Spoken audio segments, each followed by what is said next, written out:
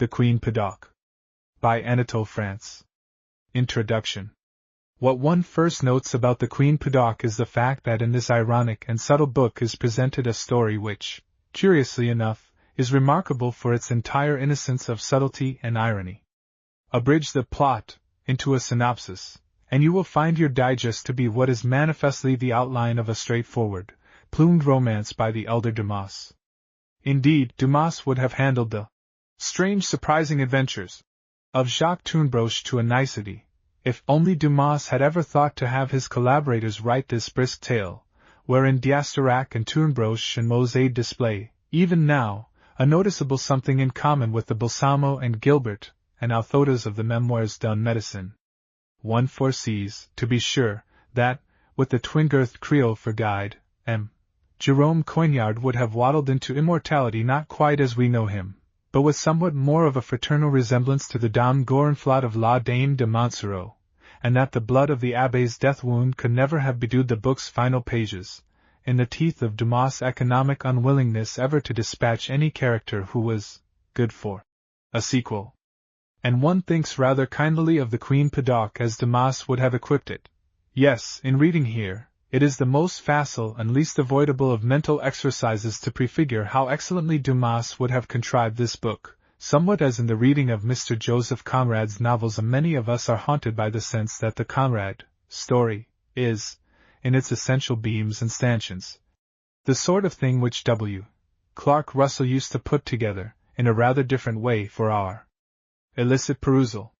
Whereby I only mean that such seafaring was illicit in those horrid days when, Cleveland being consul for the second time, your geography figured as the screen of fictive reading matter during school hours. One need not say that there is no question, in either case, of imitation, far less of plagiarism, nor need one, surely, point out the impossibility of anybody's ever mistaking the present book for a novel by Alexander Dumas. Ere Homer's eyesight began not to be what it had been, the fact was noted by the observant Chian, that very few sane architects commence an edifice by planting and rearing the oaks which are to compose its beams and stanchions. You take over all such supplies ready-hewn, and choose by preference time-seasoned timber. Since Homer's prime, a host of other great creative writers have recognized this axiom when they too began to build, and originality has by ordinary been, like chess and democracy, a mecca for little minds. Besides, there is the vast difference that M. Anatole, France has introduced into the Dumas theatre some preeminently un-Dumas-like stage business. The characters, between assignations and combats, toy amorously with ideas. That is the difference which at a stroke dissevers them from any helter-skelter character in Dumas as utterly as from any of our clearest thinkers in office. It is this toying, this series of mental amorettes, which incommunicably makes the difference. In almost all the volumes of M. France familiar to me, but our affair is with this one story.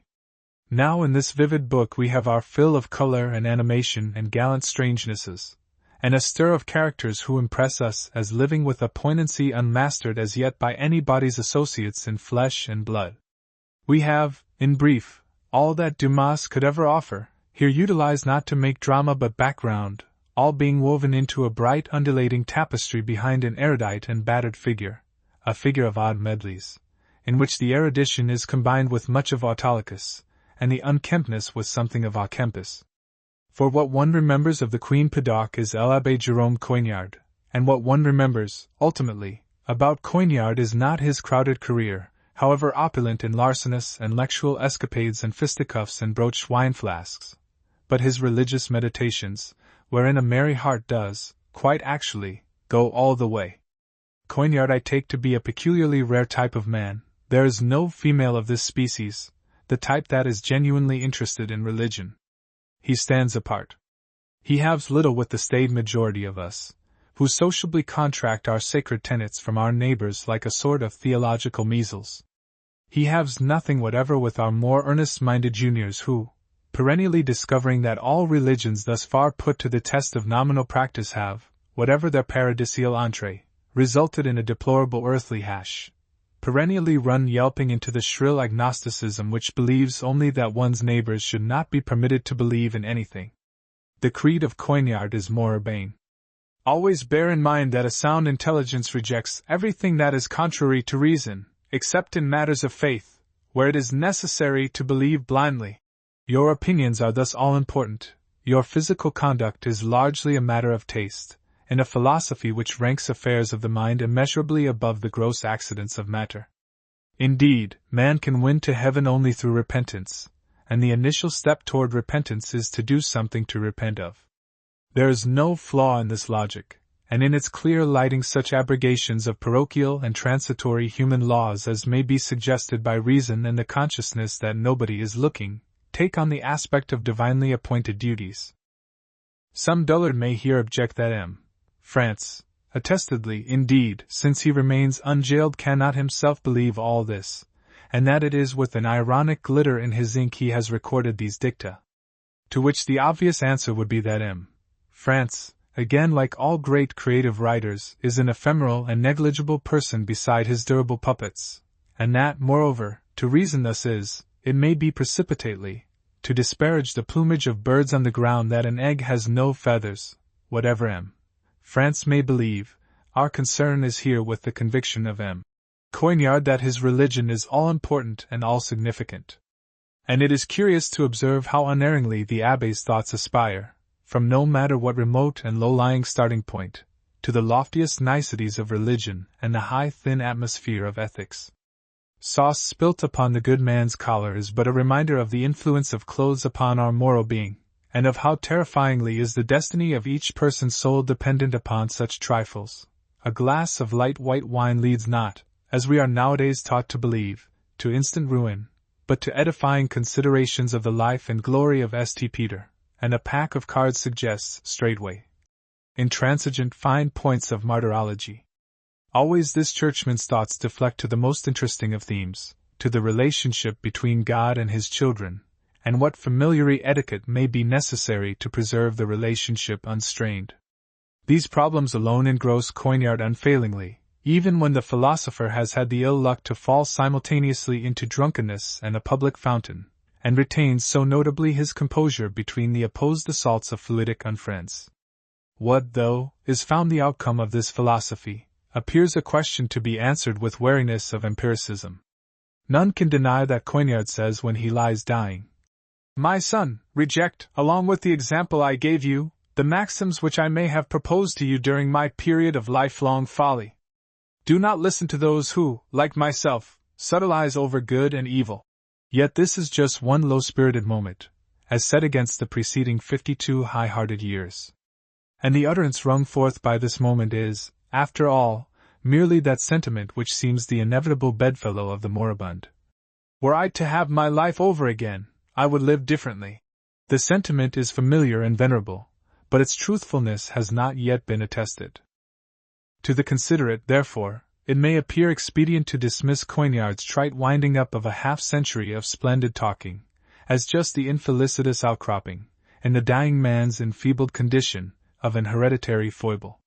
And when moralising would approach an admonitory forefinger to the point that Coignard's manner of living brought him to die haphazardly, among preoccupied strangers at a casual wayside inn, there is no questioning it, recall that a more generally applauded manner of living has been known to result in a more competently arranged for demise, under the best churchly and legal auspices, through the rigors of crucifixion.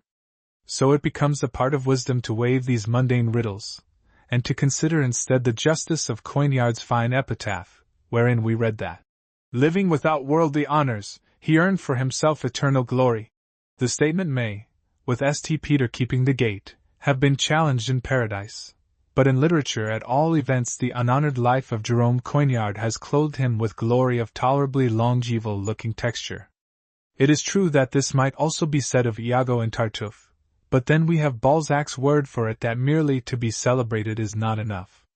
Rather is the highest human desideratum twofold, dietri celebra et dietri aim. And that much Coignard promises to be for a long while. James Branch Cabell. Dumbarton Grange. July, 1921. The Queen Pedauque. Chapter 1. Why I recount the singular occurrences of my life. I intend to give an account of some odd occurrences in my life.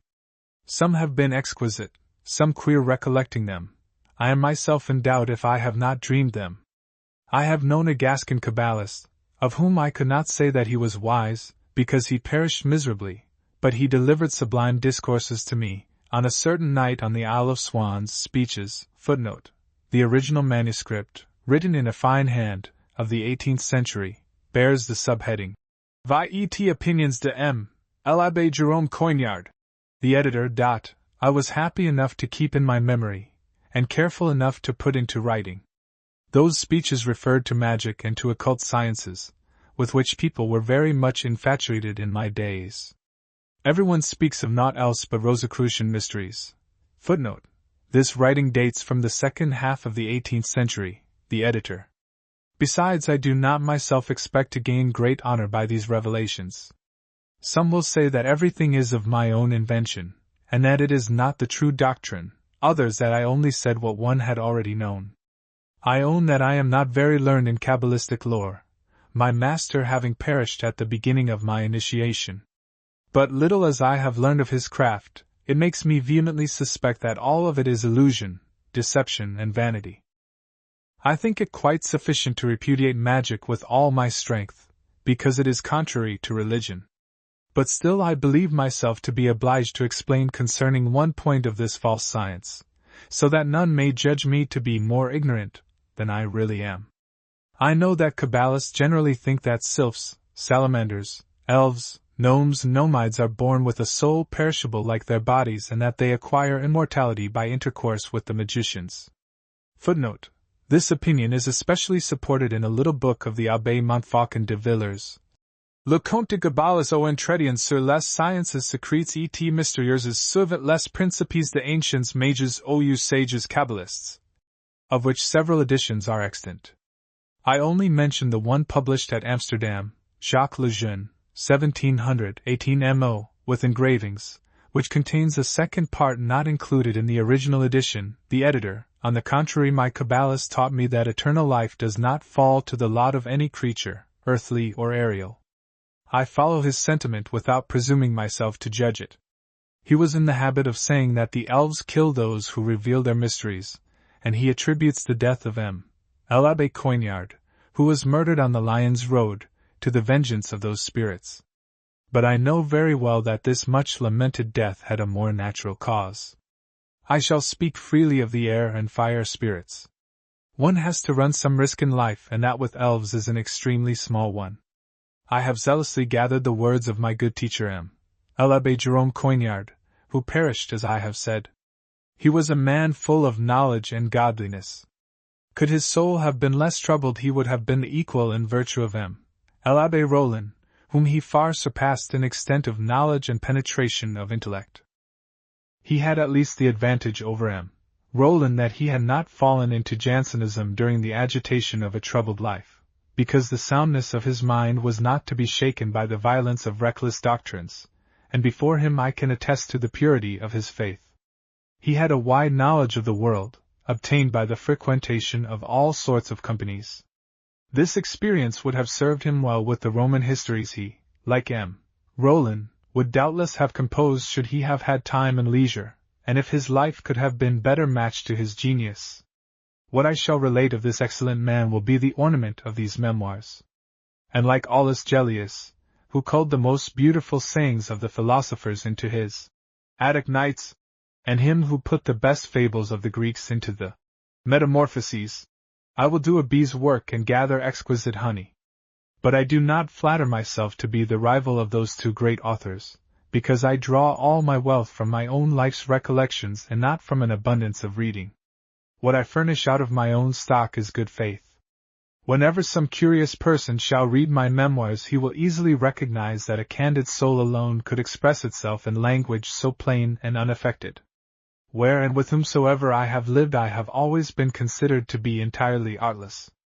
These writings cannot but confirm it after my death. Chapter 2.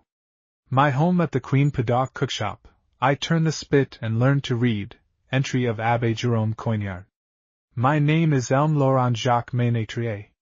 My father, Leonard Ménétrier, kept a cookshop at the sign of Queen Pedauque, who, as everyone knows, wag web-footed like the geese and ducks. His penthouse was opposite St. Benoit le Betourne, between Mistress Gillis the haberdasher at the Three Virgins and M. Blazet, the bookseller, at the sign of St. Catherine, not far from the little Bacchus, the gate of which, decorated with vine branches, was at the corner of the Rue de Courtiers. He loved me very much, and when, after supper, I lay in my little bed, he took my hand in his, lifted one after the other of my fingers, beginning with the thumb, and said, "This one has killed him, this one has plucked him, this one has fricasseed him, and that one has eaten him," and the little Rikiki had nothing at all. "Sauce, sauce, sauce," he used to add, tickling the hollow of my hand with my own little finger. And mightily he laughed, and I laughed too, dropping off to sleep, and my mother used to affirm that the smile still remained on my lips on the following morning. My father was a good cook-shopkeeper and feared God. For this he carried on holidays the banner of the Cook's Guild, on which a fine-looking St. Lawrence was embroidered, with his grill and a golden palm. He used to say to me, "Jacques, thy mother is a holy and worthy woman." He liked to repeat this sentence frequently. True, my mother went to church every Sunday with a prayer book printed in big type. She could hardly read small print, which, as she said, drew the eyes out of her head. My father used to pass an hour or two nightly at the tavern of the Little Bacchus. There also Giannetti the hurdy-gurdy player and Catherine the lace-maker were regular frequenters. And every time he returned home somewhat later than usual he said in a soft voice, while pulling his cotton nightcap on, "Barb, sleep in peace. As I have just said to the limping cutler, you are a holy and worthy woman." I was 6 years old when, one day, readjusting his apron, with him always a sign of resolution, he said to me, "Murat, our good dog, has turned my roasting spit during these last 14 years. I have nothing to reproach him with. He is a good servant, who has never stolen the smallest morsel of turkey or goose. He was always satisfied to lick the roaster as his wage. But he is getting old. His legs are getting stiff, he can't see, and is no more good to turn the handle. Jacques, my boy, it is your duty to take his place. With some thought and some practice, you certainly will succeed in doing as well as he." Murat listened to these words and wagged his tail as a sign of approbation. My father continued, "Now then, seated on this stool, you'll turn the spit. But to form your mind you'll con your horn book, and when, afterwards, you are able to read type, you'll learn by heart some grammar or morality book, or those fine maxims of the Old and New Testaments. And that because the knowledge of God and the distinction between good and evil are also necessary in a working position, certainly of but trifling importance but honest as mine is, and which was my father's and also will be yours, please God." And from this very day on, sitting from morn till night, at the corner of the fireplace, I turned the spit, the open horn book on my knees. A good Capuchin friar, who with his bag came begging to my father, taught me how to spell. He did so the more willingly as my father, who had a consideration for knowledge, paid for his lesson with a savory morsel of roast turkey and a large glass of wine, so liberally that by and by the little friar, aware that I was able to form syllables and words tolerably well, brought me a fine Life of St. Margaret, wherewith he taught me to read fluently. On a certain day, having as usual laid his wallet on the counter, he sat down at my side, and warming his naked feet on the hot ashes of the fireplace, he made me recite for the 100th time. At this moment a man of rather burly stature and withal of noble appearance, clad in the ecclesiastical habit, entered the shop and shouted out with an ample voice, "Hello! Host, serve me a good portion." With grey hair, he still looked full of health and strength. His mouth was laughing and his eyes were sprightly, his cheeks were somewhat heavy and his 3 chins dropped majestically on a neckband which, maybe by sympathy, had become as greasy as the throat it enveloped. My father, courteous by profession, lifted his cap and bowing said, "If your reverence will be so good as to warm yourself near the fire, I'll soon serve you with what you desire." Without any further preamble the priest took a seat near the fire by the side of the Capuchin friar. Hearing the good friar reading aloud, he clapped his hands and said, "Oh, the rare bird! The unique man! A Capuchin who is able to read! Little friar, what is your name?" "Friar Anch, an unworthy Capuchin," replied my teacher. My mother, hearing the voices from the upper room, descended to the shop, attracted by curiosity. The priest greeted her with an already familiar politeness and said, "That is really wonderful, mistress. Friar Ange is a Capuchin and knows how to read." "He is able to read all sorts of writing," replied my mother. And going near the friar, she recognized the prayer of St. Margaret by the picture representing the maiden martyr with a holy water sprinkler in her hand. "This prayer," she added, "is difficult to read because the words of it are very small and hardly divided, but happily it is quite sufficient, when in labor pains, to apply it like a plaster on the place where the most pain is felt, and it operates just as well, and rather better than when it is recited. I had the proof of it, sir, when my son Jacques was born, who is here present." "Do not doubt about it, my good dame," said Friar Ange. "The origin of St. Margaret is sovereign for what you mentioned, but under the special condition that the Capuchins get their monde." In saying so, Friar Ange emptied the goblet of wine which my mother had filled up for him and, throwing his wallet over his shoulder, went off in the direction of the little Bacchus. My father served a quarter of fowl to the priest, who took out of his pocket a piece of bread, a flagon of wine and a knife, the copper handle of which represented the late king on a column in the costume of a Roman emperor, and began to have his supper. But having hardly taken the first morsel in his mouth, he turned round on my father and asked for some salt, rather surprised that no salt cellar had been presented to him offhand. "So did the ancients use it," he said. "They offered salt as a sign of hospitality.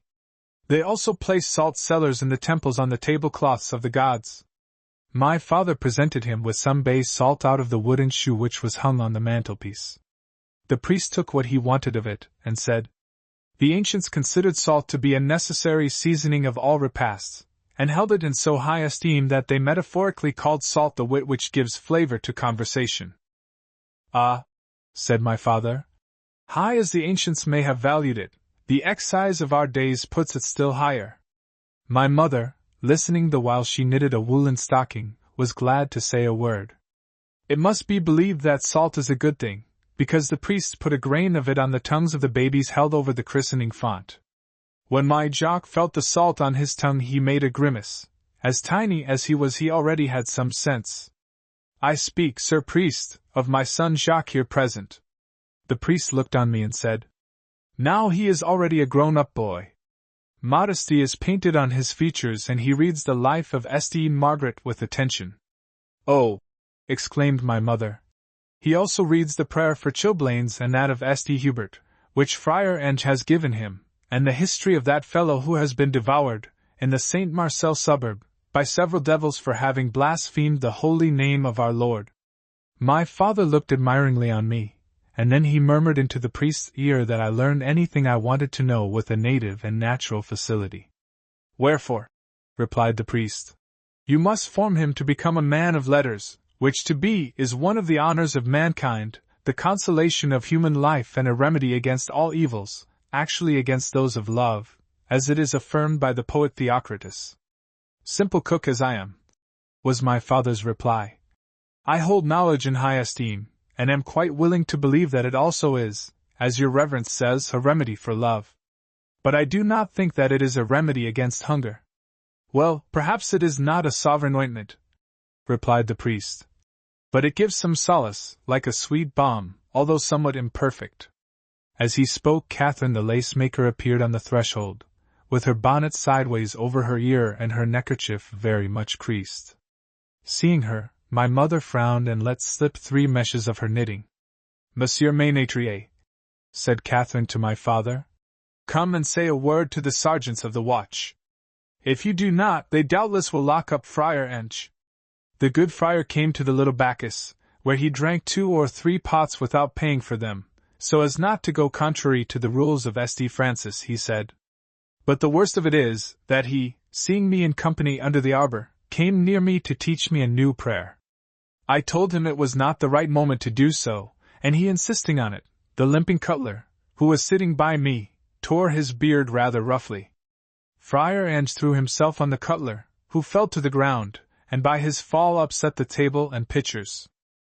The taverner, running up, seeing the table knocked over, the wine spilt, and Friar Ange with one foot on the cutler's head, swinging a stool with which he struck anyone approaching him, this vile taverner swore like a real devil and called for the watch.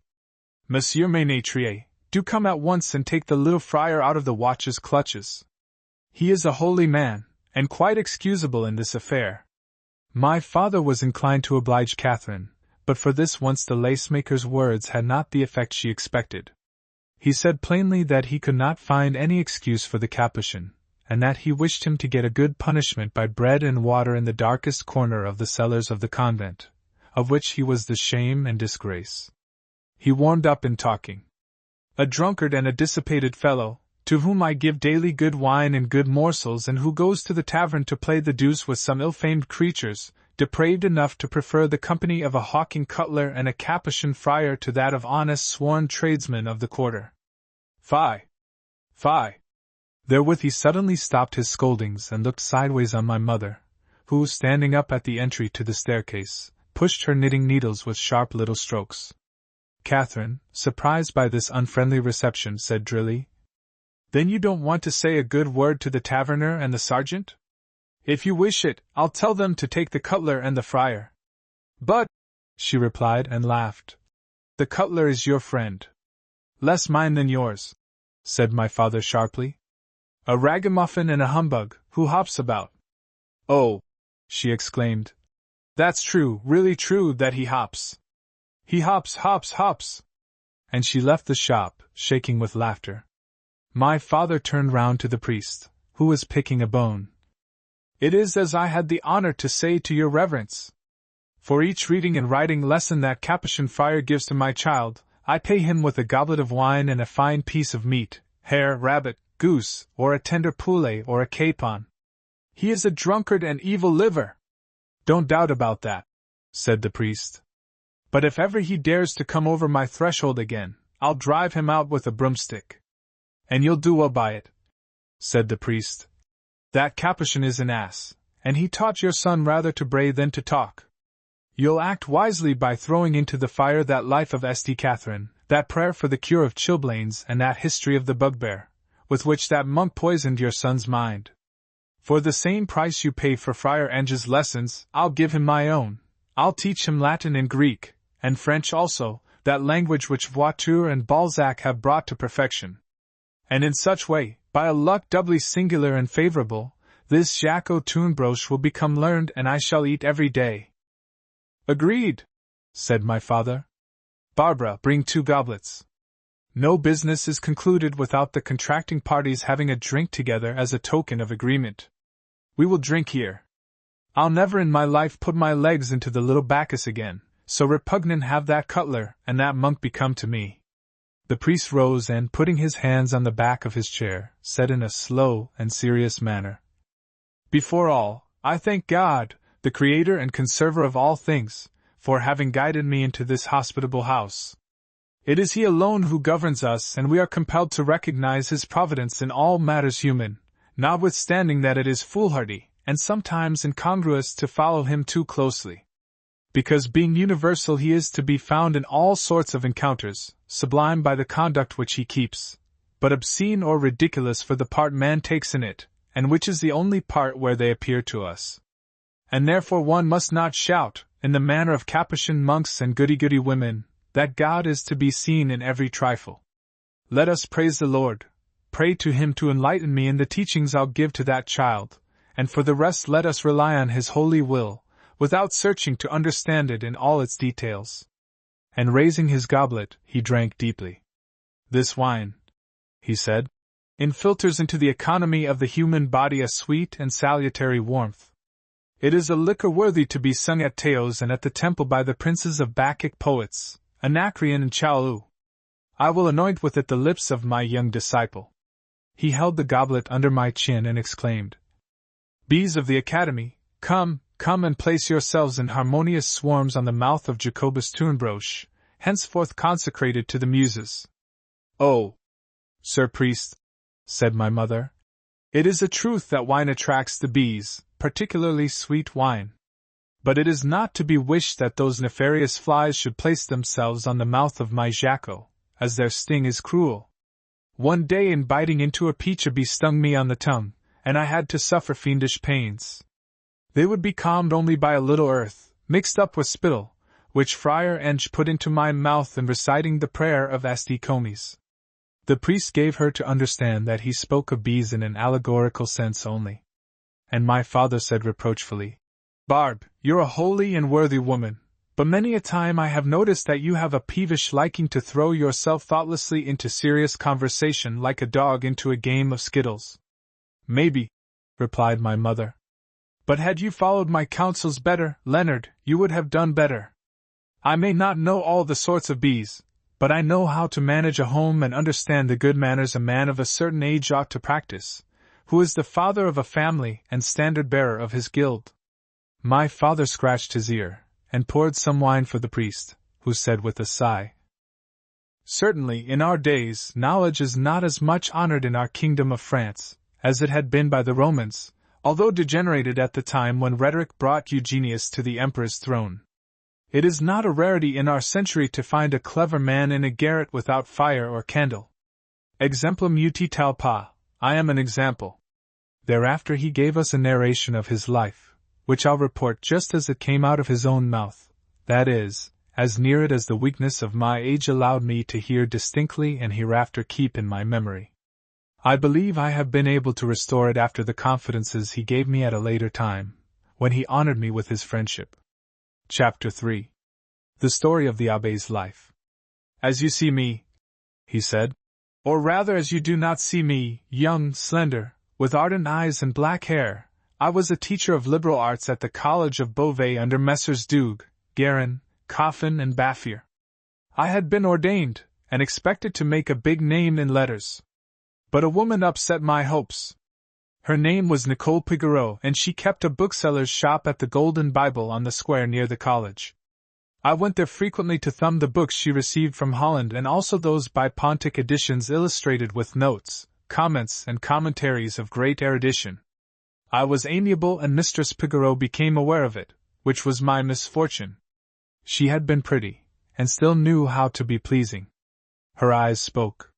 One day the Cicero, Livy, Plato and the Aristotle, Thucydides, Polybius and Varro, the Epictetus, Seneca, Boethius and Cassiodorus, the Homer, Aeschylus, Sophocles, Euripides, Plautus and Terence, the Diodorus of Sicily and Dionysius of Halicarnassus, St. John Chrysostom and St. Basil, St. Jerome and St. Augustine, Erasmus, Saumaise, Turnebi and Scaliger, St. Thomas Aquinas, St. Bonaventure, Bossuet dragging ferry with him, Lenine, Godefroy, Mézeray, Mainberg, Fabricius, Father Lelong and Father Petou, all the poets, all the historians, all the fathers, all the doctors, all the theologians, all the humanists, all the compilers, assembled high and low. On the walls, became witnesses to our kisses. "I could not resist you," she said to me. "Don't conceive a bad opinion of me." She expressed her love for me in singular raptures. Once she made me try on neck and wrist bands of fine lace, and finding them suit me well she insisted on my accepting them. I did not want to. But on her becoming irritated by my refusal, which she considered an offense against love, I finally consented to accept them, afraid to offend her. My good fortune lasted till I was to be replaced by an officer. I became spiteful over it, and in the ardor of avenging myself I informed the college regents that I did not go any longer to the Golden Bible, for fear of seeing their expositions rather offensive to the modesty of a young clerical.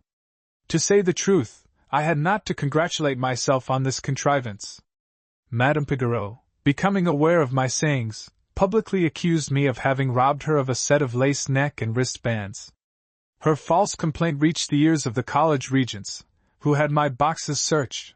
Therein was found the garment, a matter of considerable value. I was expelled from college and had, like Hippolyte and Bellerophon, to put up with the wiles and wickedness of woman.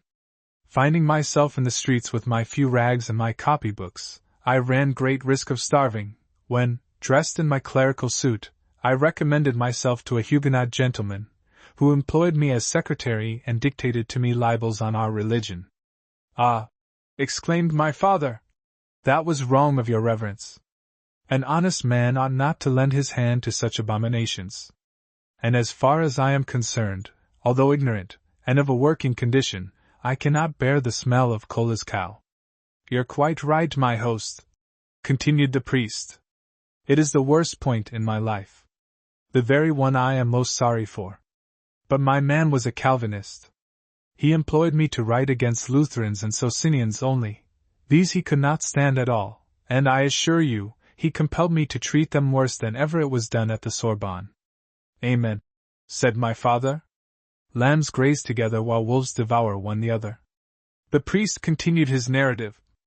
Besides, I did not remain for long with that gentleman, who made more fuss about the letters of Ulrich von Hutten than of the harangues of Demosthenes, and in whose house water was the only drink. Afterwards I followed various callings, but all without success. I became a peddler, a strolling player, a monk, a valet, and at last, by resuming my clerical garb, I became secretary to the Bishop of C's and edited the catalogue of the precious misses contained in his library. This catalogue consists of 2 volumes in folio, which were placed in his gallery, bound in red morocco, with his crest on and the edges gilded. I venture to say it was a good work.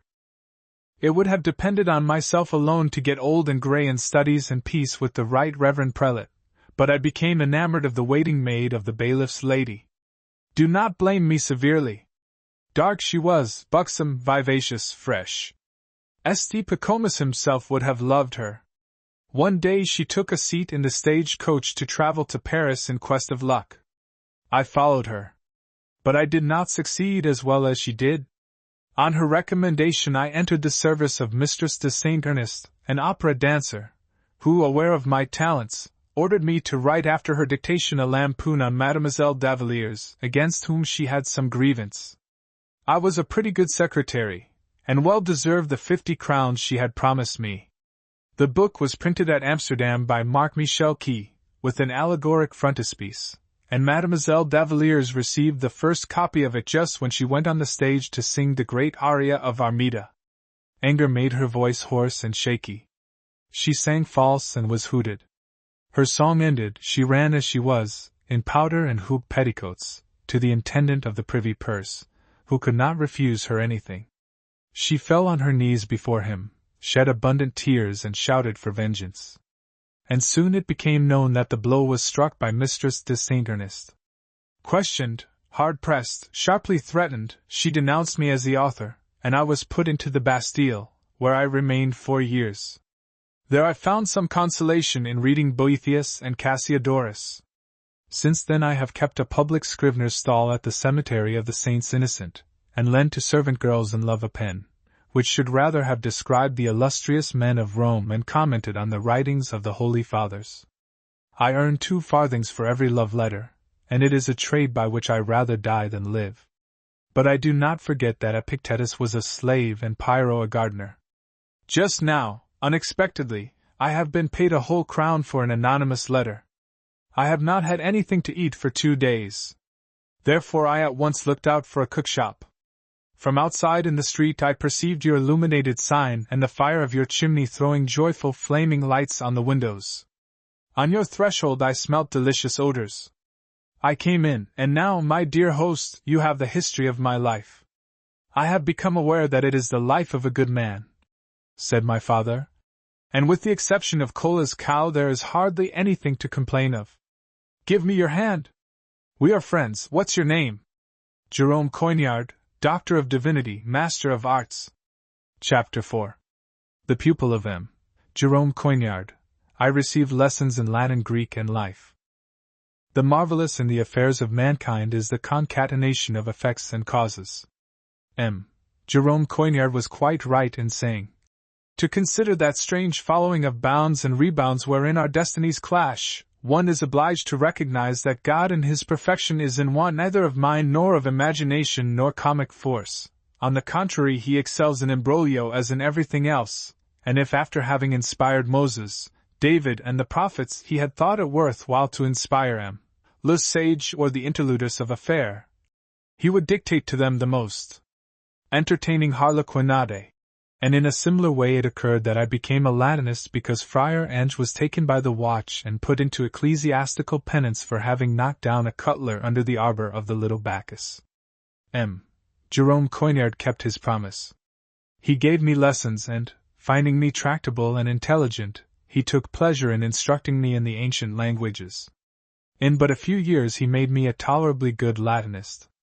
In memory of him I have conceived a gratitude which will not come to an end but with my life. The obligation I am under to him is easily to be conceived when I say that he neglected nothing to shape my heart and soul, together with my intellect.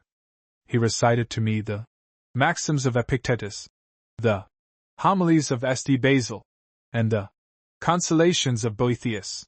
By beautiful extracts he opened to me the philosophy of the Stoics, but he did not make it appear in its sublimity without showing its inferiority to Christian philosophy.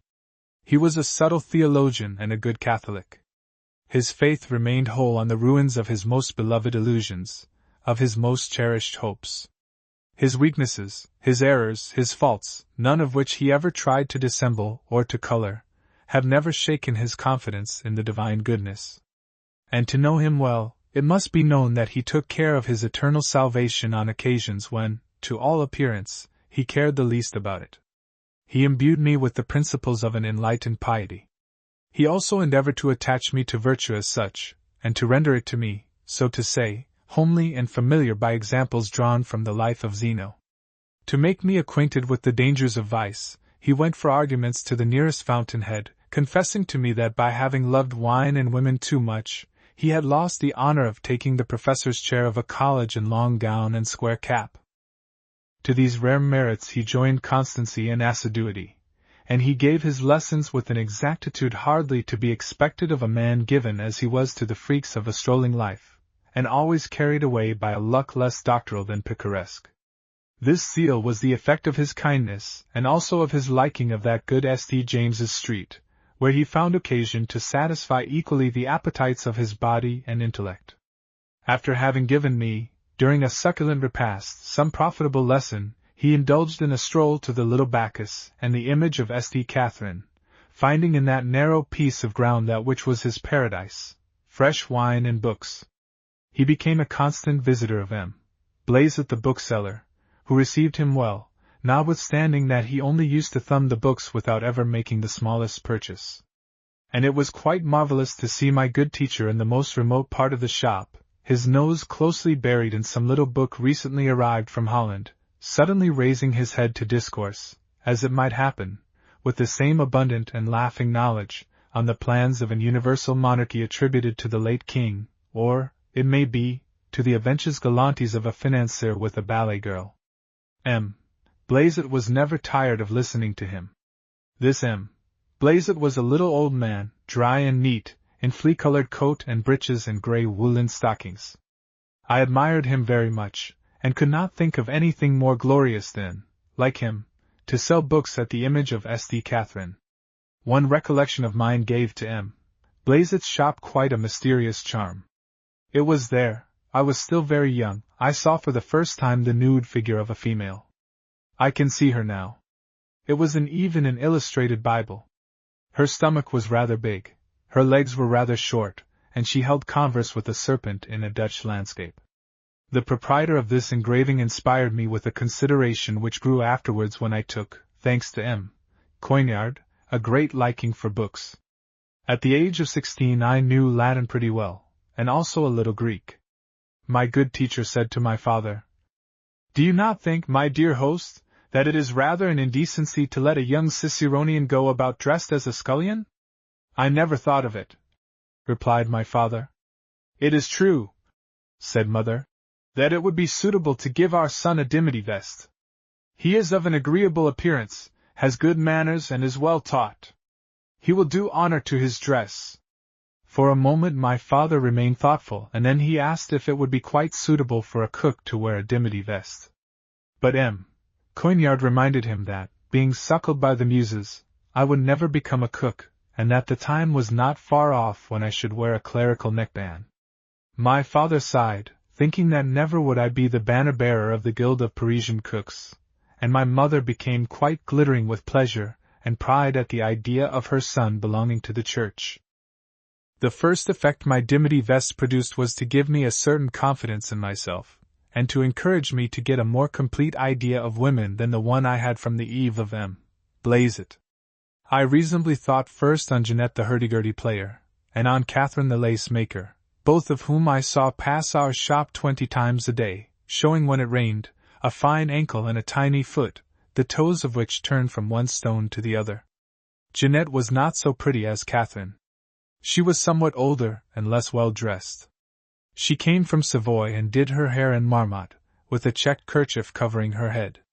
But her merit was, not to stick to ceremony and to understand what was wanted of her without being spoken to. This character agreed well with my timidity.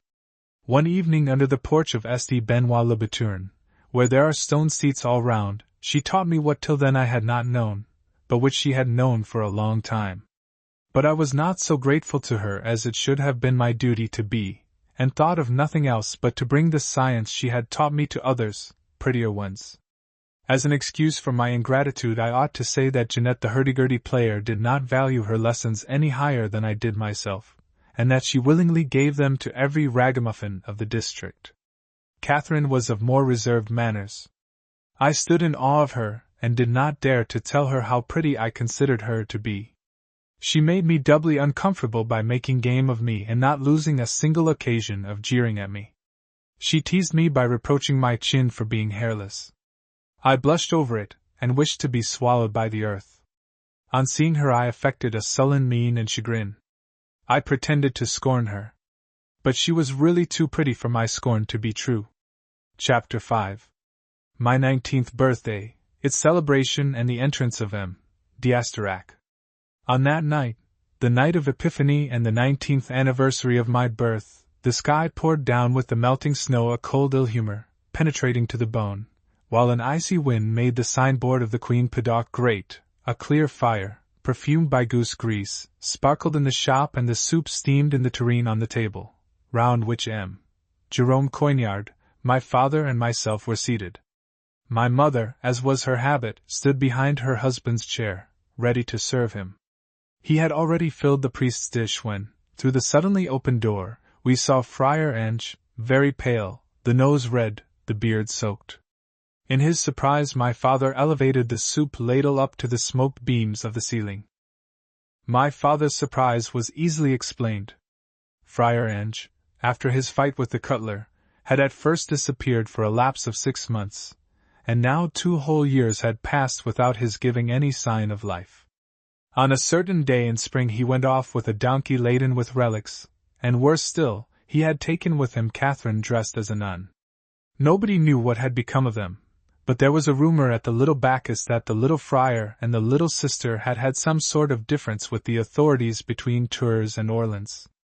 Without forgetting that one of the vicars of St. Benoit shouted everywhere, and like one possessed, that rascal of a Capuchin had stolen his donkey. "What?" exclaimed my father. "This rogue does not lie in a dungeon? There is then no more justice in this kingdom." But Friar Ange recited the Benedicite, and made the sign of the cross over the soup tureen. "Hola!" continued my father.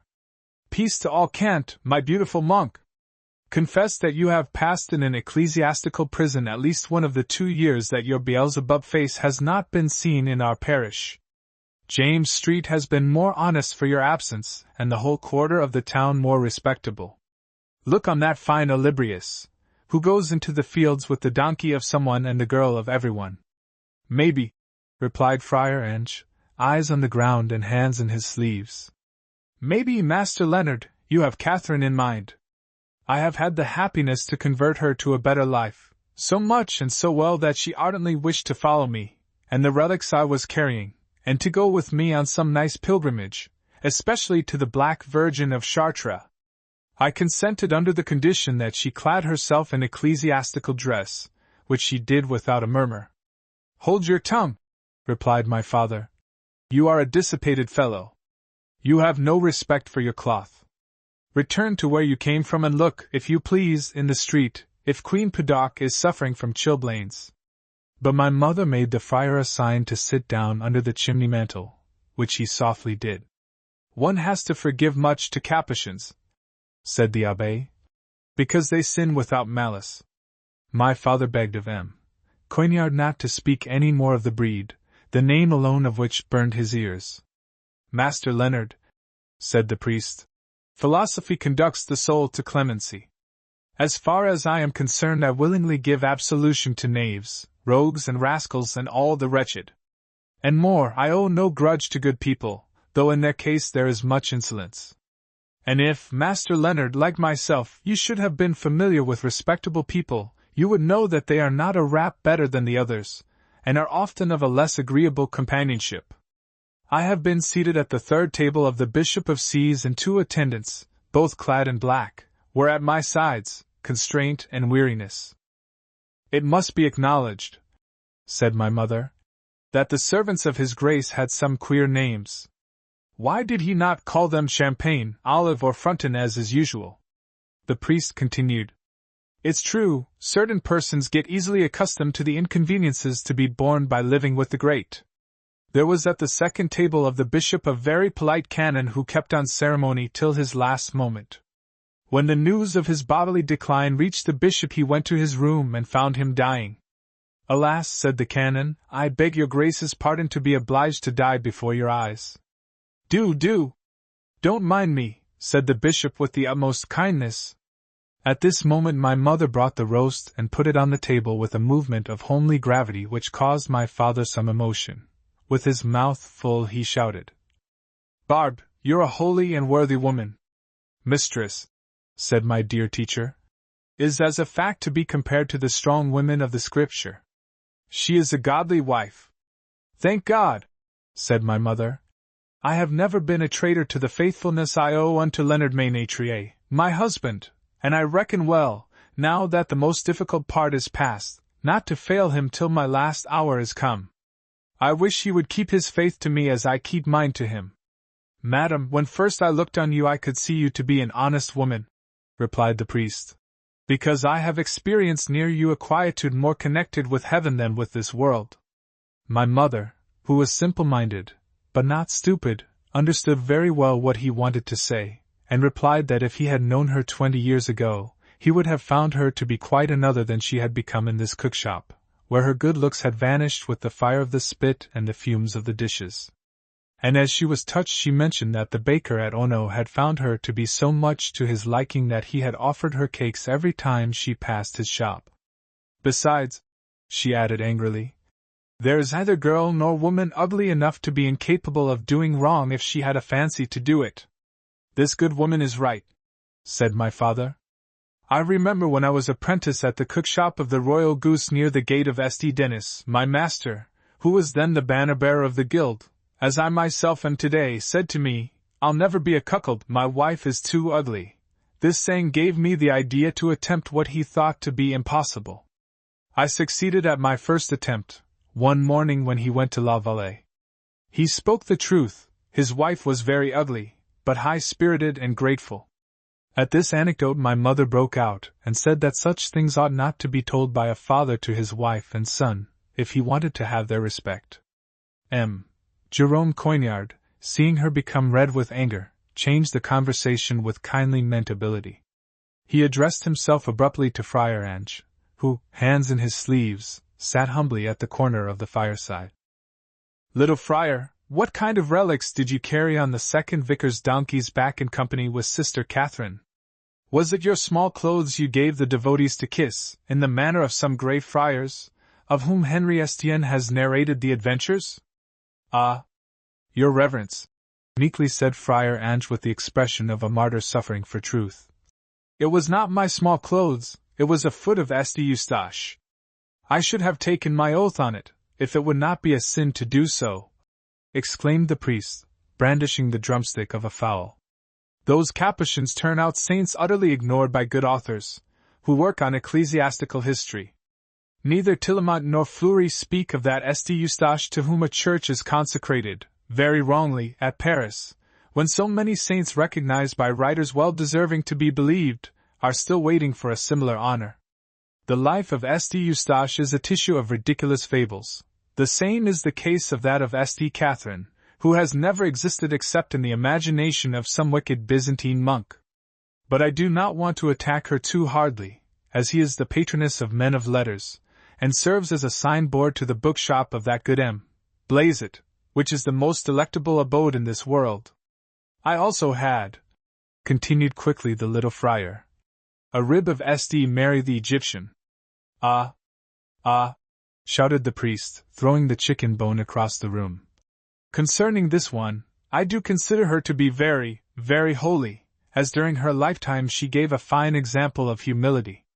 You know, madam, he said and took mother's sleeve, that St. Mary the Egyptian, going on pilgrimage to the sepulchre of our Lord, was stopped by a deep flowing river, and not possessing a single farthing to pay for the passage on the ferry boat, she offered to the boatman her own body as a payment.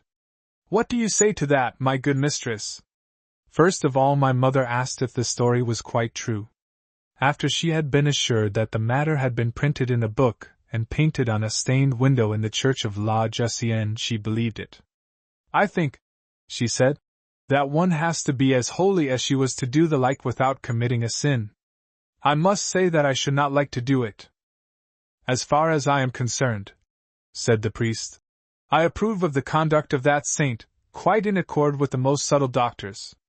It is a lesson for honest women stubborn in too much pride of their haughty virtue. Thinking well over it, there is some sensuality in prizing too highly the flesh and guarding excessively what one ought to despise. There are some matrons to be met with who believe they have a treasure, and who visibly exaggerate the interest God and the angels may have in them. They believe themselves to be a kind of natural holy sacrament. St. Mary the Egyptian was a better judge. Pretty and divinely shaped as she was, she considered that it would be all too proud of her flesh to stop in the course of a holy pilgrimage for a paltry indifferent reason which is no more than a piece of mortification and far from being a precious jewel. She humbled herself, madam, and entered by using so admirable a humility the road of penitence, where she accomplished marvelous works. Your reverence, said my mother, I do not understand you. You are too learned for me. That grand saint, said Friar Ange, is painted in a state of nature in the chapel of my convent, and by the grace of God all her body is covered with long and thick hair.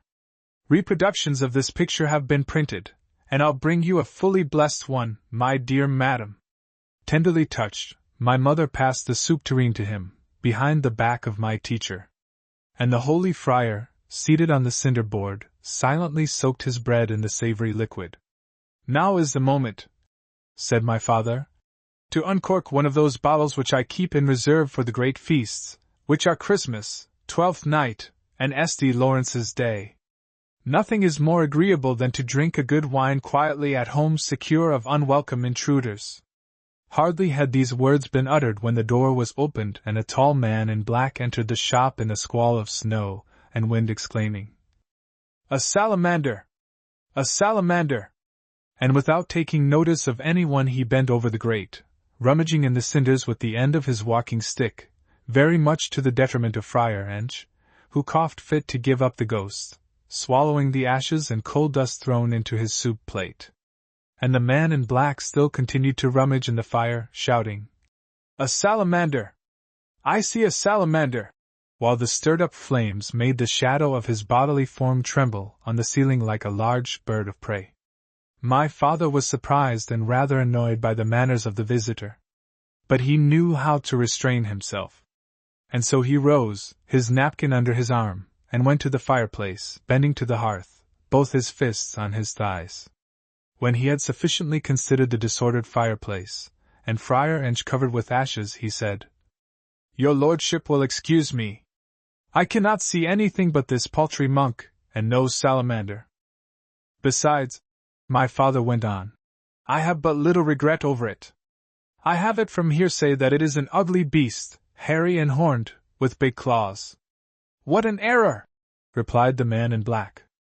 "Salamanders resemble women, or, to speak precisely, nymphs, and they are perfectly beautiful. But I feel myself rather a simpleton to ask you if you're able to see this one. One has to be a philosopher to see a salamander, and I do not think philosophers could be found in this kitchen." "You may be mistaken, sir," said the Abbé Coignard. I am a doctor of divinity and master of arts. I have also studied the Greek and Latin moralists, whose maxims have strengthened my soul in the vicissitudes of my life, and I have particularly applied Boethius as an antidote for the evils of existence. And here near me is Jacobus Turenbrosch, my disciple, who knows the sentences of Publius Cyrus by heart. The stranger turned his yellow eyes on the priest, eyes strangely marked over a nose like the beak of an eagle, and excused himself with more courtesy than his fierce mien led one to expect, for not having at once recognized a person of merit, and further he said, "It is very likely that this salamander has come for you or your pupil. I saw it very distinctly in passing along the street before this cookshop. She would appear better if the fire were fiercer. For this reason it is necessary to stir the fire vigorously when you believe a salamander to be in it." At the first movement the stranger made to rummage again in the fire, Friar Ange anxiously covered the soup tureen with a flap of his frock and shut his eyes. "Sir," said the salamander man, "allow your young pupil to approach the fireplace to say if he does not see something resembling a woman hovering over the flames." At this very moment the smoke rising under the slab of the chimney bent itself with a peculiar gracefulness, and formed rotundities quite likely to be taken for well-arched loins by a rather strangely strained imagination. Therefore I did not tell an absolute lie by saying that, maybe, I saw something. No sooner had I given this reply than the stranger, raising his huge arm, gave me a straight-hander on the shoulder so powerful that I thought my collarbone was broken. But at once he said to me, with a very sweet voice and a benevolent look, "My child, I have been obliged to give you so strong an impression that you may never forget that you have seen a salamander, which is a sign that your destiny is to become a learned man, perhaps a magician. Your face also made me surmise favorably of your intelligence." "Sir," said my mother, "he learns anything he wants to know, and he'll be a priest if it pleases our Lord." Jerome Coignard added that I had profited in a certain way by his lessons, and my father asked the stranger if his lordship would not be disposed to eat a morsel. "I am not in want of anything," said the stranger, "and it's easy for me to go without any food for a year or longer because of a certain elixir the composition of which is known only to the philosophical. This faculty is not confined to myself alone, it is the common property of all wise men, and it is known that the illustrious Cardan went without food during several years without being incommoded by it. On the contrary, his mind became singularly vivacious. But still I'll eat what it pleases you to offer me, simply to please you."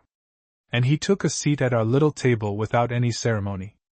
At once Friar Ange also noiselessly pushed his stool between mine and that of my teacher and sat on it to receive his portion of the partridge pie my mother was dishing up. The philosopher having thrown his cape over the back of his seat, we could see that he wore diamond buttons on his coat.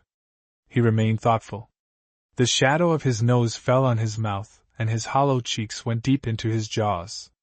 His gloomy humor took possession of the whole company. No other noise was audible but the one made by the little friar munching his pie.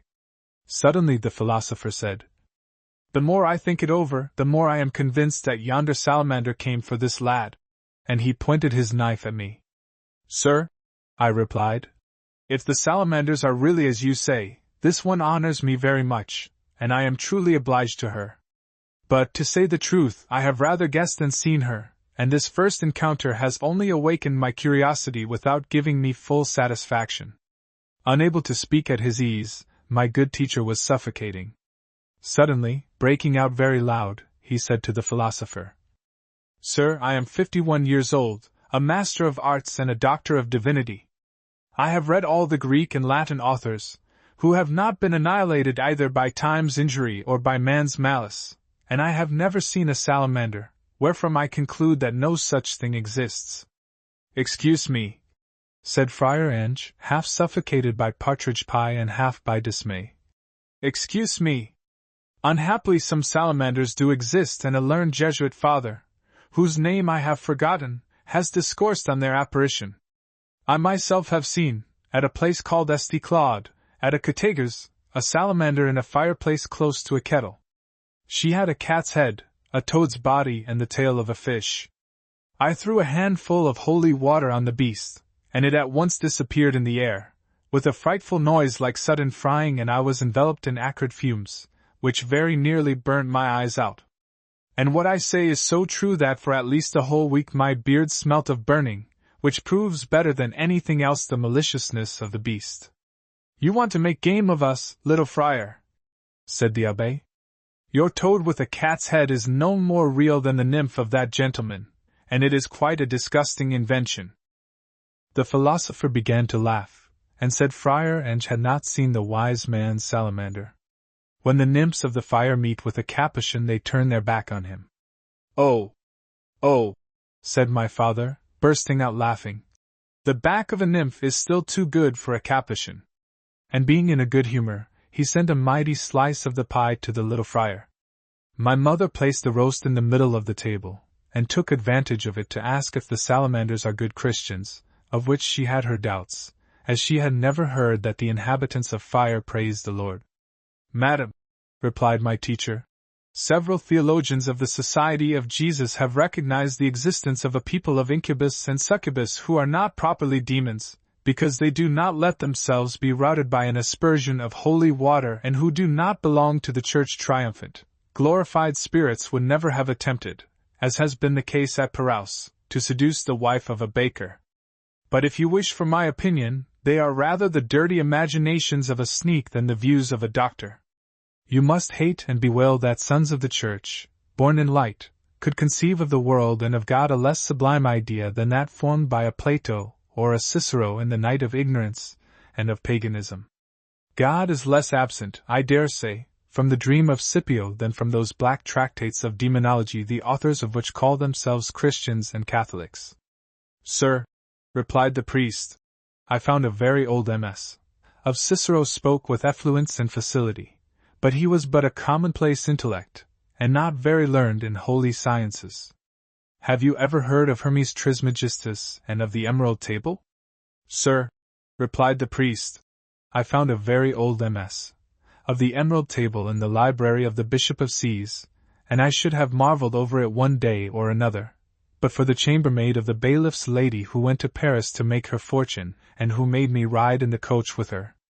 There was no witchcraft used, Sir Philosopher, and I only succumbed to natural charms." "That's a new proof," said the philosopher. "Women are great enemies of science, and the wise man ought to keep himself aloof from them." "In legitimate marriage also?" inquired my father. "Especially in legitimate marriage," replied the philosopher. "Alas!" my father continued to question, "what remains to your poor wise men when they feel disposed for a little fun?" The philosopher replied, "There remains for them the salamanders." At these words Friar Ange raised a frightened nose over his plate and murmured, "Don't speak like that, my good sir. In the name of all the saints of my order, do not speak like that. And do not forget that the salamander is naught but the devil, who assumes, as everyone knows, the most divergent forms, pleasant now and then when he succeeds in disguising his natural ugliness, hideous sometimes when he shows his true constitution." "Take care on your part, Friar Ange," replied the philosopher. "And as you're afraid of the devil, don't offend him too much and do not excite him against you by inconsiderate tittle-tattle. You know that this old adversary, this powerful contradictor, has kept, in the spiritual world, such a power, that God Almighty himself reckons with him. I'll say more, God, who was in fear of him, made him his business man. Be on your guard, little friar, the two understand one another." In listening to this speech, the poor Capuchin thought he heard and saw the devil himself, whom the stranger resembled, pretty near, by his fiery eyes, his hooked nose, his black complexion and his long and thin body. His soul, already astonished, became engulfed in a kind of holy terror. Feeling on him the claws of the malignant, he began to tremble in all his limbs, hastily put in his wide pockets all the decent eatables he could get hold of, rose gently, and reached the door by backward steps, muttering exorcisms all the while. The philosopher did not take any notice of this. He took from his pocket a little book covered with horny parchment, which he opened and presented to my dear teacher and myself. It contained an old Greek text, full of abbreviations and ligatures which at first gave me the effect of an illegible scrawl. But M. Coignard, having put on his barnacles and placed the book at the necessary distance, began to read the characters easily. They looked more like balls of thread that had been unrolled by a kitten than the simple and quiet letters of my St. John Chrysostom, out of which I studied the language of Plato and the New Testament. Having come to the end of his reading, he said, "Sir, this passage is to be translated as, those of the Egyptians who are well informed study first the writings called epistolographia, then the hieratratic, of which the hierogrammatists make use, and finally the hieroglyphics." And then taking off his barnacles and shaking them triumphantly, he continued, Ah, Master Philosopher, I am not to be taken as a greenhorn. This is an extract of the 5th book of the Stramata, the author of which, Clement of Alexandria, is not mentioned in the Martyrology, for different reasons, which His Holiness Benedict XI has indicated, the principle of which is, that this father was often erroneous in matters of faith. It may be supposed that this exclusion was not sensibly felt by him, if one takes into consideration what philosophical estrangement had during his lifetime inspired this martyr. He gave preference to exile and took care to save his persecutors a crime, because he was a very honest man. His style of writing was not elegant, his genius was lively, his morals were pure, even austere. He had a very pronounced liking for allegories and for lettuces. The philosopher extended his arm, which seemed to me to be remarkably elongated as it reached right over the whole of the table, to take back the little book from the hands of my learned tutor. "It is sufficient," he said, pushing the Stramata back into his pocket. "I see, Reverend Sir, that you understand Greek. You have well translated this passage, at least in a vulgar and literal sense. I intend to make your and your pupil's fortune. I'll employ both of you to translate at my house the Greek texts I have received from Egypt." And turning towards my father, he continued, "I think, Master Cook, you will consent to let me have your son to make him a learned man and a great one. Should it be too much for your fatherly love to give him entirely to me, I would pay out of my own pocket for a scullion as his substitute in your cookshop." "As your lordship understands it like that," replied my father, "I shall not prevent you doing good to my son. Always under the condition," said my mother, "that it is not to be at the expense of his soul. You'll have to affirm on your oath to me that you are a good Christian." "Bard," said my father, "you are a holy and worthy woman, but you oblige me to make my excuses to this gentleman for your want of politeness, which is caused less, to say the truth, by the natural disposition, which is a good one, than by your neglected education." "Let the good woman have her say," remarked the philosopher, "and let her be reassured. I am a very religious man." "That's right," exclaimed my mother. "One has to worship the holy name of God. I worship all his names, my good lady. He has more than one. He is called Adonai, Tetragrammaton, Jehovah, others, Athanatos and Skyros. And there are many more names." "I did not know," said my mother. "But what you say, sir, does not surprise me. I have remarked that people of condition have always more names than the lower people. I am a native of Ono, near the town of Chartres, and I was but a child when the lord of our village left this world for another. I remember very well when the herald proclaimed the demise of the late lord, he gave him nearly as many names as you find in the All Saints' Litany. I willingly believe that God has more names than the lord of Ono had, as his condition is a much higher one. Learned people are very happy to know them all, and if you will advance my son Jacques in this knowledge I shall, my dear sir, be very much obliged to you." "Well, the matter is understood," said the philosopher. "And you, reverend sir, I trust it will please you to translate from the Greek, for salary, let it be understood." My good tutor, who was collecting all this while the few thoughts in his brain which were not already desperately mixed up with the fumes of wine, refilled his goblet, rose and said, "Sir Philosopher, I heartily accept your generous offer. You are one of the splendid mortals. It is an honor, sir, for me to be yours. If there are two kinds of furniture I hold in high esteem, they are the bed and the table. The table, filled up by turns with erudite books and succulent dishes, serves as support to the nourishment both of body and spirit, the bed propitious for sweet repose as well as for cruel love. He certainly was a divine fellow who gave to the sons of Deucalion bed and table. If I find with you, sir, those 2 precious pieces of furniture, I'll follow your name, as that of my benefactor, with immortal praise, and I'll celebrate you in Greek and Latin verses of all sorts of meters." So he said, and drank deeply. "That's well," replied the philosopher. "I'll expect both of you tomorrow morning at my house. You will follow the road to St. Germain till you come to the cross of the Sablins. From that cross you'll count 100 paces, going westward, and you'll find a small green door in a garden wall.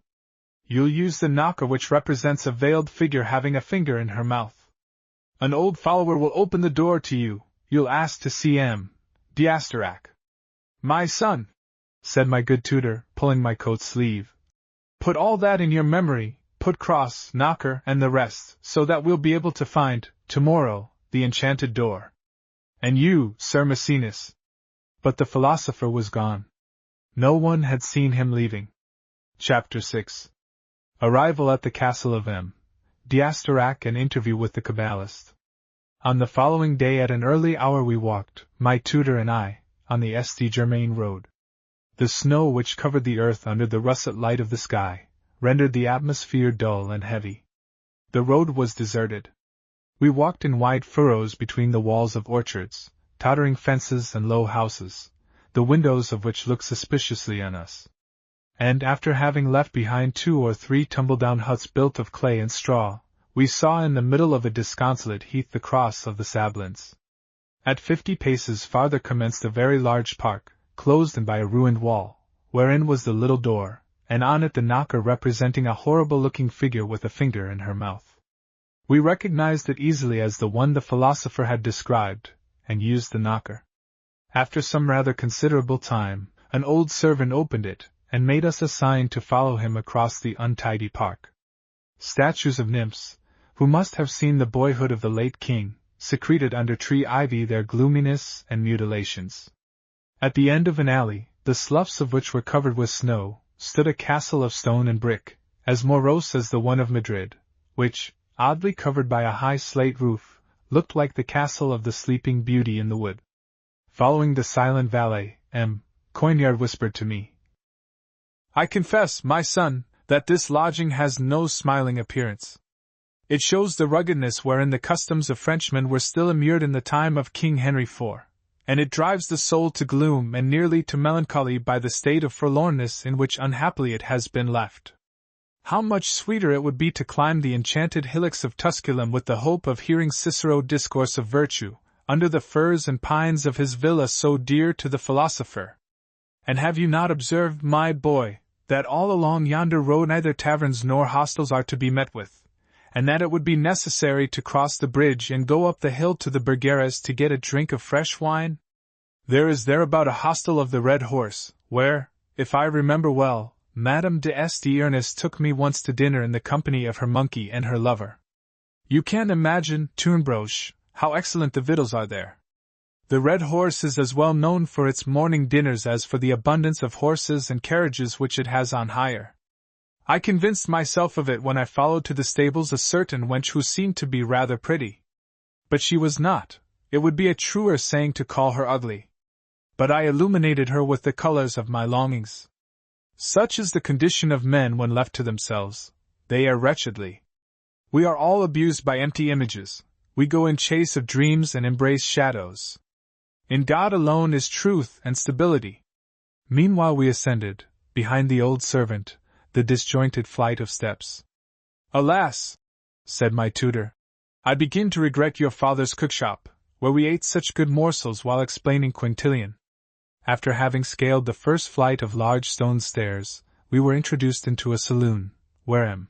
D'Asterac was occupied with writing near a big fire, in the midst of Egyptian coffins of human form raised against the walls, their lids painted with sacred figures and golden faces with long glossy eyes. Politely M. D'Asterac invited us to be seated and said, Gentlemen, I expected you. And as you have both kindly consented to do me the favor of staying with me, I beg of you to consider this house as your own. You'll be occupied in translating Greek texts I have brought back with me from Egypt. I have no doubt you will do your best to accomplish this task when you know that it is connected with the work I have undertaken, to discover the lost science by which man will be re-established in his original power over the elements. I have no intention of raising the veil of nature and showing you Isis in her dazzling nudity, but I will entrust you with the object of my studies without fear that you'll betray the mystery, because I have confidence in your integrity and also in the power I have to guess and to forestall all that may be attempted against me and to dispose for my vengeance of secret and terrible forces. From the defaults of a fidelity, of which I do not doubt, my power, gentlemen, assures me of your silence. Know then that man came out of Jehovah's hands with that perfect knowledge he has since lost. He was very powerful and very wise when he was created, that's to be seen in the books of Moses. But it's necessary to understand them. Before all, it is clear that Jehovah is not God, but a grand demon, because he has created this world. The idea of a God both perfect and creative is but a reverie of a barbarity worthy of a Welshman, or a Saxon. As little polished as one's mind may be, one cannot admit that a perfect being tags anything to his own perfection, be it a hazelnut. That's common sense. God has no understanding. As he is endless, how could he understand? He does not create, because he ignores time and space, which are conditions indispensable to all constructions. Moses was too good a philosopher to teach that the world was created by God. He took Jehovah for what he really is, for a powerful demon, or if he is to be called anything, for the demiurgos. It follows that Jehovah, creating man, gave him knowledge of the visible and the invisible world. The fall of Adam and Eve, which I'll explain to you another day, had not fully destroyed that knowledge of the first man and the first woman, who passed their teachings on to their children. Those teachings, on which the domination of nature relies, have been consigned to the Book of Enoch. The Egyptian priests have kept the tradition which they fixed with mysterious signs on the walls of the temples and the coffins of the dead. Moses, brought up in the sanctuary of Memphis, was one of the initiated. His books, numbering 5, perhaps 6, contain like very precious archives the treasures of divine knowledge. You'll discover there the most beautiful secrets if you have cleared them of the interpolations which dishonor them. One scorns the literal and coarse sense, to attach oneself to the most subtle. I have penetrated to the largest part, as it will appear to you also later on. Meanwhile, the truth, kept like virgins in the temples of Egypt, passed to the wizards of Alexandria, who enriched them still more and crowned them with all the pure gold bequeathed to Greece by Pythagoras and his disciples, with whom the forces of the air conversed familiarly. Wherefore, gentlemen, it is convenient to explore the books of the Hebrews, the hieroglyphics of the Egyptians and those treatises of the Greeks which are called Gnostic precisely because they possess knowledge. I reserve for myself, as is quite equitable, the most arduous part of this extensive work. I apply myself to decipher those hieroglyphics which the Egyptians used to inscribe in the temples of their gods and on the graves of their priests. Having brought over from Egypt a great number of those inscriptions, I fathomed their sense by means of a key I was able to discover with Clement of Alexandria. The Rabbi Mosaid, who lives in retirement with me, works on the re-establishment of the true sense of the Pentateuch. He is an old man very well versed in magic, who has lived 17 years shut up in the crypt of the Great Pyramid, where he read the books of Thoth. Concerning yourselves, gentlemen, I intend to employ your knowledge, in reading the Alexandrian Mizas which I have collected myself in great numbers. There you'll find, no doubt, some marvelous secrets, and I do not doubt that with the help of these 3 sources of light, the Egyptian, the Hebrew and the Greek, I'll soon acquire the means I still want, to command absolutely nature, visible as well as invisible. Believe me, I shall know how to reward your services by making you in some way participators of my power. I do not speak to you of a more vulgar means to recognize them. At the point I have reached in my philosophical labors, money is for me but a trifle. Arrived at this part of M. D'Astorac's discourse, my good tutor interrupted by saying, Sir, I'll not conceal from you that this very money, which seems to be a trifle to you, is for myself a smarting anxiety, because I have experienced that it is not easy to earn some and remain an honest man or even otherwise. Therefore I should be thankful for the assurance you would kindly give on that subject. M. D'Astorac, with a movement which seemed to remove an invisible object, gave M. Jerome Coignard the wish for assurance. For myself, curious as I was of all I saw, I did not wish for anything better than to enter into a new life. At his master's call, the old servant who had opened the door to us appeared in the study. "Gentlemen," said our host, "I give you your liberty till dinner at noon. Meanwhile I should be very much obliged to you for ascending to the rooms I have had prepared for you, and let me know that there is nothing wanting for your comfort. Crichton will conduct you." Having assured himself that we were following him, silent Crichton went out and began to ascend the stairs. He went up to the roof timbers, then, having taken some steps down a long passage, he indicated to us 2 very clean rooms where fires sparkled. I could never have believed that a castle as shattered on the outside, the front of which showed nothing but cracked walls and dark windows, was as habitable in some of its inner parts. My first care was to know where I was. Our rooms looked on the fields. The view from them embraced the marshy slopes of the Seine, extending up to the Calvary of Mont Valérien. Eyeing our furniture, I could see, laid out on my bed, a grey coat, breeches to match, and a sword. On the carpet were buckled shoes neatly coupled, the heels joined and the points separated just as if they had of themselves the sentiment of a fine deportment. I augured favorably of the liberality of our master. To do him honor, I dressed very carefully and spread abundantly on my hair the powder, a box full of which I found on a small table. And very welcome were the lace shirt and white stockings I discovered in one of the drawers of the chest. Having put on shirt, stockings, breeches, vest, and coat, I walked up and down my room with hat under the arm, hand on the guard of my sword, thinking all the time on the looking-glass, and regretting that Catherine, the lace-maker, could not see me in such finery. In this way I was occupied for a little while, when Jerome Coignard came into my room with a new neckband and very respectable clerical garb. "Tournebroche," he exclaimed, "is it you, my boy? Never forget that you owe these fine clothes to the knowledge I have given you. They fit a humanist like yourself, as who says humanities says also elegance. But look on me and say if I have a good mien. In this dress I consider myself to be a very honest man. This D'Asterac seems to be tolerably magnificent. It's a pity he's mad. Wise he is in one way, as he calls his valet Crichton, which means judge. And it's very true that our valets are the witnesses of all our actions. When Lord Verulam, Chancellor of England, whose philosophy I esteem but little, entered the great hall to be tried, his lackeys, who were clad with an opulence by which the copiousness of the Chancellor's household could be judged, rose to render him due honor. Lord Verulam said to them, "Sit down, your rising is my falling." As a fact, those knaves, by their extravagance, had pushed him to ruin and compelled him to do things for which he was indicted as a peculator. Tournebroche, my boy, always remember this misfortune of Lord Verulam, Chancellor of England and author of the Novum Organum. But to return to that Sire D'Asterac, in whose service we are, it is a great pity that he is a sorcerer and given to cursed science. You know, my boy, I pride myself on my delicacy in matters of faith. I find it hard to serve a Kabbalist who turns our holy scriptures upside down under the pretext to understand them better that way. However, if he is, as his name and speech indicate, a Gascon nobleman, we have nothing to be afraid of. A Gascon may make a contract with the devil, and you may be sure that the devil will be done. The dinner bell interrupted our conversation.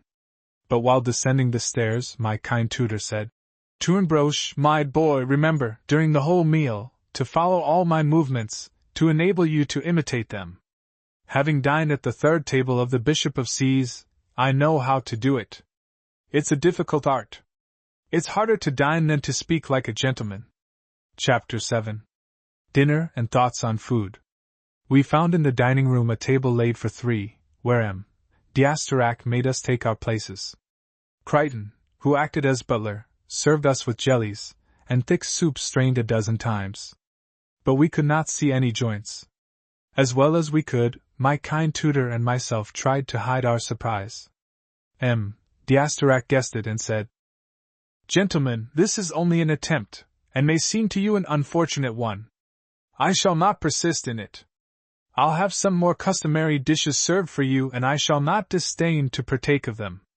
If the dishes I offer you today are badly prepared, it is less the fault of my cook than that of chemistry, which is still in its infancy.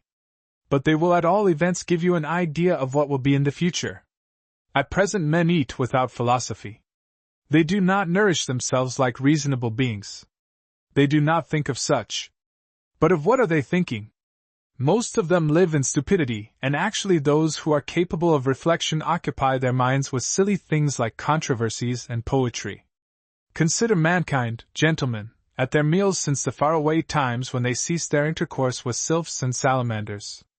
Abandoned by the genii of the air, they grew heavy and dull in ignorance and barbarity. Without policy and without art they lived, nude and miserable, in caverns, on the border of torrents, or in the trees of the forest.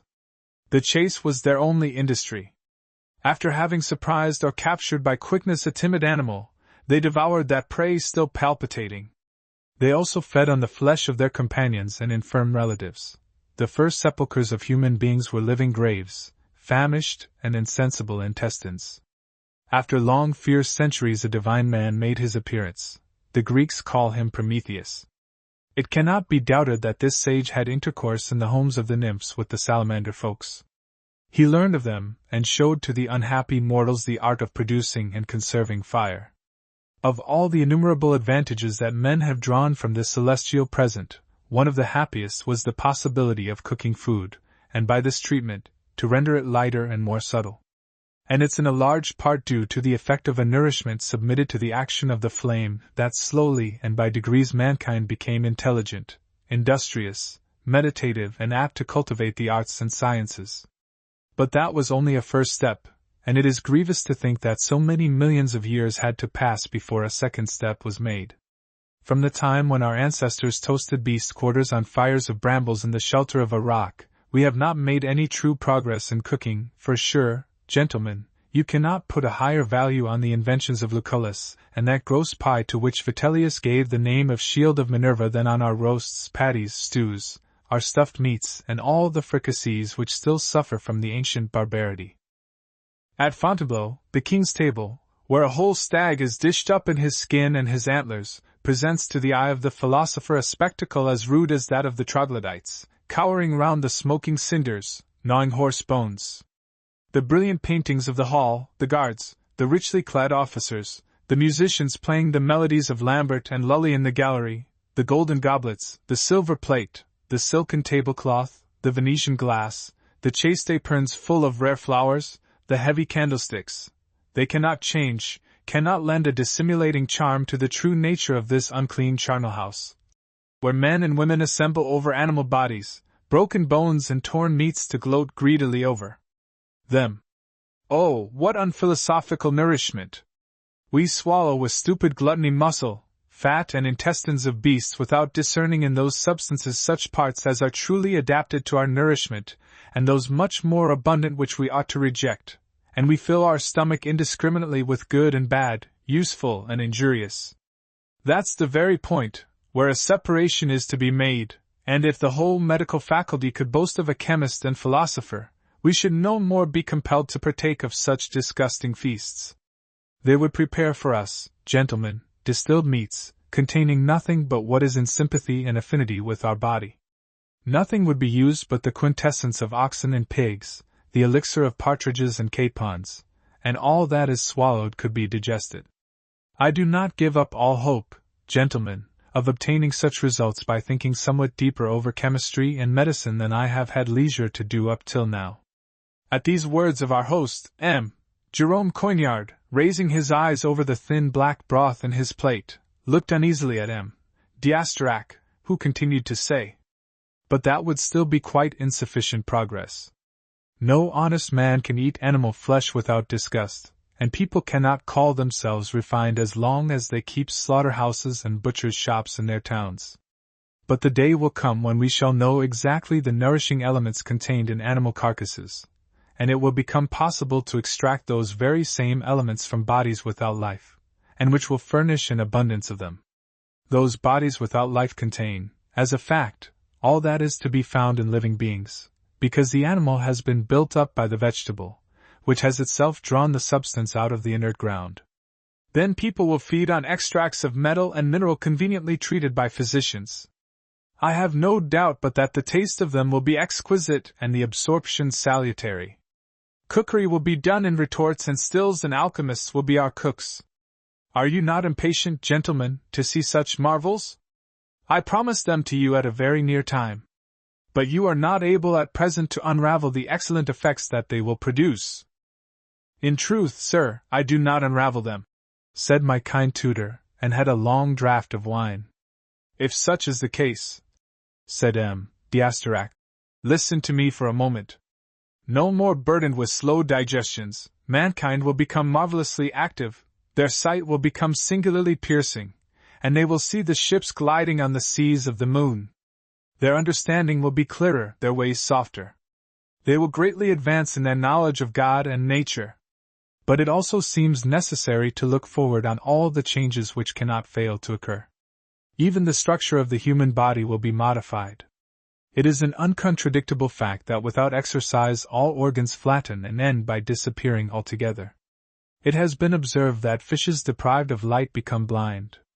I myself have seen in Valais that shepherds who fed on curdled milk lost their teeth very early. Some of them never had any at all. When men feed on the bombs I have spoken of, their intestines will be shortened by ells and the volume of the stomach will shrink considerably. For once, sir, said my tutor, you go too quickly and risk making a mess of it.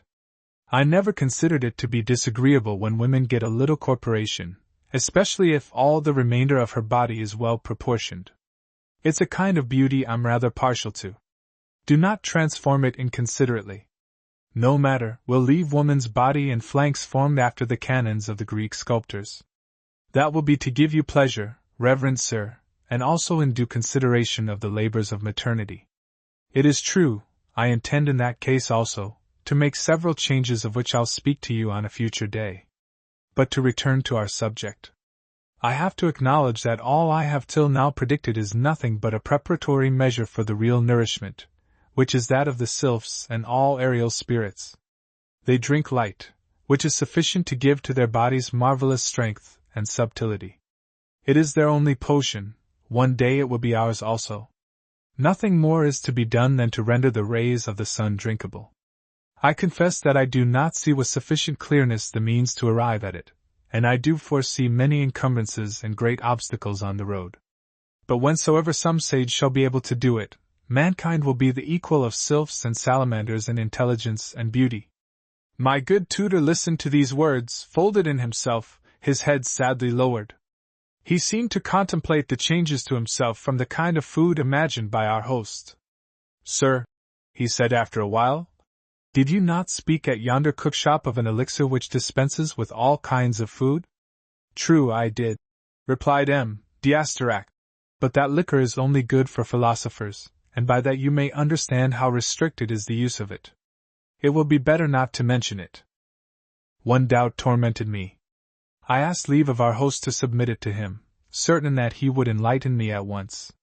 He allowed me to speak, and I said, Sir, those salamanders, who you say are so beautiful, and of whom, after your relation, I have conceived a charming idea, have they unhappily spoiled their teeth by light drinking, as the shepherds at Valais lost theirs by feeding only on milk diet?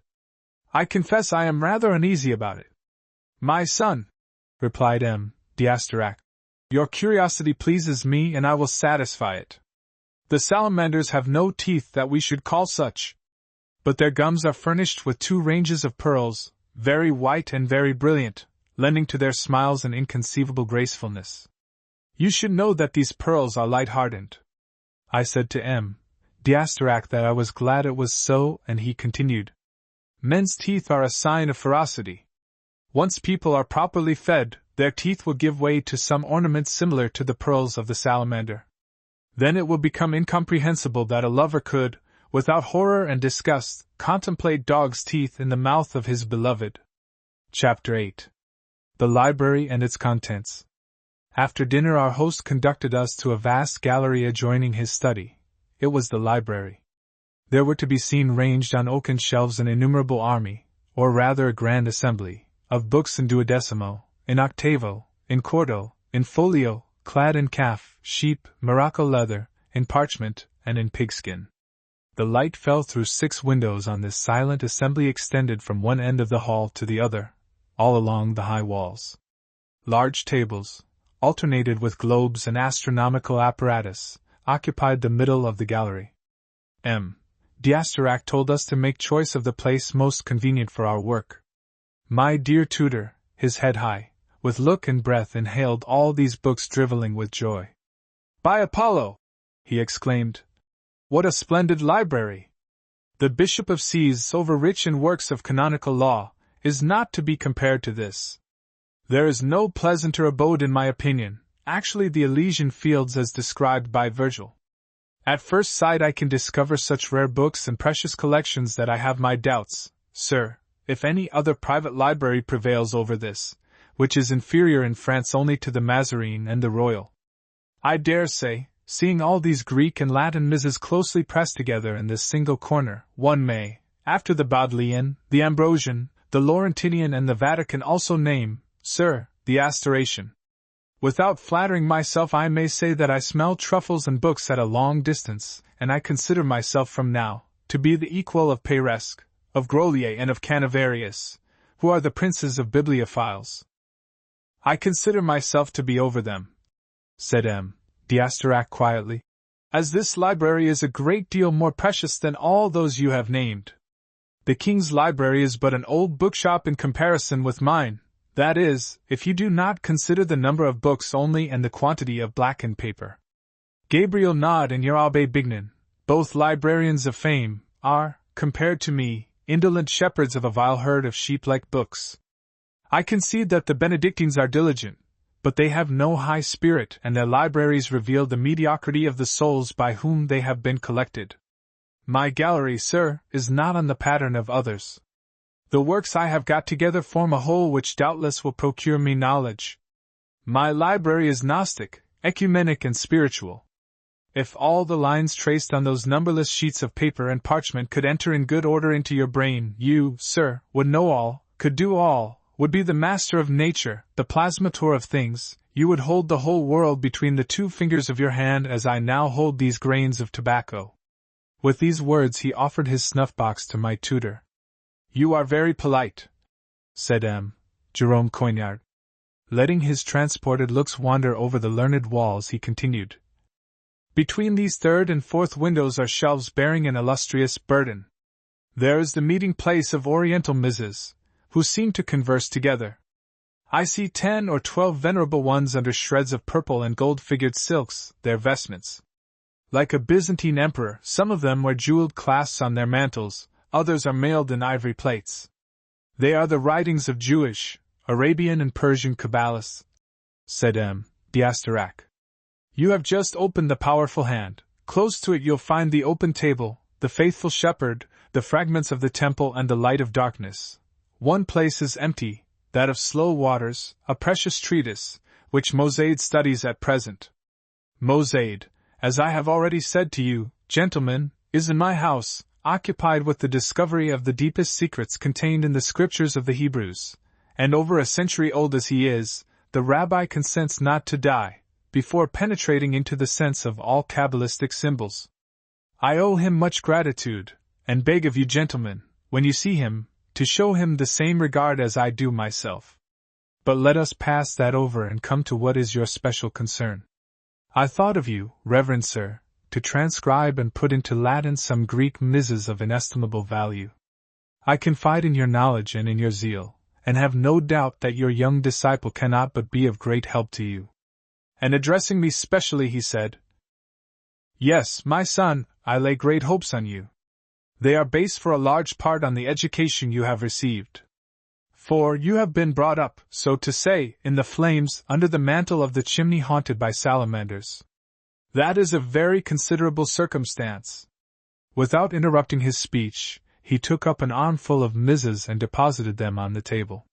This, he said, showing a roll of papyrus, comes from Egypt. It is a book of Zosimus the Panapolitan, which was thought to be lost, and which I found myself in a coffin of a priest of Serapis. And what you see here, he added, showing us some straps of glossy and fibrous leaves on which Greek letters traced with a brush were hardly visible, are unheard-of revelations due, one to go for the Persian, the other to John, the archpriest of St. Evagea. I should be very glad if you would occupy yourselves with these works before any others. Afterwards we will study together the Misses of Synesius, Bishop of Ptolemy, of Olympiodorus and Stephanus, which I discovered at Ravenna, in a vault where they have been locked up since the reign of that ignoramus Theodosius who has been surnamed the Great. As soon as M. D'Asterac was gone, my tutor sat down over the papyrus of Zosimus, and, with the help of a magnifying glass, commenced to decipher it. I asked him if he was not surprised by what he had just heard. Without raising his head he replied, "My dear boy, I have known too many kinds of persons and traversed fortunes too various to be surprised at anything. This gentleman seems to be demented, less because he really is so, but from his thoughts differing in excess from those of the vulgar. But if one listened to discourses commonly held in this world, there would be found still less sense than in those of that philosopher. Left to itself, the sublimest human reason builds its castles and temples in the air, and truly, M. D'Asterac is a pretty good gatherer of clouds. Truth is in God alone, never forget it, my boy. But this is really the book Jmorith written by Zosimus the Panapolitan for his sister Theosebia. What a glory and what a delight to read this unique MS, rediscovered by a kind of prodigy.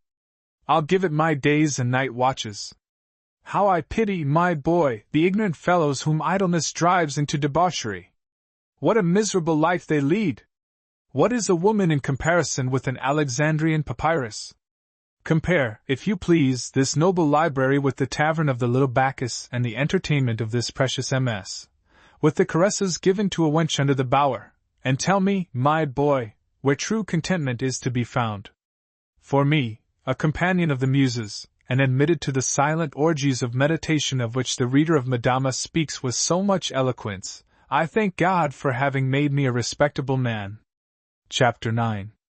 At work on Zosimus the Panapolitan, I visit my home and hear gossip about M.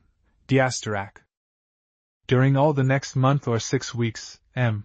Coignard applied himself, day and night, just as he had promised, to the reading of Zosimus the Panapolitan. During the meals we partook of at the table of M. D'Asterac, the conversation turned on the opinions of the Gnostics, and on the knowledge of the ancient Egyptians. Being only an ignorant scholar, I was of little use to my good master. I did my best by making such researches as he wanted me to make. I took no little pleasure in it. Truly, we lived happily and quietly. At about the 7th week, M. D'Asterac gave me leave to go and see my parents at their cookshop. The shop appeared strangely smaller to me. My mother was there alone and sad. She cried aloud on seeing me fitted out like a prince. "My Jacques," she said, "I am very happy." And she began to cry. We embraced, then wiping her eyes with a corner of her canvas apron she said, "Your father is at the little Bacchus. Since you left he often goes there. In your absence the house is less pleasant for him. He'll be glad to see you again. But say, my Jacques, are you satisfied with your new position? I regretted letting you go with that nobleman. I even accused myself in confession to the third vicar of giving preference to your bodily well-being over that of your soul and not having thought of God in establishing you. The third vicar reproved me kindly over it, and exhorted me to follow the example of the pious women in the Scriptures, of whom he named several to me, but there are names there that I'll never be able to remember. He did not explain his meaning minutely, as it was a Saturday evening and the church was full of penitents. I reassured my good mother as well as I could and told her that M. D'Asterac made me work in Greek, which was the language in which the New Testament was written. This pleased her, but she remained pensive. "You'll never guess, my dear Jaco," she said, "who spoke to me of M. D'Asterac. It was Cadet Saint Avet, the serving woman of the rector of St. Benoit. She comes from Gascony, and is a native of a village called Le Roquetambaut, quite near St. Eulalie, of which M. D'Asterac is the lord. You know that Cadet Saint Avet is elderly, as the waiting woman of a rector ought to be. In her youth she knew, in her country, the 3 Messrs. D'Asterac, one of whom was captain of a man-of-war, and has since been drowned. He was the youngest. The second was colonel of a regiment, went to war and was killed. The eldest, Hercules D'Asterac, is the sole survivor of the 3 brothers. It is the same one in whose service you are for your good, at least I hope so. He dressed magnificently in his youth, was liberal in his manners but of a somber humor. He kept aloof from all public business, and was not anxious to go into the king's service, as his two brothers had done, and found in it an honorable end. He was accustomed to say that it was no glory to carry a sword at one's side, that he did not know of a more ignoble thing than the calling of arms, and that a village scavenger was, in his opinion, high over a brigadier or a marshal of France. Those were his sayings. I confess it does not seem to me either bad or malicious, rather daring and whimsical. But in some way they must be blamable, as Cadet St. Avet said that the rector of her parish considered them to be contrary to the order established by God in this world and opposed to that part of the Bible where God is given a name which means Lord of Hosts, and that would be a great sin. This Hercules had so little sympathy with the court that he refused to travel to Versailles to be presented to His Majesty according to his birthright. He said, "The king does not come to me and I do not go to him, and anyone of sense, my Jacques, can understand that such is not a natural saying." My good mother looked inquiringly and anxiously at me and went on. "What more I have to inform you about, my dear Jacques, is still less believable. However, Cadet St. Avet spoke of it as of a certainty. And so I will tell you that Hercules d'Astarac, when he lived on his estate, had no other care but to bottle the rays of the sun. Cadet St. Avet does not know how he managed it, but she is sure that after a time, in the flagons well corked and heated in water baths, tiny little women took form, charming figures and dressed like theatre princesses. You laugh, Jacques. However, one ought not to joke over such things when one can see the consequence. It is a great sin to create in such a way creatures who cannot be baptized, and who never could have a part in the eternal blessings. You cannot suppose that d'Astarac carried those grotesque figures to a priest in their bottles to hold them over the christening font. No godmother could have been found for them. But, my dear mamma, I replied, the dolls of d'Astarac were not in want of christening. They had no participation in original sin. I never thought of that, said my mother. And Cadet St. Avet herself did not mention it, although she was the servant of a rector. Unhappily she left Gascony when quite young, came to France and had no more news of d'Astarac, of his bottles and his puppets. I sincerely hope, my dear Jacques, that he renounced his wicked works, which could not be accomplished without the help of the devil. I asked. Tell me, my dear mother, did Cadet St. Avet, the rector's servant, see the bodies in the bottles with her own eyes? No, my dear child. d'Astarac kept his dolls very secret and did not show them to anybody. But she heard of them from a churchman of the name of Fulgence, who haunted the castle, and swore he had seen those little creatures step out of their glass prisons and dance a minuet. And she had every reason to believe it. It is possible to doubt of what one sees, but you cannot doubt the word of an honest man, especially when he belongs to the church. There is another misfortune with such secret practices. They are extremely costly, and it is hard to imagine, as Cadet St. Avet said, what money Hercules spent to procure all those bottles of different forms, those furnaces and conjuring books wherewith he filled his castle. But after the death of his brothers he became the richest gentleman of his province, and while he dissipated his wealth in follies, his good lands worked for him. Cadet St. Avet rates him, with all his expenses, as still a very rich man. These last words spoken, my father entered the shop. He embraced me tenderly and confided to me that the house had lost half its pleasantness in consequence of my departure and that of Jerome Coignard, who was honest and jovial. He complimented me on my dress and gave me a lesson in deportment, assuring me that trade had accustomed him to easy manners by the continuous obligation he was under to greet his customers like gentlemen, if as a fact they were only vile riff-raff. He gave me, as a precept, to round off the elbows and to turn my toes outward, and counseled me, beyond this, to go and see Leandre at the fair of Saint-Germain, and to adjust myself exactly on him. We dined together with a good appetite, and we parted shedding floods of tears. I loved them well, both of them, and what principally made me cry was that, after an absence of 6 weeks only, they had already become somewhat strange to me. And I verily believe that their sadness was caused by the same sentiment. Chapter 10. I see Catherine with Friar Ange and reflect, The liking of nymphs for satyrs, an alarm of Friar M. d'Astarac in his laboratory. When I came out of the cookshop, the night was black. At the corner of the Rue des Écrivains I heard a fat and deep voice singing.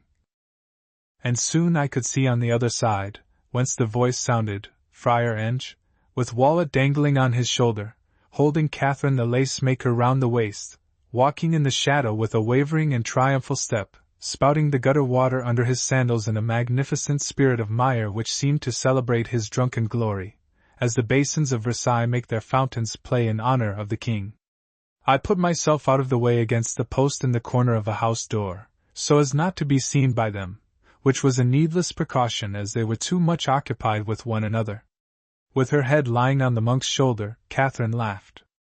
A moonray trembled on her moist lips and in her eyes, like the water sparkles in a fountain, and I went my way, with my soul irritated and my heart oppressed, thinking on the provoking waist of that fine girl pressed by the arm of a dirty Capuchin. Is it possible, I said to myself, that such a pretty thing could be in such ugly hands? And if Catherine despises me, need she render her despisal more cruel by the liking she has for that naughty Friar Enge? This preference appeared singular to me, and I conceived as much surprise as disgust at it. But I was not the disciple of M. Jerome Coignard for nothing. This incomparable teacher had formed my mind to meditate. I recalled to myself the satyrs one can see in gardens carrying off nymphs, and reflected that if Catherine was made like a nymph, those satyrs, at least as they are represented to us, are as horrible as yonder Capuchin. And I concluded that I ought not to be so very much astonished by what I had just seen. My vexation, however, was not dissipated by my reason, doubtless because it had not its source there. These meditations got me along through the shadows of the night and the mud of the thaw to the road of Saint-Germain, where I met M. Jerome Coignard, who was returning home to the Cross of the Sablins after having supped in town. My boy, he said, I have conversed of Zosimus and the Gnostics at the table of a very learned ecclesiastic, quite another Piresque. The wine was coarse and the fare bemiddling, but nectar and ambrosia floated through the discourse. Then my dear tutor spoke of the Panapolitan with an inconceivable eloquence. Alas! I listened badly, thinking of that drop of moonlight which had this very night fallen on the lips of Catherine the lace-maker. At last he came to a stop, and I asked on what foundation the Greeks had established the liking of the nymphs for satyrs. My teacher was so widely learned that he was always ready to reply to all questions. He told me that liking is based on a natural sympathy. It is lively but not so ardent as the liking of the satyrs for the nymphs, with which it corresponds. But poets have observed this distinction very well. Concerning it I'll narrate you a singular adventure I have read in the MS, belonging to the library of the Bishop of C's. It was, I still have it before my eyes, a collection in folio, written in a good hand of last century. This is the singular fact reported in it. A Norman gentleman and his wife took part in a public entertainment, disguised, he as a satyr, she as a nymph. By Ovid it is known with what ardor the satyrs pursue the nymphs. That gentleman had read the Metamorphoses. He entered so well into the spirit of his disguise that 9 months after, his wife presented him with a baby whose forehead was horned and whose feet were those of a buck. It is not known what became of the father beyond that he had the common end of all creatures, to wit, that he died, and that beside that quadruped he left another younger child, a Christian one and of human form. This younger son went to law claiming that his brother should not get a part of the deceased father's inheritance for the reason that he did not belong to the species redeemed by the blood of Jesus Christ. The Parliament of Normandy, sitting at Rouen, gave a verdict in his favor, which was duly recorded. I asked my teacher if it was possible that a disguise could have such an effect on nature, and if the shape of the child could follow that of a garment. M. Jerome Coignard advised me not to believe it. Jacques Tournebroche, my son, he said, remember always that a good mind repels all that is contrary to reason, except in matters of faith, wherein it is convenient to believe implicitly. Thank God! I have never erred about the dogmas of our very holy religion, and I trust to find myself in the same disposition in the article of death. Conversing in this manner we arrived at the castle. The roof seemed in a red glow in the dark. Out of one in dark shadows. We heard the roaring of the fire, like fiery rain under the dense smoke wherewith the sky was veiled. We both believed the flames to be devouring the building. My good tutor tore his hair and moaned, "My Zosimus, my papyrus, my Greek Mrs. Help! Help! My Zosimus!" Running up the great lane over puddles of water reflecting the glare of the fire, we crossed the park buried in dark shadows. We heard the roaring of the fire, which filled the somber staircase. 2 at a time we ran up the steps, stopping now and again to listen whence came that appalling noise. It appeared to us to come from a corridor on the 3rd floor where we had never been. In that direction we fumbled our way, and seeing through the slits of a door the red brightness, we knocked with all our might on the panel. It opened at once. M. D'Asterac, who opened the door, stood quietly before us. His long black figure seemed to be enveloped in flaming air. He asked quietly on what pressing business we were looking for him at so late an hour. There was no conflagration but a terrible fire, burning in a big furnace with reflectors, which as I have since learned are called athanors. The whole of the rather large room was full of glass bottles with long necks twined round glass tubes of a duck-beak shape, retorts, resembling chubby cheeks out of which came noses like trumpets, crucibles, cuppels, mattresses, cucurbits and vases of all forms. My dear old tutor, wiping his face shining like live coals, said, "Oh, sir, we were afraid that the castle was alight like straw. Thank God, the library is not burning. But are you practicing the spagyric art, sir? I do not want to conceal from you," said M. D'Asterac, "that I have made great progress in it, but withal I have not found the theorem capable of rendering my work perfect. At the moment you knocked at the door I was picking up the spirit of the world, and the flower of heaven, which are the veritable fountains of youth. Have you some understanding of alchemy, Monsieur Coignard?" The abbé replied that he had got some notions of it from certain books, but that he considered the practice of it to be pernicious and contrary to religion. M. D'Asterac smiled and said, "You are too knowing a man, M. Coignard, not to be acquainted with the flying eagle, the bird of Hermes, the fowl of Hermogenes, the head of a raven, the green lion and the phoenix. I have been told," said my good master, "that by these names are distinguished the philosopher's stone in its different states. But I have doubts about the possibility of a transmutation of metals." With the greatest confidence M. D'Asterac replied, "Nothing is easier, my dear sir, than to bring your uncertainty to an end." He opened an old rickety chest standing in the wall and took out of it a copper coin, bearing the effigy of the late king, and called our attention to a round stain crossing the coin from side to side. "That," he said, "is the effect of the stone, which has transmuted the copper into silver, but that's only a trifle." He went back to the chest and took out of it a sapphire the size of an egg, an opal of marvelous dimensions, and a handful of perfect fine emeralds. "Here are some of my doings," he said, "which are proof enough that the spagyric art is not the dream of an empty brain." At the bottom of the small wooden bowl lay 5 or 6 little diamonds, of which M. D'Asterac made no mention.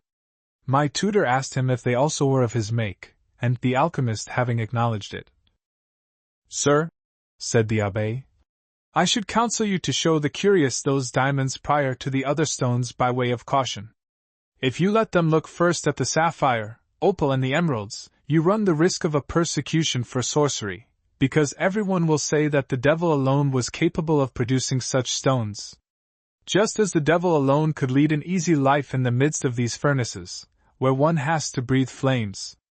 As far as I am concerned, having stayed a single quarter of an hour, I am already half-baked." Letting us out, with a friendly smile, M.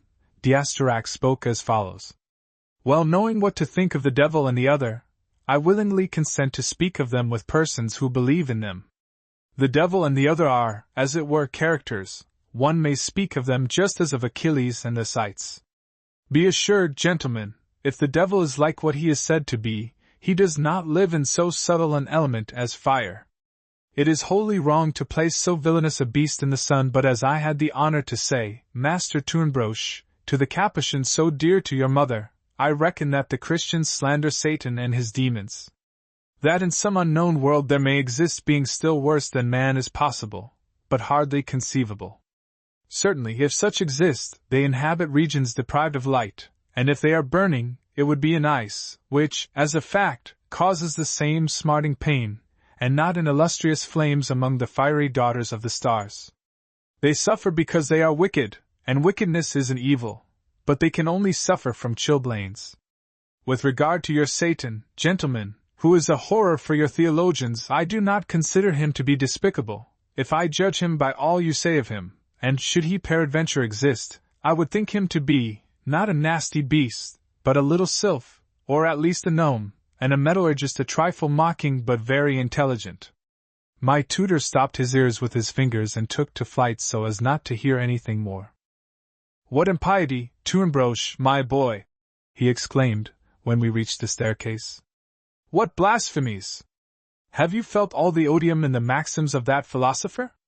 He pushes atheism to a joyous frenzy, which makes me wonder. But this indeed renders him almost innocent, for being apart from all belief, he cannot tear up the Holy Church like those who remain attached to her by some half-severed, still bleeding limb. Such, my son, are the Lutherans and the Calvinists, who mortify the Church till a separation occurs. On the contrary, atheists damn themselves alone, and one may dine with them without committing a sin. That's to say, that we need not have any scruple about living with M. D'Asterac, who believes neither in God nor devil. But did you see, Tournebroche, my boy, the handful of little diamonds at the bottom of the wooden bowl, the number of which apparently he did not know, and which seemed to be of pure water? I have my doubts about the opal and the sapphires, but those diamonds looked genuine. When we reached our chambers we wished each other a very good night. Chapter 11.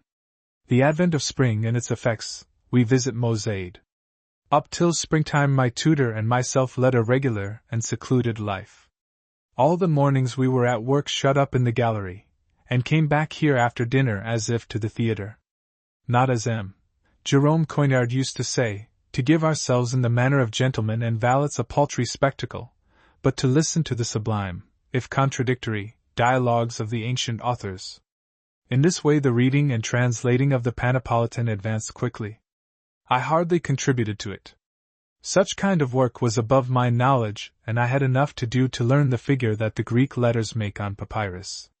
Sometimes I assisted my tutor by consulting the authors who could enlighten him in his researches, and foremost Olympiodorus and Plotinus, with whom since then I have remained familiar. The small services I was able to render him increased considerably my self-esteem. After a long sharp winter I was on the way to become a learned person, when the spring broke and suddenly with her gallant equipage of light, tender green and singing birds, the perfume of the lilacs coming into the library windows caused me vague reveries, out of which my tutor called me by saying, Jacques Tournebroche, please climb up that ladder and tell me if that rascal Manathon does not mention a god Imhotep, who by his contradictions tortures one like a devil. And my good master filled his nose with tobacco and looked quite content.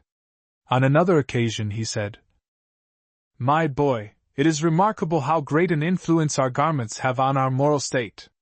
Since my neckband has become spotted with different sauces I have dropped upon it I feel a less honest man. Now that you are dressed like a marquis, Tournebroche, does not the desire tickle you to assist at the toilet of an opera girl, and to put a roll of spurious gold pieces on a faro table? In one word, do you not feel yourself to be a man of quality?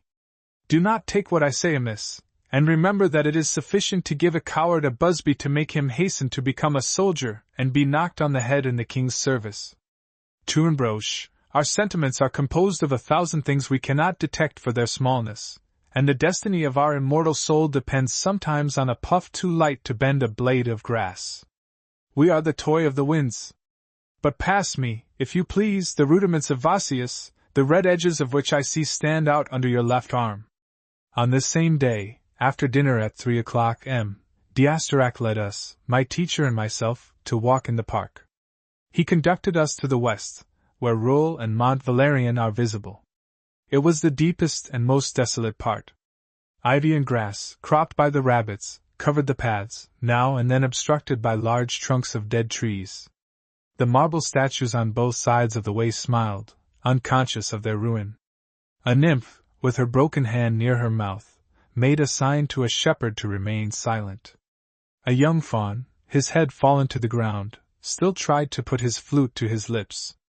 And all these divine beings seemed to teach us to despise the injuries inflicted by time and fortune. We followed the banks of a canal where the rainwater nourished the tree frogs. Round a circus rose sloping basins where pigeons went to drink. Arrived there, we went by a narrow pathway driven through a coppice. "Walk with care," said M. d'Astarac. "This pathway is somewhat dangerous, as it is lined by mandrakes which at night time sing at the foot of the trees. They hide in the earth. Take care not to put your feet on them. You will get love sickness or thirst after wealth, and would be lost, because the passions inspired by mandrakes are unhappy." I asked how it was possible to avoid the invisible danger. M. d'Astarac replied that one could escape it by means of intuitive divination, and in no other way. "Besides," he added, "this pathway is fatal."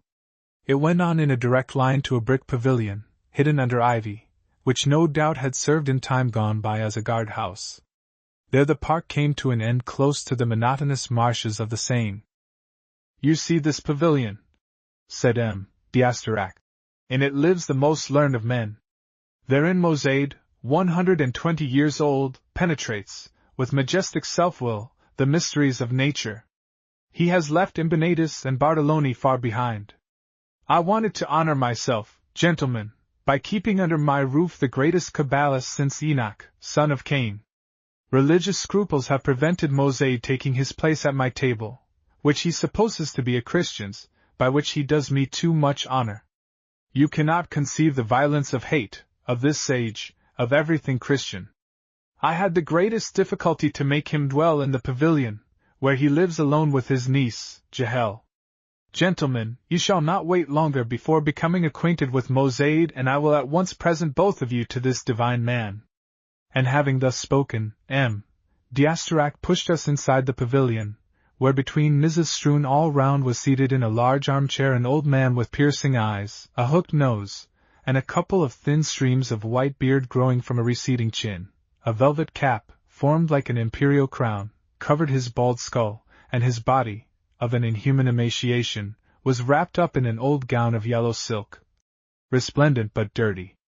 Right piercing looks were turned on us, but he gave no sign that he noticed our arrival. His face had an expression of painful stubbornness, and he slowly rolled between his rigid fingers the reed which served him for writing. "Do not expect idle words from Mosaide," said M. d'Astarac to us. "For a long time this sage does not communicate with anyone but the genii and myself. His discourses are sublime. As he will never converse with you, gentlemen, I'll endeavor to give you in a few words an idea of his merits. First, he has penetrated into the spiritual sense of the books of Moses, after that into the value of the Hebrew characters, which depends on the order of the letters of the alphabet. This order has been thrown into confusion from the 11th letter forward. Mosaide has re-established it, which Atrabis, Philo, Avicenne, Raymond Lully, P. de la Mirandilla, Royclin, Henry Moore and Robert Flydd have been unable to do. Mosaide knows the number of the gold which corresponds to Jehovah in the world of spirits, and you must agree, gentlemen, that that is of infinite consequence." My dear tutor took his snuff-box in hand, presented it civilly to us, took a pinch himself, and said, "Do you not believe, M. d'Astarac, that this sort of knowledge is the very kind to bring one to the devil at the end of this transient life? After all, this Sire Mosaide plainly errs in his interpretation of the Holy Scriptures. When our Lord expired on the cross for the salvation of mankind, the synagogue felt a bandage slip over her eyes, she staggered like a drunken woman, and the crown fell from her head. Since then the interpretation of the Old Testament is confined to the Catholic Church, to which in spite of my many iniquities I belong." At these words Mosaide, like a goat god, smiled in a hideous manner, and said to my dear tutor, in a slow and musty voice sounding as from far away, "The Masorah has not confided to thee her secrets, and the Mishnah has not revealed to thee her mysteries. Mosaide," continued M. d'Astarac, "not only interprets the books of Moses but also that of Enoch, which is much more important, and which has been rejected by the Christians, who were unable to understand it, like the cock of the Arabian fable, who disdained the pearl fallen in his grain. That book of Enoch M. Abbé Coignard is the more precious because therein are to be seen the first talks the daughters of man had with the sylphs. You must understand that those angels which as Enoch shows us had love connection with women were sylphs and salamanders. I will so understand, sir, replied my good master, not wishing to gainsay you. But from what has been conserved of the book of Enoch, which is clearly apocryphal, I suspect those angels to have been not sylphs but simply Phoenician merchants. And on what do you found? Asked M. d'Astarac. So singular an opinion? I found it, sir, on what is said in that very book that the angels taught the women how to use bracelets and necklaces, to paint the eyebrows and to employ all sorts of dyes. It is further said in the same book, that the angels taught the daughters of men the peculiar qualities of roots and trees, enchantments, and the art of observing the stars. Truly, sir, have not those angels the appearance of Syrians or Sidonians gone ashore on some half-deserted coast and unpacking in the shadow of rocks their trumpery wares to tempt the girls of the savage tribes? These traffickers gave them copper necklaces, armlets and medicines in exchange for amber, frankincense and furs. And they astonished these beautiful but ignorant creatures by speaking to them of the stars with a knowledge acquired by seafaring. That's clear, I think, and I should like to know in what M. Mosaide could contradict me. Mosaide kept mute and M. d'Astarac, smiling again, said, M. Coignard, you do not reason so badly, ignorant as you still are of Gnosticism and the Kabbalah.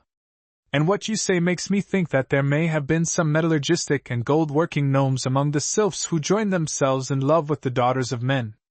The gnomes, and that is a fact, occupied themselves willingly with the goldsmith's art, and it is probable that those ingenious demons forged the bracelets you believe to have been of Phoenician manufacture. But I warn you, you'll be at some disadvantage, sir, to compete with Mosaide in the knowledge of human antiquities. He has rediscovered monuments which were believed to have been lost, among others, the column of Seth and the oracles of Sambeth the daughter of Noah and the most ancient of the Sibyls. Oh! Exclaimed my tutor as he stamped on the powdery floor so that a cloud of dust whirled up. Oh! What dreams! It is too much, you make fun of me. And M. Mosaide cannot have so much foolery in his head, under his large bonnet, resembling the crown of Charlemagne. That column of Seth is a ridiculous invention of that shallow Flavius Josephus, an absurd story by which nobody has been imposed upon before you.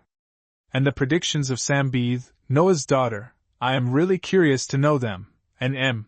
Mosaide, who seems to be pretty sparing of his words, would oblige by uttering a few by words of mouth, because it is not possible for him, I am quite pleased to recognize it, to pronounce them by the more secret voice in which the ancient Sibyls habitually gave their mysterious responses.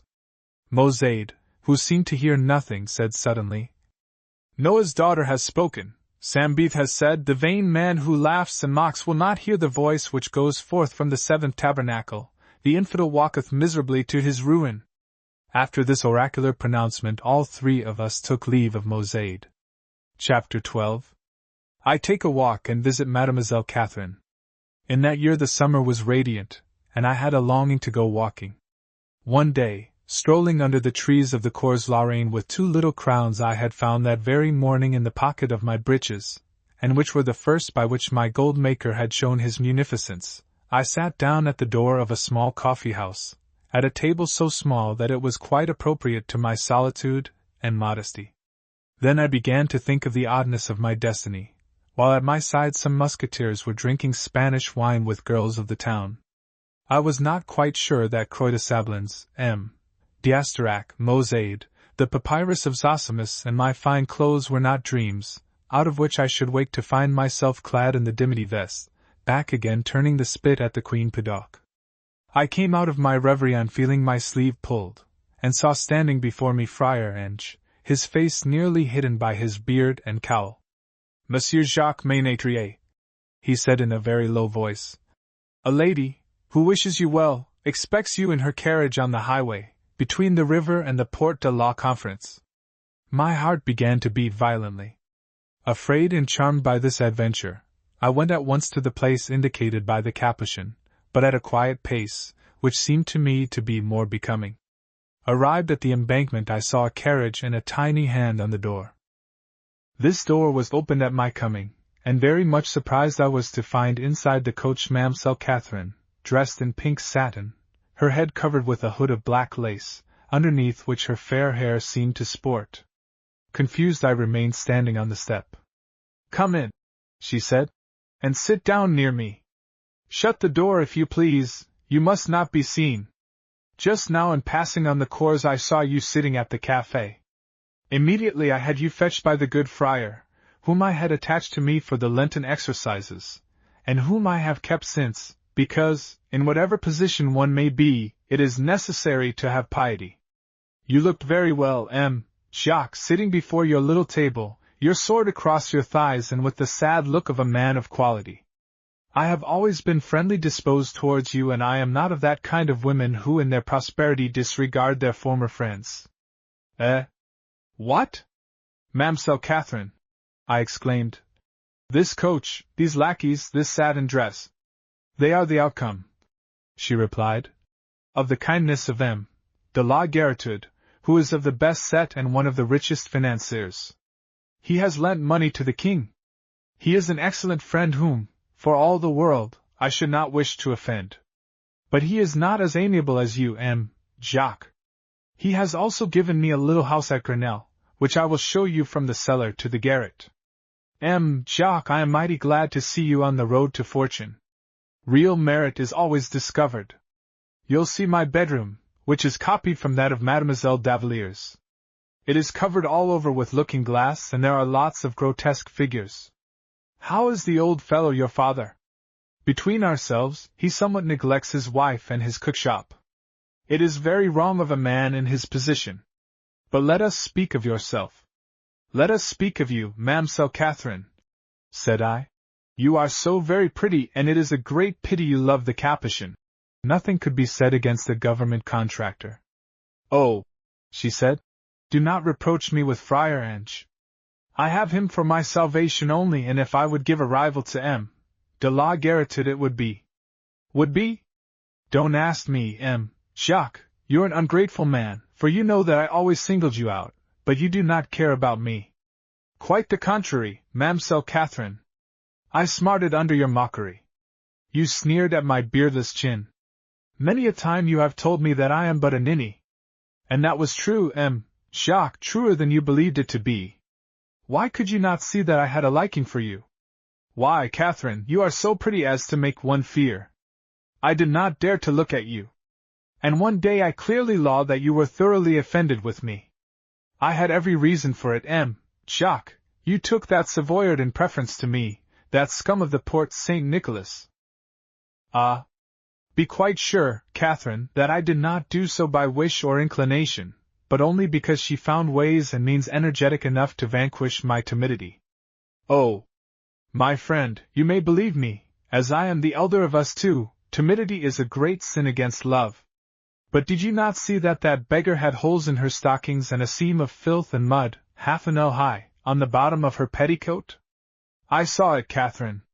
Have you not seen, Jacques, how badly she is made, and that really she is skinny? I saw it, Catherine. And withal you love that Savoyard she monkey, you who have a white skin and distinguished manners. I cannot understand it myself, Catherine. It must have been that at that moment my imagination was full of you. And it was your image only gave me the pluck and strength you reproach me with today. Imagine yourself, Catherine, my rapture to press you in my arms, yourself or only a girl who resembled you a little. Because I loved you desperately. She took my hand and sighed, and in a tone of sadness I continued to say, Yes, I did love you, Catherine, and I could still love you except for that disgusting monk. She cried out. What a suspicion! You offend me. It is a folly. Then you do not love the Capuchin? Fie! As I did not consider it to be any use to press the subject further, I took her round the waist, we embraced, our lips met, and all my being seemed to melt in voluptuousness. After a short moment of luxurious confusion, she disentangled herself, her cheeks rosy, her eyes moistened, her lips half separated. It is from that day that I knew how much a woman is embellished and adorned by a kiss lovingly pressed on her mouth.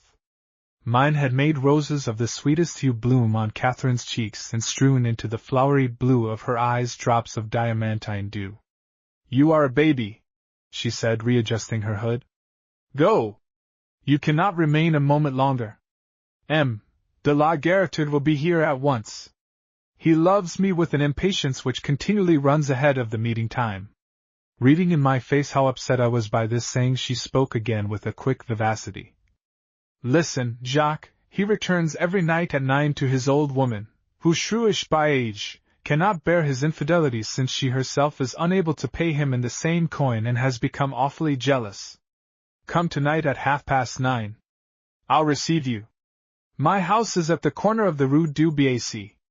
You'll recognize it by its 3 windows on every floor and by its balcony covered with roses. You know I always did like flowers. Goodbye till tonight." Caressingly she pushed me back, hardly able to hide the wish to keep me with her, then placing one finger over her mouth she whispered again. "Till tonight." Chapter 13. Taken by M. D'Asterac to the Isle of Swans, I listened to his discourse on creation and salamanders. I really do not know how it was possible to tear myself out of Catherine's arms. But it is a fact that in jumping out of her carriage I nearly fell on M. D'Asterac, whose tall figure leant against the tree on the roadside. Courteously I saluted him, and showed the surprise I felt at this pleasant encounter. "Chance," he said, "lessens as knowledge grows. For me it is suppressed. I knew, my son, that I had to meet you at this place. It is necessary for me to have a conversation with you already too long delayed. Let's go, if you please, in quest of solitude and quietness required by what I wish to tell you. Do not become anxious. The mysteries I desire to unveil before you are sublime, it is true, but pleasant also." Having so spoken, he conducted me to the bank of the Seine opposite the Isle of Swans, which rose out of the middle of the river like a ship built of foliage. There he made a sign to a ferryman, whose boat brought us quickly to the Green Isle, frequented only by invalids, who on fine days play there at bowls and drink their pint of wine. Night lit her first stars in the sky and lent a humming voice to the myriads of insects in the grass. The isle was deserted. M. D'Asterac sat down on a wooden bench at the end of an alley of walnut trees, invited me to sit close to him, and spoke. "There are 3 sorts of people, my son, from whom the philosopher has to hide his secrets.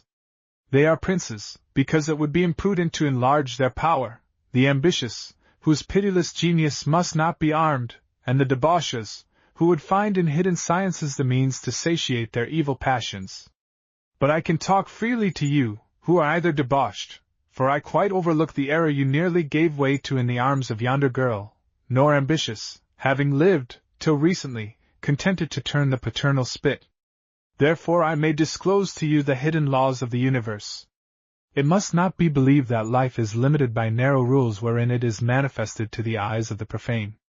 When they teach that creation's object and end was man, your theologians and your philosophers reason like the multiped of Versailles or the Tuileries, who believe the humidity of the cellars is made for their special use and that the remainder of the castle is uninhabitable.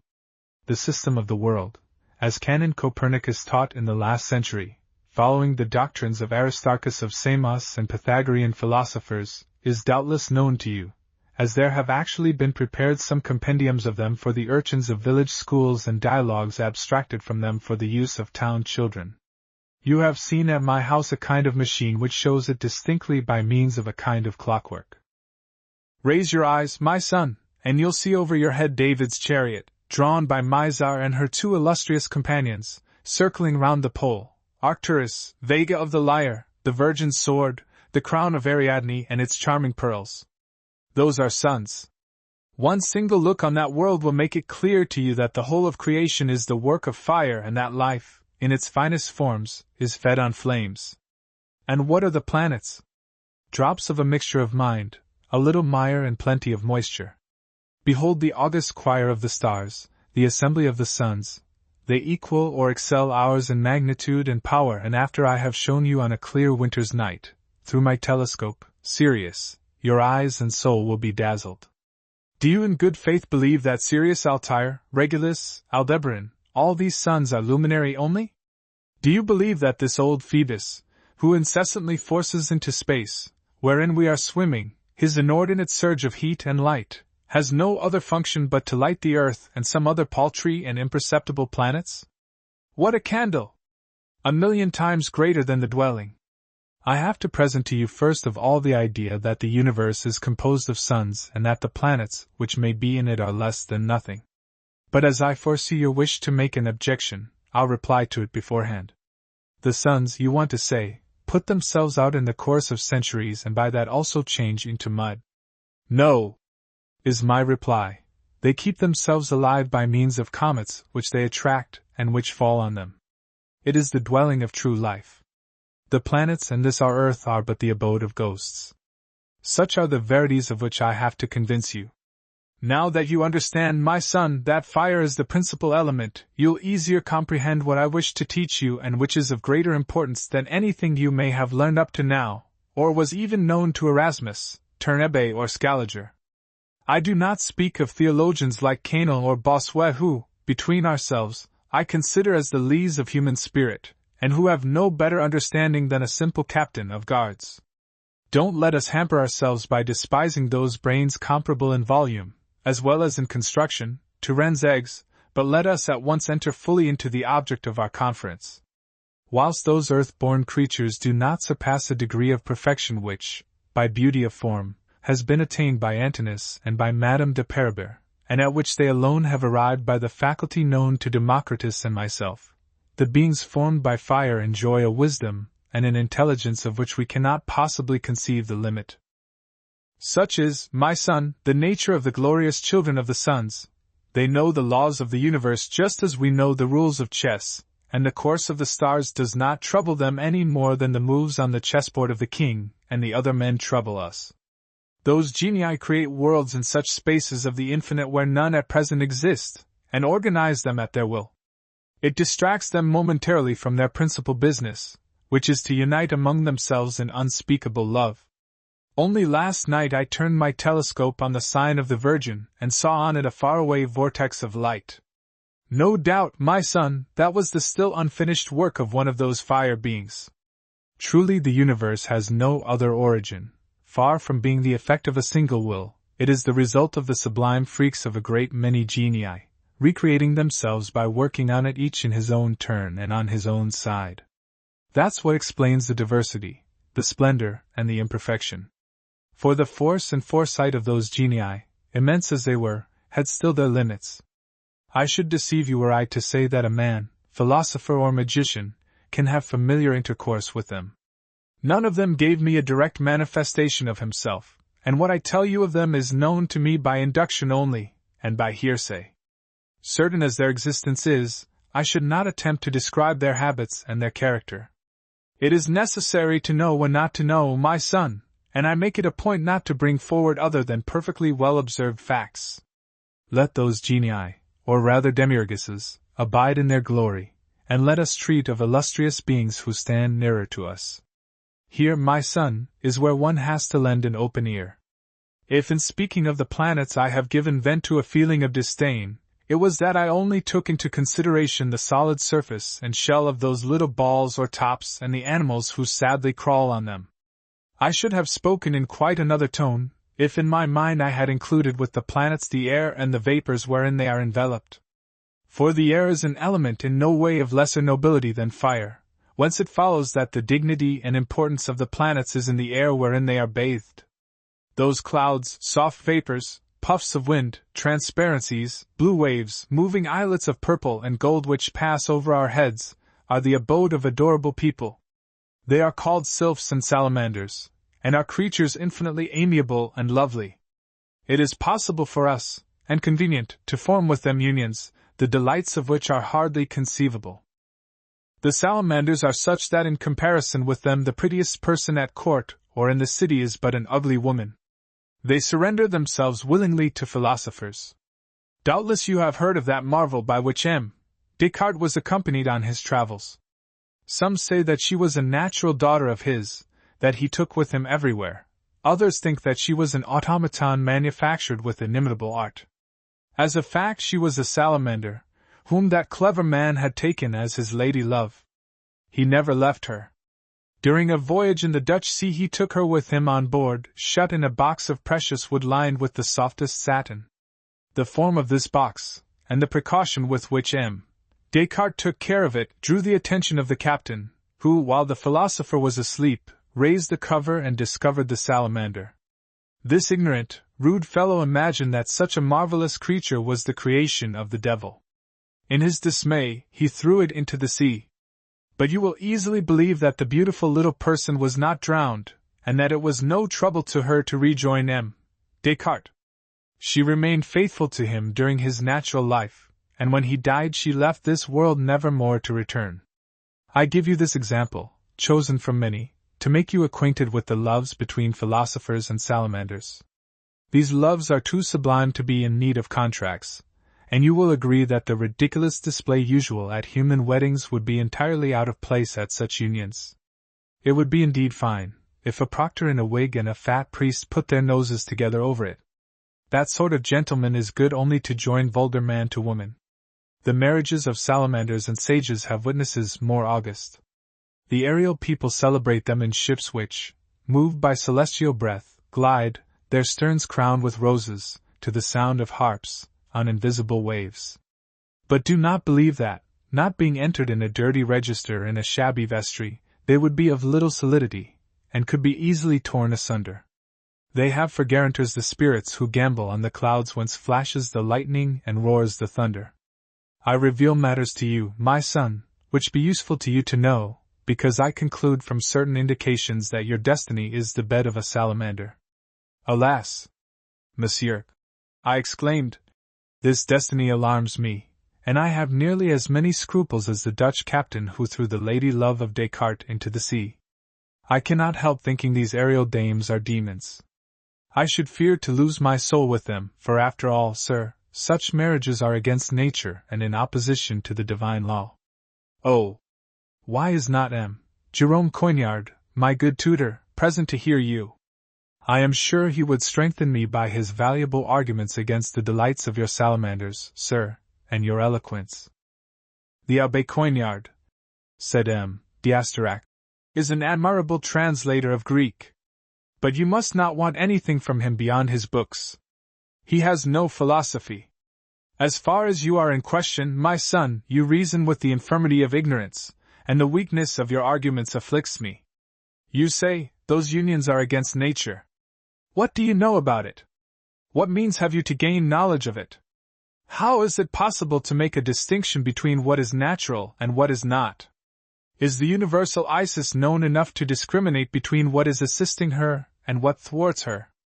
But to speak better still, nothing thwarts her and everything assists her, because nothing exists which does not enter into the functions of her organs and does not follow the numberless attitudes of her body. I beg of you to say, whence could enemies come to offend her? Nothing acts against her nor outside of her. The forces which seem to fight against her are nothing else but movements of her own life. The ignorant alone have assurance enough to decide if an action is natural or not. Let's admit their illusions for a moment, and their prejudice, and let us feign to recognize the possibility of committing acts against nature. These acts, are they for that reason worse and condemnable? On this point I cannot but remember the vulgar opinion of moralists who represent virtue as an effort over instincts, as an enterprise on the inclinations we carry within us, as a fight with the original man. They own themselves that virtue is against nature, and going further on that opinion they cannot condemn an action of whatever kind, for what is common to it, and virtue alike. I have made this digression, my son, to call your attention to the contemptible lightness of your reason. I should offend you by believing you still have any doubts of the innocence of the sensual intercourse men may have with salamanders. Know then, now, that such marriages, far from being interdicted by religious law, are commanded by that law to the exclusion of all others. I will give you some conclusive evidence for it. He stopped talking, took his snuff-box from his pocket, and filled his nose with a pinch. The night was densely dark. The moon shed her limpid light over the river, and tremblingly enlaced with the reflections of the street lamps. The flying ephemerides enveloped us like a vaporous eddy. The shrill voice of insects rose into the world's silence. Such a sweetness fell slowly down from the sky that it seemed as if milk had been mixed with the sparkling of the stars. M. D'Asterac spoke again. The Bible, my son, and especially the books of Moses, contains grand and useful verities. Such an opinion may appear absurd and unreasonable, in consequence of the treatment the theologians have inflicted on what they call the Scriptures, and of which they have made, by means of their commentaries, explications, and meditations, a manual of errors, a library of absurdities, a magazine of foolery, a cabinet of lies, a gallery of stupidities, a lyceum of ignorance, a museum of silliness, and a repository of human imbecility and wickedness. Know, my son, that at its origin it was a temple filled with celestial radiance. I have been fortunate enough to re-establish it in its primal splendor. Truth obliges me to acknowledge that Mosaïd has very much assisted me with his deep comprehension of the language and the alphabet of the Hebrews. But let us not lose sight of our principal subject. Be informed from the outset, my son, that the sense of the Bible is figurative, and that the capital error of the theologians was to take it literally, whereas it is to be understood as symbolical. Follow this truth in the whole course of my discourse. When Demiurge, who is commonly called Jehovah, and by many more names, as all terms expressing quality or quantity are generally applied to him, had, I do not want to say created the world, for such would be an absurdity, but had laid out a small corner of the universe, as a dwelling place for Adam and Eve, there were some subtle creatures in space, which Jehovah had not formed, was not capable of forming. They were the work of several other demiurges, older and more skillful. His craft was not beyond that of a very clever potter, capable of kneading clay beings in the manner of pots, such as we men are now. What I say is not to slight him, because such work is still much beyond human power. But it became necessary to brand the inferior character of the work of the 7 days. Jehovah worked, not in and with fire, which alone gives birth to the masterpieces of life, but with mud, out of which he could not produce other than the work of a clever ceramist. We are nothing, my son, but animated earthenware. Jehovah is not to be reproached for having illusions over the quality of his work.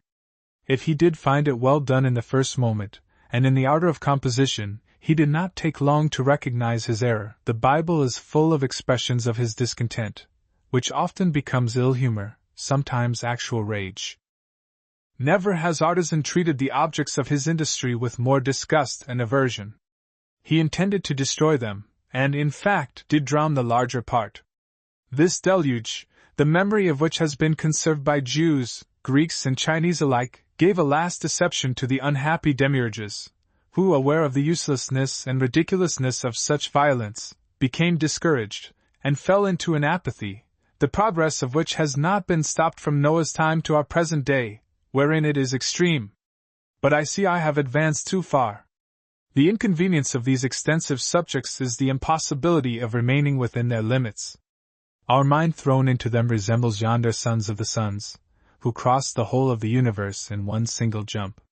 Let us return to the earthly paradise, wherein the demiurge had placed the 2 vases formed by his hand, Adam and Eve. They did not live there alone, between the animals and plants. The spirits of the air, created by the demiurges of the fire, were flowing over and looking at them with a curiosity mixed with sympathy and pity. It was exactly as Jehovah had foreseen. Let us hasten to say, to his praise he had relied on the genii of the fire, to whom we may now give their true names of elves and salamanders, to ameliorate and perfect his clay figures. In his prudence he may have said to himself, my Adam and my Eve, opaque and cemented in clay, are in want of air and light. I have failed to give them wings. But united to elves and salamanders, the creations of a demiurge more powerful and more subtle than myself, they will give birth to children, equally originated by light and clay, and who in their turn will have children still more luminous than themselves, till in the end their issue will be equal in beauty to the sons and daughters of air and fire. It must be said he had neglected nothing to attract the eyes of sylphs and salamanders in forming Adam and Eve. He had modeled the woman in form of an amphora, with a harmony of curved lines quite sufficient to make him recognized as the prince of geometers, and he succeeded in amending the coarseness of the material by the magnificent charm of the form. For modeling Adam he made use of a less caressing, but more energetic, hand, forming his body with such order, and in such perfect proportions, that, applied later by the Greeks to their architecture, those same ordinances and measures made the beauty of the temples. You see, my son, that Jehovah applied his best means to render his creatures worthy of the aerial kisses he expected for them. I shall not insist on the care he took with a view of making these unions prolific. The harmony between the sexes is an ample proof of his wisdom in this regard. And surely at the outset he had reason to congratulate himself on his shrewdness and ability. I have said the sylphs and salamanders looked on Adam and Eve with that curiosity, sympathy and tenderness which are the first ingredients of love. They approached them, and fell into the clever traps Jehovah had disposed and spread intentionally in the body and on the belly of these two amphorae. The first man and the first woman enjoyed during centuries the delicious embraces of the genii of the air, which conserved them in eternal youth. Such was their lot, and such could still be ours. Why was it that the parents of the human species, fatigued by celestial luxury, should try to find criminal enjoyments with one another? But what could you expect, my son? Kneaded of clay they had a taste for mud. Alas! They became acquainted with one another in the same way as they had known the genii. And that was what the demiurge had expressly forbidden them. Afraid, and with reason, that they would produce between them children as clumsy as themselves, terrestrial and heavy, he forbade them, under severest penalties, to approach each other. Such is the sense of Eve's words. But of the fruit of the tree which is in the midst of the garden, God hath said, Ye shall not eat of it, neither shall ye touch it lest ye die. For you well understand, my son, that the apple which tempted wretched Eve was not the fruit of an apple tree. That was an allegory the sense of which I have explained to you. Although imperfect, and sometimes violent and capricious, Jehovah was too intelligent a demiurge to be offended about an apple or a pomegranate. One has to be a bishop or a Capuchin to support such extravagant imaginations. And the proof that the apple was what I said, is that Eve was stricken by a punishment suitable to her fault. She had not been told you will digest laboriously, but it was said to her you'll give birth in pain. For logic's sake, what connection can be established, I beg of you, between an apple and difficult confinement? On the other hand, the suffering is correctly applied if the fault has been such as I showed you. That is, my son, the truthful explanation of original sin. It will teach you your duty, which is, to keep away from women. To follow this bent is fatal. All children born by those means are imbecile and miserable. I was stupefied, and exclaimed, But, sir, could children be born in another way? Happily, some are born in another way, was his reply. A considerable number by the union of men with genii of the air. And such are intelligent and beautiful. By such means were born the giants of whom Hesiod and Moses speak. Thus also Pythagoras was born, to whose bodily formation his mother, a salamander, had contributed a thigh of pure gold. Such also Alexander the Great, said to have been the son of Olympias and a serpent, Scipio Africanus, Aristomenes of Messina, Julius Caesar, Porphyry, the Emperor Julian, who re-established the oath of fire abolished by Constantine the Apostate, Merlin the Enchanter, child of a sylph and a nun daughter of Charlemagne, Saint Thomas Aquinas, Paracelsus and, but recently, M. Van Helmont. I promised M. D'Asterac, as such were the facts, that I would be willing to lend myself to the friendship of a salamander, if one were to be found obliging enough to wish for me. He assured me that I should meet not one but a score or more, between whom I should have my free choice. And less by longing for the adventure than to give him pleasure, I asked the philosopher how it is possible to enter into communication with these aerial persons. Nothing easier, he replied. All that's wanted is a glass ball, the use of which I'll explain to you. I have always at home a pretty good number of such balls, and in my study I'll very soon give you all necessary enlightenment. But for today, my son, enough is said of it. He rose, and walked in the direction of the ferry, where the ferryman waited for us, lying outstretched on his back and snoring at the moon. As soon as we had reached the opposite shore he quickly went on, and was soon lost in the darkness. Chapter 14. Visit to Mademoiselle Catherine, the row in the street, and my dismissal. A confused sentiment, as of a dream, remained with me after this long conversation, but the thoughts of Catherine became keener. In despite of the sublimities I had been listening to, I was overcome by a powerful desire to see her, although I had not had any supper. The ideas of philosophy had not sufficiently penetrated me to cause anything like a disgust at that pretty girl. I was resolved to follow my good fortune to its end before becoming the prey of one of those beautiful furies of the air, who do not want any human rival. My only fear was that Catherine, at so late an hour, had become tired of waiting for me. So running along the river bank, and passing the Royal Bridge at a gallop, I stormed into the Rue du Bac. Within a single minute I had reached the Rue de Grenelle, where I heard shouting mixed up with the clashing of swords. The noise came out of the very house Catherine had described to me. In front of it, on the pavement, shadows and lanterns were visible, and voices to be heard. "Help, Jesus! I'm being murdered! Fall on the Capuchin! Forward! Spike him! Jesus, Mary, help me! Look on the pretty favorite lover! On him! On him! Spike him, rascals, spike him hard!" The windows of the adjoining houses were opened, heads and nightcaps appeared. Suddenly all this noise and bustle passed before me like a hunt in the forest, and I recognized Friar Ange running away at such a speed that his sandals hammered on his behind, while 3 long devils of lackeys, armed like Swiss guards, followed him closely, larding him with the points of their javelins. Their master, a young gentleman, thick-set and ruddy-faced, continued to encourage them by voice and gesture, just as he would have done with dogs. "Fall on! Fall on! Spike! The beast is tough!" As he came close to me, I said, "Oh! Sir, have you no pity?" "Sir," he replied, "it's easily seen that yonder Capuchin has not caressed your mistress, and you have not surprised Madame, whom you see here, in the arms of this stinking beast. One cannot say anything about her financier, because one has manners. But a Capuchin cannot be born. Burn the brazen-faced hussy!"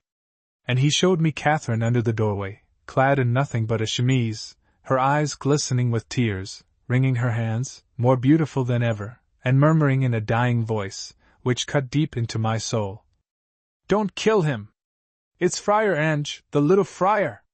The rascally lackeys returned, announcing that they had given up the pursuit at the appearance of the watch, but not without driving half a finger deep their pikes in the holy man's behind. The nightcaps vanished from the windows, which were closed again, and whilst the young nobleman talked to his followers, I went up to Catherine, whose tears began to dry in the pretty folds of her smile. She said to me, "The poor friar is safe, but I trembled for him. Men are terrible. When they love you they will not listen to anything." "Catherine," I said, with no slight grudge, "did you make me come here for no other purpose than to listen to the quarrels of your friends? Alas! I have no right to take part in them." "You would have had, Jacques," she said. "You should have had, if you had wanted. But," I continued, "you are the most courted lady in Paris. You never mentioned yonder young gentleman. I had no occasion to think of him. He came quite unexpectedly. And he surprised you with Friar Ange? He fancied he saw things which did not occur. He is hot-headed and does not want to listen to any reason." The half-opened chemise disclosed under transparent laces a breast swollen like a beautiful fruit and adorned like a budding rose. I took her in my arms and covered her bosom with kisses. "Heavens!" she exclaimed. "In the street! Before d'Anquetil, who sees us." "Who is d'Anquetil?" "Pardi! He is the murderer of Friar Ange. Who else do you fancy he may be?" "True, Catherine, no others are wanted. Your friends surround you in sufficient numbers." Jacques, do not insult me, if you please." "I do not insult you, Catherine. I acknowledge your charms, to which I should like to render the same homage that others do." Jacques, what you have now said smells odiously of the cookshop, of that old codger who is your father. Not so very long ago, Mamselle Catherine, you were mighty glad to smell its cooking stove. Fie! The villain! The mean rascal! He outrages a woman!" And now she began to squeak and squeal, and d'Anquetil left his servants, came up to us, and pushed her into the house, calling her a cheat and a rake, went into the passage behind her, and slammed the door in my face. Chapter 15. In the library with M. Jerome Coignard, a conversation on morals, taken to M. D'Astorac's study, salamanders again, the solar powder, a visit and its consequences. The thought of Catherine occupied my mind all the week following that vexatious adventure. Her image glittered on the leaves of the folios over which I bent in the library, close to my dear tutor, so much so that Plotinus, Olympiodorus, Fabricius, Vossius spoke of nothing else to me than a tiny damsel in a lace chemise. These visions rendered me lazy. But, indulgent to others as to himself, M. Jerome Coignard had a kind smile for my trouble and distraction.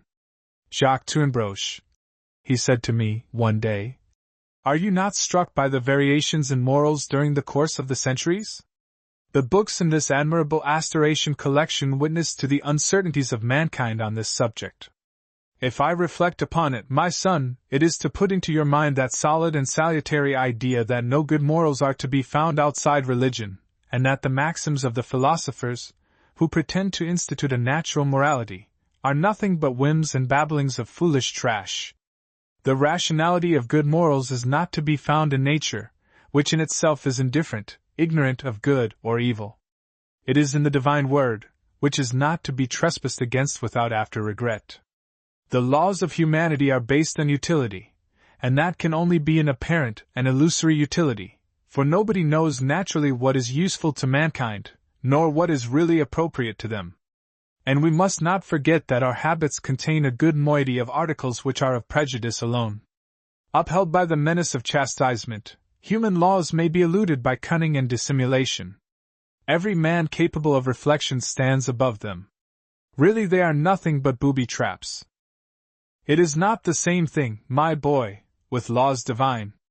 They are indefeasible, unavoidable and lasting. Their absurdity is in appearance only, and hides an inconceivable wisdom.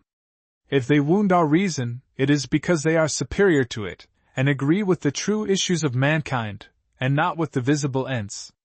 It is useful to observe them when one has the good luck to know them. Yet I find no difficulty in confessing that the observance of those laws, contained in the Decalogue and in the commandments of the Church, is difficult at most times, even impossible without grace, and that sometimes has to be waited for, because it is a duty to hope. And therefore we are all miserable sinners. And that is where the dispositions of the Christian religion must be admired, which found salvation principally on repentance.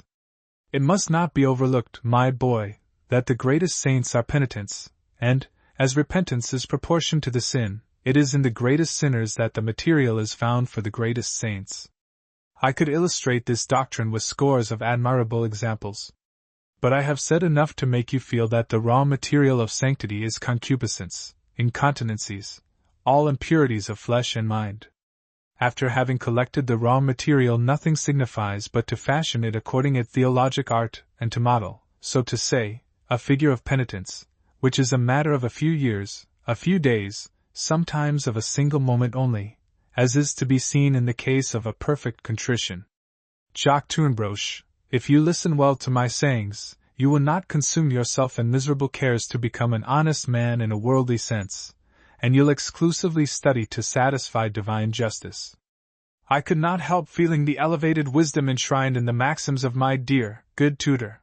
I was only afraid that these morals, should they be exercised without discrimination, would carry man to a disorderly life.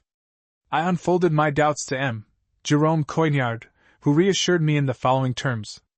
Jacobus Tournebroche, you do not take note of what I have just expressly told you, to wit, that what you call disorder is only such in the opinion of laymen and judges in law, ordinary and ecclesiastical, and in its bearing on human laws, which are arbitrary and transitory, and in a word, to follow these laws is the act of a silly soul.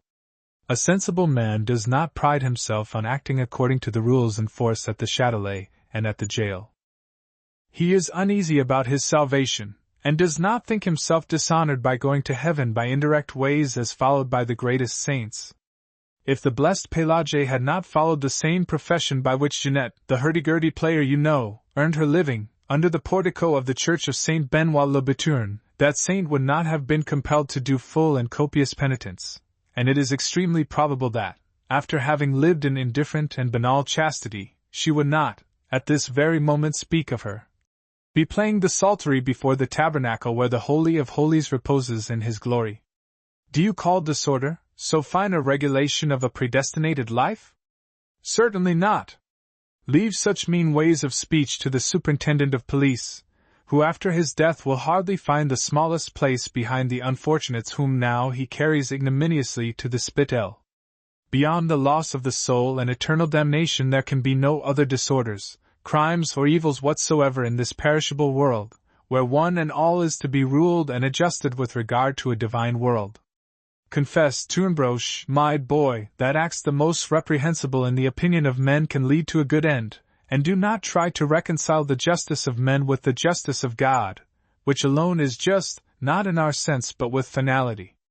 And now, my boy, you'll greatly oblige me by looking into Vossius for the signification of 5 or 6 rather obscure words which the Panapolitan employs, and wherewith one has to do battle in the darkness of that insidious manner which astonished even the willing heart of Ajax, as reported by Homer, prince of poets and historians.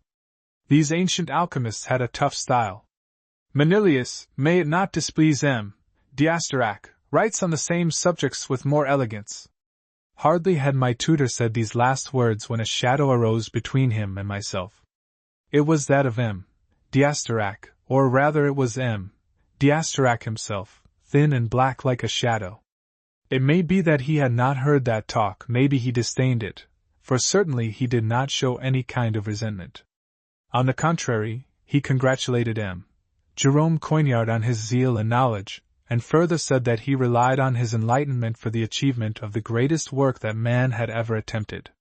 And turning to me he said, "My son, I do not wish to injure you by believing that, after our conversation on the Isle of Swans, you still doubt of the existence of sylphs and salamanders, who are as real as men and perhaps more so, if one measures reality by the duration of the appearances by which it is displayed, their existence being very much longer than ours. Salamanders range from century to century in unalterable youth. Some of them have seen Noah, Moses, and Pythagoras. The wealth of their recollections and the freshness of their memory render their conversation attractive to the utmost. It has been pretended that they gain immortality in the arms of men, and that the hope of never dying led them into the beds of the philosophers, but those are fables unfit to seduce a reflecting mind. All union of sexes, far from ensuring immortality to lovers, is a sign of death, and we could not know love were we to live indefinitely. It could not be otherwise with the salamanders, who look in the arms of the wise for nothing else but for one single kind of immortality, that is, of the race. It is also the only one which can be reasonably expected. And much as I promise myself to prolong human life in a notable manner, that is, to extend it over at least 5 or 6 centuries, I have never flattered myself to assure it perpetuity. It would be insane to want to go against the established rules of nature, therefore, my son, reject as a vain fable the idea of immortality to be sucked in with a kiss. It is to the shame of more than one of the Kabbalists to have ever conceived such an idea. But for all that it is quite evident that salamanders are inclined to man's love. You'll soon experience it yourself. I have sufficiently prepared you for a visit from them, and as, since the night of your initiation, you have not had any impure intercourse with a woman, you will obtain the reward of your continency. My natural candidness suffered by receiving praise which I had merited against my own will, and I wished to confess to M. Diasterac my guilty thoughts. But he did not give me time to do so, and continued with vivacity.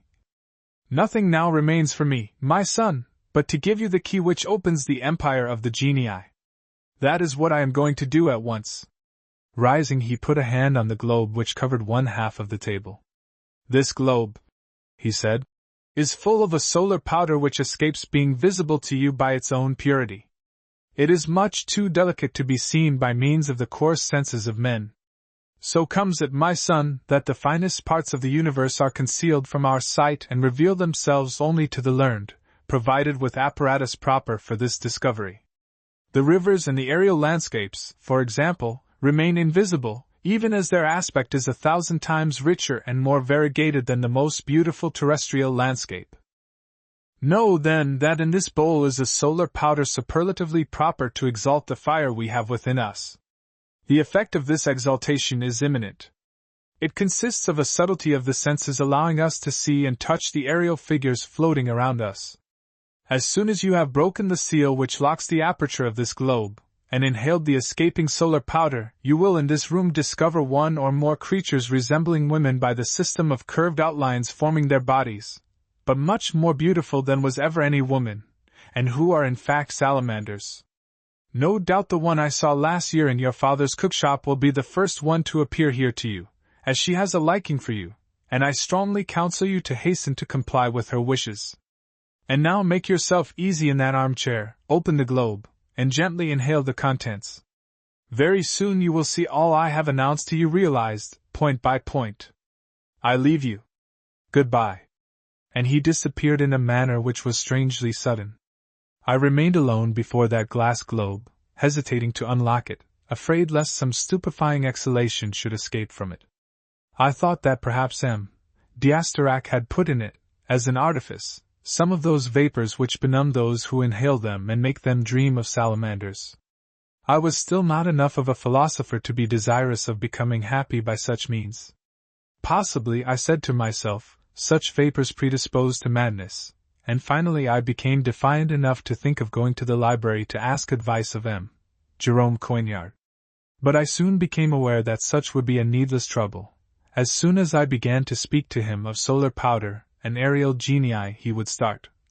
Jacques Tournebroche, remember, my boy, that you must never put faith in absurdities, but bring home to your reason all matters except those of our holy religion. Stuff and nonsense all these globes and powders, with all the other follies of the Kabbalah and the spagyric art. I imagined I could hear him talk like that in the interval between 2 pinches of snuff, and I really did not know what to reply to such a Christian speech. On the other hand, I thought in advance how puzzled I should be to reply to D'Asterac when he inquired of me after news of the salamander. What could I say? How was I to avow my reserve and my abstention without betraying my defiance and fear? And after all, without being aware of it, I was curious to try the adventure. I am not credulous. On the contrary, I am marvelously inclined to doubt, and by this inclination to brave common sense, as well as evidence and everything else. Of the strangest things that may be told me, I say to myself, why not? This, why not? Wronged my natural intelligence in sight of that globe. This, why not? Pushed me towards credulity, and it may be interesting to remark, on this occasion, to believe in nothing means to believe in everything, and that the mind is not to be kept too free and too vacant, for fear that commodities of extravagant form and weight should enter by a loophole, commodities of a kind which could not find room in minds reasonably and tolerably well furnished with belief. And while, with my hand on the wax seal, I remembered what my mother had narrated to me of the magic bottle, my "Why not?"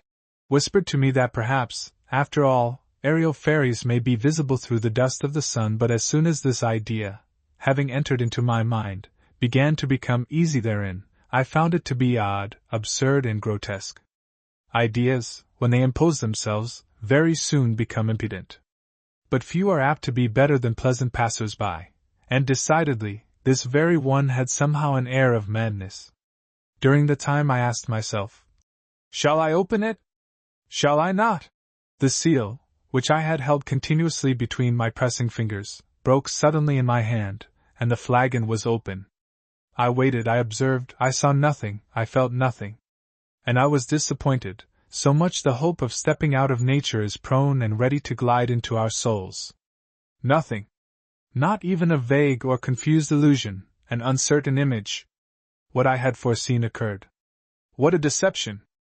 I felt somewhat vexed. Reclined in my armchair, I vowed to myself, before all the black-haired Egyptians surrounding me, to close my soul better in the future to the lies of the Kabbalists, and once more recognized my dear teacher's wisdom and resolved, like him, to be guided by reason in all matters not connected with faith, Christian and Catholic. Expecting the visit of a lady salamander, what silliness! Is it possible that salamanders exist? But what is known about it, and why not? Since noon the air was heavy, now it became stifling. Rendered torpid by long days of quietness and seclusion, I felt a weight on my forehead and eyes. The approach of a thunderstorm lay heavy on me. I let my arms hang down, and with head thrown back, and eyes closed, I glided into a doze full of golden Egyptians and lustful shadows. In this uncertain state the sense of love alone was alive in my body, like a fire in the night. How long it had lasted I could not say, when I was awakened by a sound of light steps and the rustling of a dress. I opened my eyes and gave a great shout. A marvelous creature stood before me, clad in black satin, a lace veil on her head, a dark woman with blue eyes, of resolute features and a juvenile and pure skin, round cheeks and the mouth animated as by an invisible kiss. The short skirt let little feet be seen, dancing, jolly, spirited feet. She held herself upright, but was round, somewhat thick-set, in her voluptuous perfection. Under the black velvet ribbon round her throat a little square of her bosom was visible, brown, but dazzling. She looked on me with an air of curiosity. I have said already how sleep had rendered me amorous. I rose quickly and stepped forward. "Excuse me," she said. "I am looking for M. d'Astarac." I said to her, "Madam, there is no M. d'Astarac. There is you and I expected you. You are a salamander. I have opened the crystal flagon. You have come. You are mine." I took her in my arms and covered with kisses all places my lips could find uncovered by her dress. She tore herself away and said, "You are mad." "That is quite natural," I replied. "Who in my place could remain sane?" She lowered her eyes, blushed, and smiled. I fell at her feet. "As M. d'Astarac is not here," she said, "I had better retire." "Remain!" I cried, and bolted the door. "Do you know if he will soon be back?" "No, madam. He will not return for a long time. He left me alone with the salamanders. But I want one only, and that one is you." I lifted her in my arms, carried her to the sofa, fell down on it with her, and smothered her with kisses. I was out of my senses. She screamed, I did not hear her. She pushed me back with outstretched hands. Her fingernails scratched me all over, and her vain defense only excited my frenzy. I pressed and laced her, she fell back worn out. Her mollified body gave way, she closed her eyes and soon, in my triumph, her beautiful arms, reconciled, pressed me on her bosom. Released, alas! From that delicious embrace, we looked at one another with surprise. Occupied to get up again decently, she put her dress in order and remained silent. "I love you," I said. "What is your name?" I did not think her to be a salamander, and to say the truth never did think so. "My name is Jahel," she said. "What? You're the niece of Mosaid?" "Yes, but keep quiet. If he should know." "What would he do?" "Oh, nothing to me, nothing. But to you the worst. He dislikes Christians." "And you?" "Oh, I dislike the Jews." "Jahel, do you love me a little? It seems to me, sir, that after what we have just now said to one another, your question is an offense." "True, mademoiselle, but I tried to obtain forgiveness for a vivacity and ardor, which did not take the leisure to consult your sentiments." "Oh, monsieur, do not make yourself out to be more guilty than you really are. All your violence, and all your passion, would not have served you at all, had I not found you lovable. When I saw you sleeping in that armchair, I liked your looks, waited for your awakening, the rest you know." As reply I gave her a kiss, she gave it me back. What a kiss! I fancied fresh gathered strawberries melting in my mouth. My desire revived and passionately I pressed her on my heart. "This time," she said, "be less hasty, and do not think only of yourself. You must not be selfish in love. Young men do not sufficiently know that. But we teach them." And we immersed ourselves in an unfathomable depth of deliciousness. After that the divine Jahel asked of me, "Have you a comb? I look like a witch." "Jahel," I answered, "I have no comb. I had expected a salamander. I adore you. Adore me, dearest, but remain secret. You do not know Mosaid." "What, Jahel? Is he still so terrible as that, at the age of 130 years, of which he has lived 65 inside a pyramid?" I see, my friend, that stories of my uncle have been told you and that you were simple enough to believe them. Nobody knows his age. I myself am ignorant of it, but I have always known him as an old man. I know only that he is robust and of uncommon strength. He has been a banker at Lisbon, where he killed a Christian he surprised in the arms of my Aunt Miriam. He took to flight, and carried me with him. Since then he loves me with the tenderness of a mother. He tells me things that are told to little children only, and he cries when he sees me asleep. Do you live with him? Yes, in the keeper's lodge, at the other end of the park. I know, you reach it by the lane where mandrakes are to be found. How is it that I did not meet you before? By what sinister destiny, living so near you, have I lived without seeing you? But what do I say lived? Is it to live without knowing you? Are you shut up in yonder lodge? It is true I am somewhat of a recluse, and cannot go for walks as I wish, to the shops, to theatres. Mosade's tenderness does not leave me any liberty. He guards me jealously, and besides 6 small gold cups he brought with him from Lisbon, he loves but me on earth. As he is much more attached to me than he was to my Aunt Miriam, he would kill you, dear, with a better heart than he killed the Portuguese. I warn you so, to impress the necessity of discretion on you, and because it is not a consideration which could stop a brave gentleman. Are you of a good family, my friend? Alas! No, my father applies himself to a mechanic art, and has a sort of trade. And he is not of any of the professions? Does not belong to the banking world? No? It is a pity.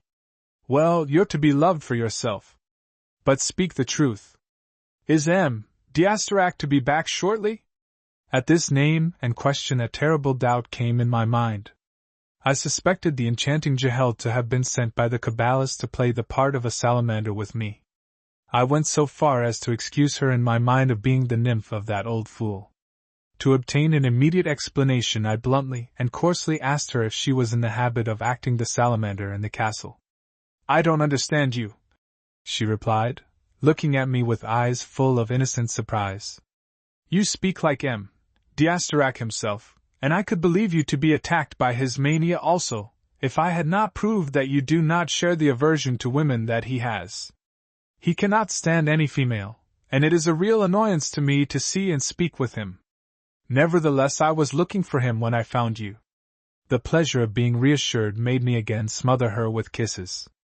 She managed to let me see that she had black stockings which, over the knees, were held up by garters ornamented with diamond buckles, and that sight brought back my mind to ideas pleasant to her.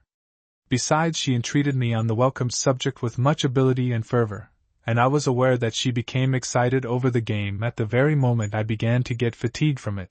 However, I did my best, and was fortunate enough to spare the beautiful girl a disgrace which she did not deserve in the least. It seemed to me that she was not discontented with me. She rose, very quietly, and said, Do you really not know if M. d'Asterac will soon be back? I confess to you that I came to ask him for a small amount of that pension he owes to my uncle, a trifle only. I very badly want it just now. I took my purse out and handed her, with due excuses, the 3 crowns it contained. It was all that remained of the 2 rare liberalities of the Kabbalist who, professing to dislike money, unluckily forgot to pay me my salary. I asked Mademoiselle Jehel if I should not have the pleasure of seeing her again. You will, she replied. And we agreed that she should ascend at night time to my room whenever she could escape from the lodge, where she was pretty nearly a prisoner. Take care to remember, I told her, that my room is the 4th on the right of the corridor, and Abbé Coignard's the 5th. The others give access to the lofts, where 2 or 3 scullions lodge, and hundreds of rats. She assured me that she would be very careful not to make a mistake, and would scratch on my door and not on any other. Besides, she continued, your Abbé Coignard seems to be a very good man, and I am pretty sure that we have in no way to be afraid of him. I looked at him, through a peephole, on the day he came with you to visit my uncle. I thought him amiable, though I could not hear what he said. Principally his nose I thought to be really ingenious and capable. A man with such a nose ought to be full of expedients, and I very much wished to become acquainted with him. One can but better one's mind by having intercourse with people of high spirit. I am only sorry that my uncle was not pleased with his words and scoffing humor. Mosaide hates him, and of his capacity for hate no Christian can form an idea. Mademoiselle, I replied, Monsieur l'Abbé Jerome Coignard is a very learned man, and he has in addition philosophy and kindness.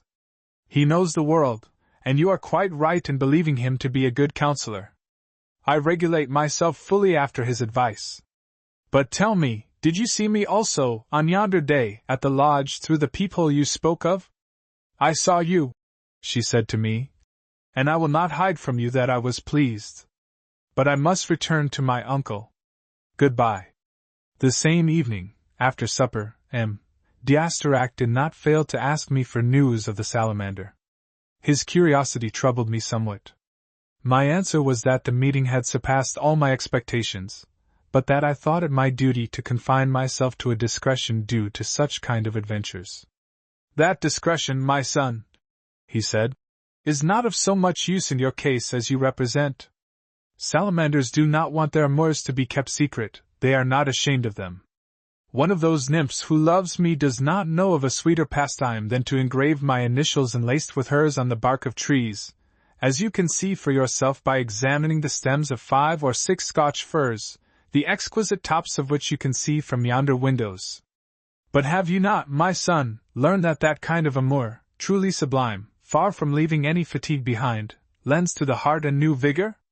I am sure that after what passed today you'll employ your night in translating at least 60 pages of Zosimus the Panapolitan.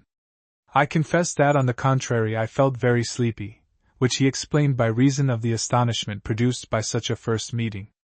And so the great man remained convinced that I had had intercourse with a salamander. I felt some scruples at deceiving him, but I was compelled to do it, and besides, he deceived himself to such a degree that it was hardly possible to add anything to his illusions. So I ascended peacefully to my room, went to bed, and blew the candle out at the end of the most glorious day of my life. Chapter 16. Jahel comes to my room, what the Abbé saw on the stairs, his encounter with Mosaide. Jahel kept her word. On the second day after, she scratched at my door. We were a great deal more comfortable in my room than we had been in M. d'Asterac's study, and what had taken place at our first meeting was but child's play in comparison to what love inspired us at our second opportunity. She tore herself out of my arms at the dawn with 1,000 oaths to join me again very soon, calling me her soul, her life, her dearest sweetheart. That day I rose very late. When I reached the library, my master was already sitting over the papyrus of Zosimus, his pen in one hand, his magnifying glass in the other, and worthy of the admiration of anyone having due consideration for good literature. Jacques Tournebroche, he said to me, the principal difficulty of this reading consists in not a few of the letters being easily confounded with others, and it is important for the success of the deciphering to make a list of the characters lending themselves to similar mistakes, because by not taking such precautions we are running the risk of employing the wrong terminations, to our eternal shame and just vituperation. I have today already committed some ridiculous blunders. It must have been because, since daybreak, my mind has been troubled by what I saw last night, and of which I will give you an account. I woke up in the morning twilight, and I felt a longing for a glass of that light white wine about which I made yesterday my compliments to M. d'Asterac, if you remember. For there exists, my son, between white wine and the crowing of the cock a sympathy, doubtless dating from Noah's time, and I am certain that if St. Peter, in that sacred night he passed in the yard of the great high priest, had had just a mouthful of Moselle claret, or only wine of Orleans, he never would have disowned Jesus Christ before the cock crowed a second time. But in no sense, my boy, have we to regret that bad action. It was of the utmost importance that the prophecies were fulfilled, and if Peter or Cephas had not committed on that very night the worst of infamies, he would not now be the greatest saint in heaven, and the cornerstone of our holy church, to the confusion of honest men according to the world, who have to see the keys of their eternal bliss held by a dastardly knave. O salutary example, which, drawing man out of the fallacious inspirations of human honor, leads him on the road of salvation. O masterly disposition of religion! O divine wisdom, exalting the meek and wretched to the humiliation of the haughty. O marvel! O mystery!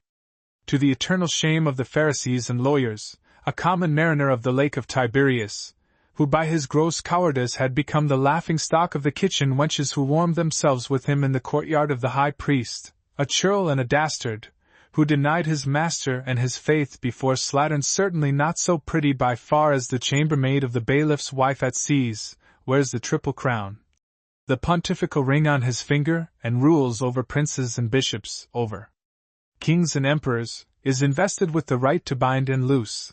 The most respectable of men, the most honest dame, cannot enter heaven unless he gives them admission.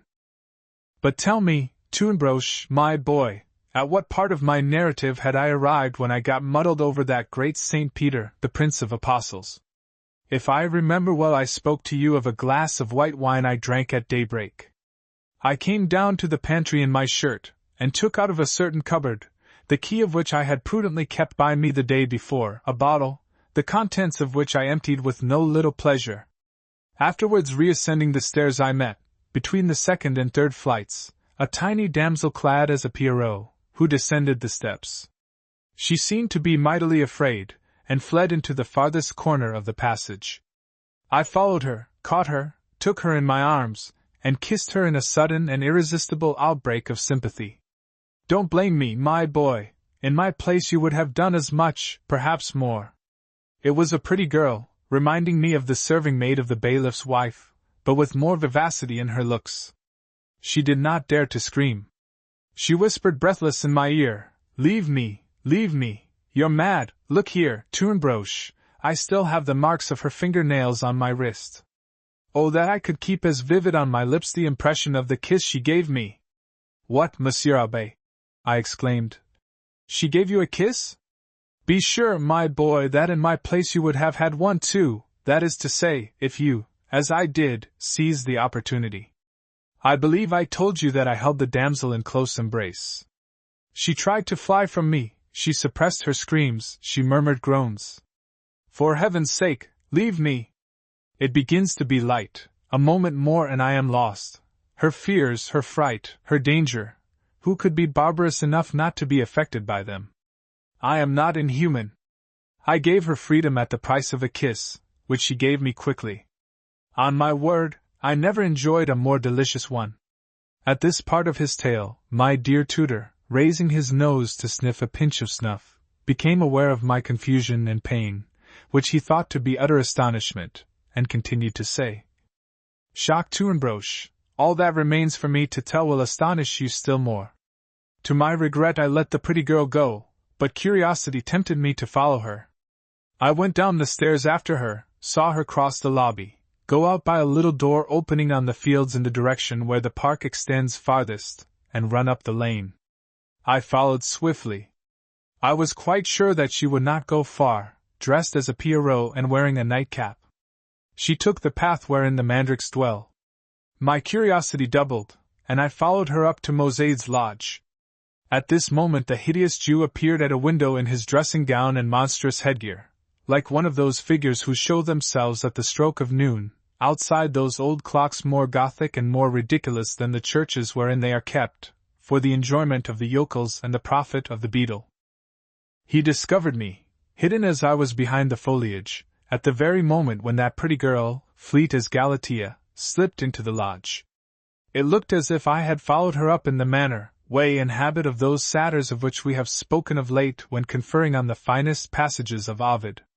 My dress could but add to such resemblance. Did I tell you, my boy, that I wore only a shirt?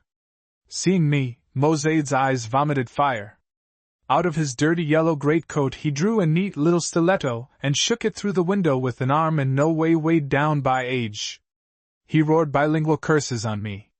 Yes, Tunbroche, my grammatical knowledge authorizes me to say that his curses were bilingual, that Spanish, or rather Portuguese, was mixed in them with Hebrew. I went into a rage at not being able to catch their exact sense, as I do not know these languages, although I can recognize them by certain sounds which are frequent when they are spoken.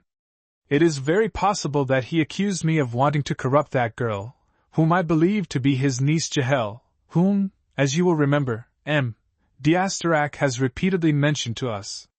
As such his invectives were rather flattering to me, as I have become, my boy, by the progress of age and the fatigues of an agitated life, so that I cannot aspire any longer to the love of juvenile maidens. Alas! Should I become a bishop, that is a dish of which I shall never taste. I am sorry for it. But it is no good to be closely attached to the perishable things of this world, and we are compelled to leave what leaves us. Accordingly Mosaide, brandishing his stiletto, squalled out his hoarse sounds mingled with sharp yelpings in such a manner that I felt insulted, as well as vituperated, in a chant or song. And without flattering myself, my dear boy, I can say that I have been treated as a rake and a seducer in a tune solemn and ceremonious. When yonder Mosaide brought his imprecations to an end, I endeavored to let him have my reply in 2 languages also. I replied in a mixture of Latin and French that he was a manslayer and a sacrilegist, who murdered tiny babes and stabbed sacred hosts. The fresh morning wind blowing between my naked legs reminded me that I wore a shirt only. I felt somewhat embarrassed, because it is evident, my boy, that a man without breeches is in a state highly inconvenient to speak of sacred truth, to confound error and to prevent crime.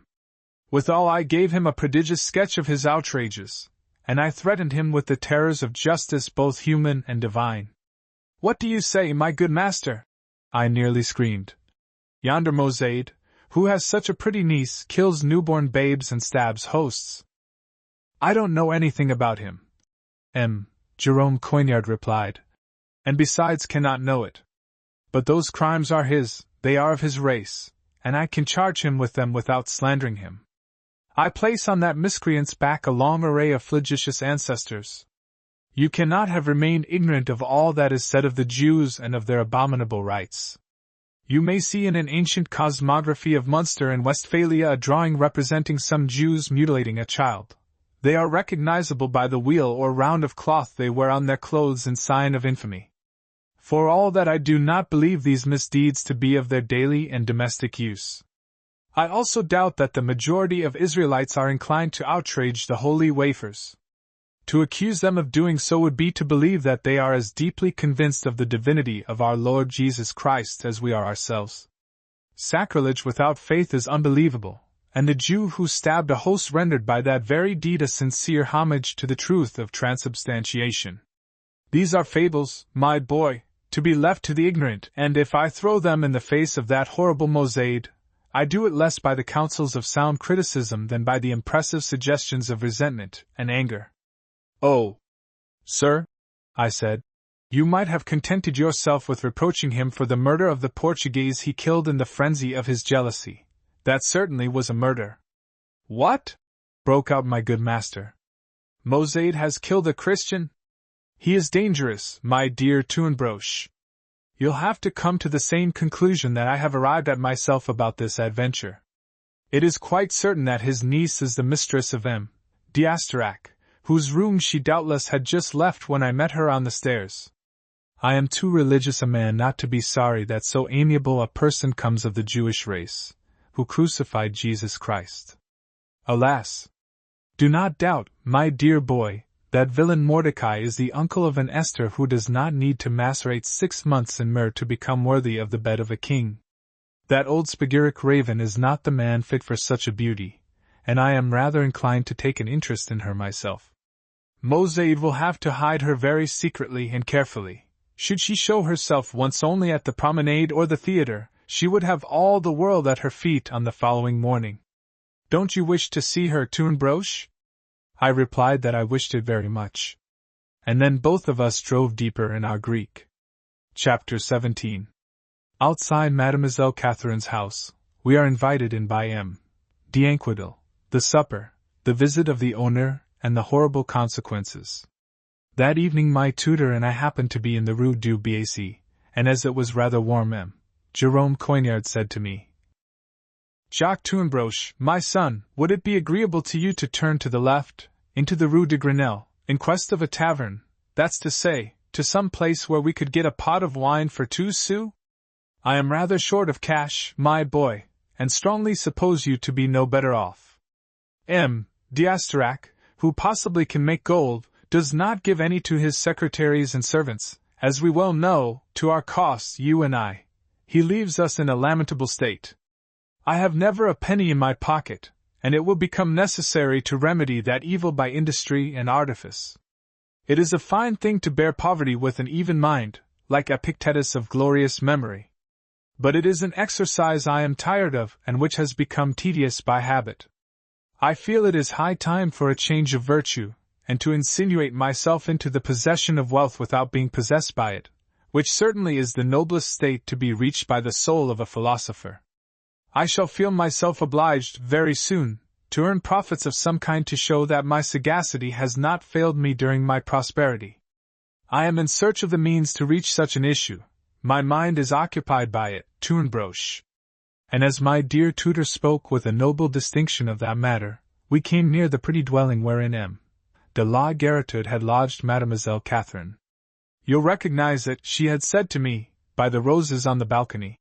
There was not light enough to see the roses, but I fancied I could smell them. Advancing a few yards I saw her at the window watering flowers. She recognized me, laughed, and threw me kisses with her chubby little hand. Upon that a hand passing through the open window slapped her cheek. In her surprise she let the water jug slip out of her hand. It fell down into the street, at a hair's breadth from my tutor's head. The slapped beauty disappeared from the window, and the ear-boxer appeared. He leaned out and shouted, "Thank God, sir, you are not the Capuchin. I cannot stand seeing my mistress throw kisses to that stinking beast, who continually prowls under this window. For once I have not to blush at her choice. You look quite an honest man, and I believe I have seen you before. Do me the honor to come up. Within a supper is prepared. You'll do me a real favor to partake of it, as well as the abbé, who has just had a pot of water thrown over his head, and shakes himself like a wetted dog. After supper we'll have a game of cards, and at daybreak we'll go hence to cut one another's throats. But that will be purely and simply an act of civility, and only to do you honor, sir, for, in truth, that girl is not worth the thrust of a sword. She is a hussy. I'll never see her any more." I recognized in the speaker the Monsieur d'Inquedil whom I had seen a short time ago excite his followers so vehemently to spike Friar Ange. Now he spoke with courtesy and treated me as a gentleman. I understood all the favor he conferred on me by his consent to cut my throat. Nor was my dear tutor less sensible of so much urbanity, and after having shaken himself he said to me, "Jacques Tournebroche, my son, we cannot say nay to such a gracious invitation." Already 2 lackeys had come down bearing torches. They led us to a room where a collation had been prepared on a table lit up by wax candles burning in 2 silver candelabra. M. d'Inquedil invited us to be seated, and my good master tied his napkin round his throat. He already had a thrush on his fork when heart-rending sobs were to be heard. "Don't take any notice of yonder noise," said M. d'Inquedil. "It's only Catherine, whom I have locked in that room." "Ah, sir, you must forgive her," said my kind-hearted tutor, looking sadly on the gold-brown toasted little bird on his fork. "The pleasantest meat tastes bitter when seasoned with tears and moans. Could you have the heart to let a woman cry? Reprieve this one, I beg of you. Is she then so blamable for having thrown a kiss to my young pupil, who was her neighbor and companion in the days of their common mediocrity, at a time when this pretty girl's charms were only famous under the vine arbor of the little Bacchus? It was but an innocent action, as much so as a human, and particularly a woman's, action can ever be innocent, and altogether free of the original stain. Allow me also to say, sir, that jealousy is a Gothic sentiment, a sad reminder of barbaric customs, which has no business to survive in a delicate, well-born soul." "Monsieur l'Abbé," inquired M. d'Inquedil, "on what grounds do you presume me to be jealous? I am not. But I cannot stand a woman mocking me.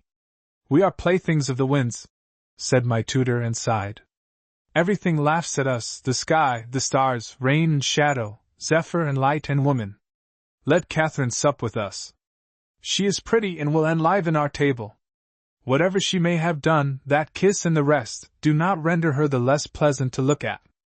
The infidelities of women do not spoil their beauty. Nature, pleased to adorn them, is indifferent to their faults. Follow her, and forgive Catherine."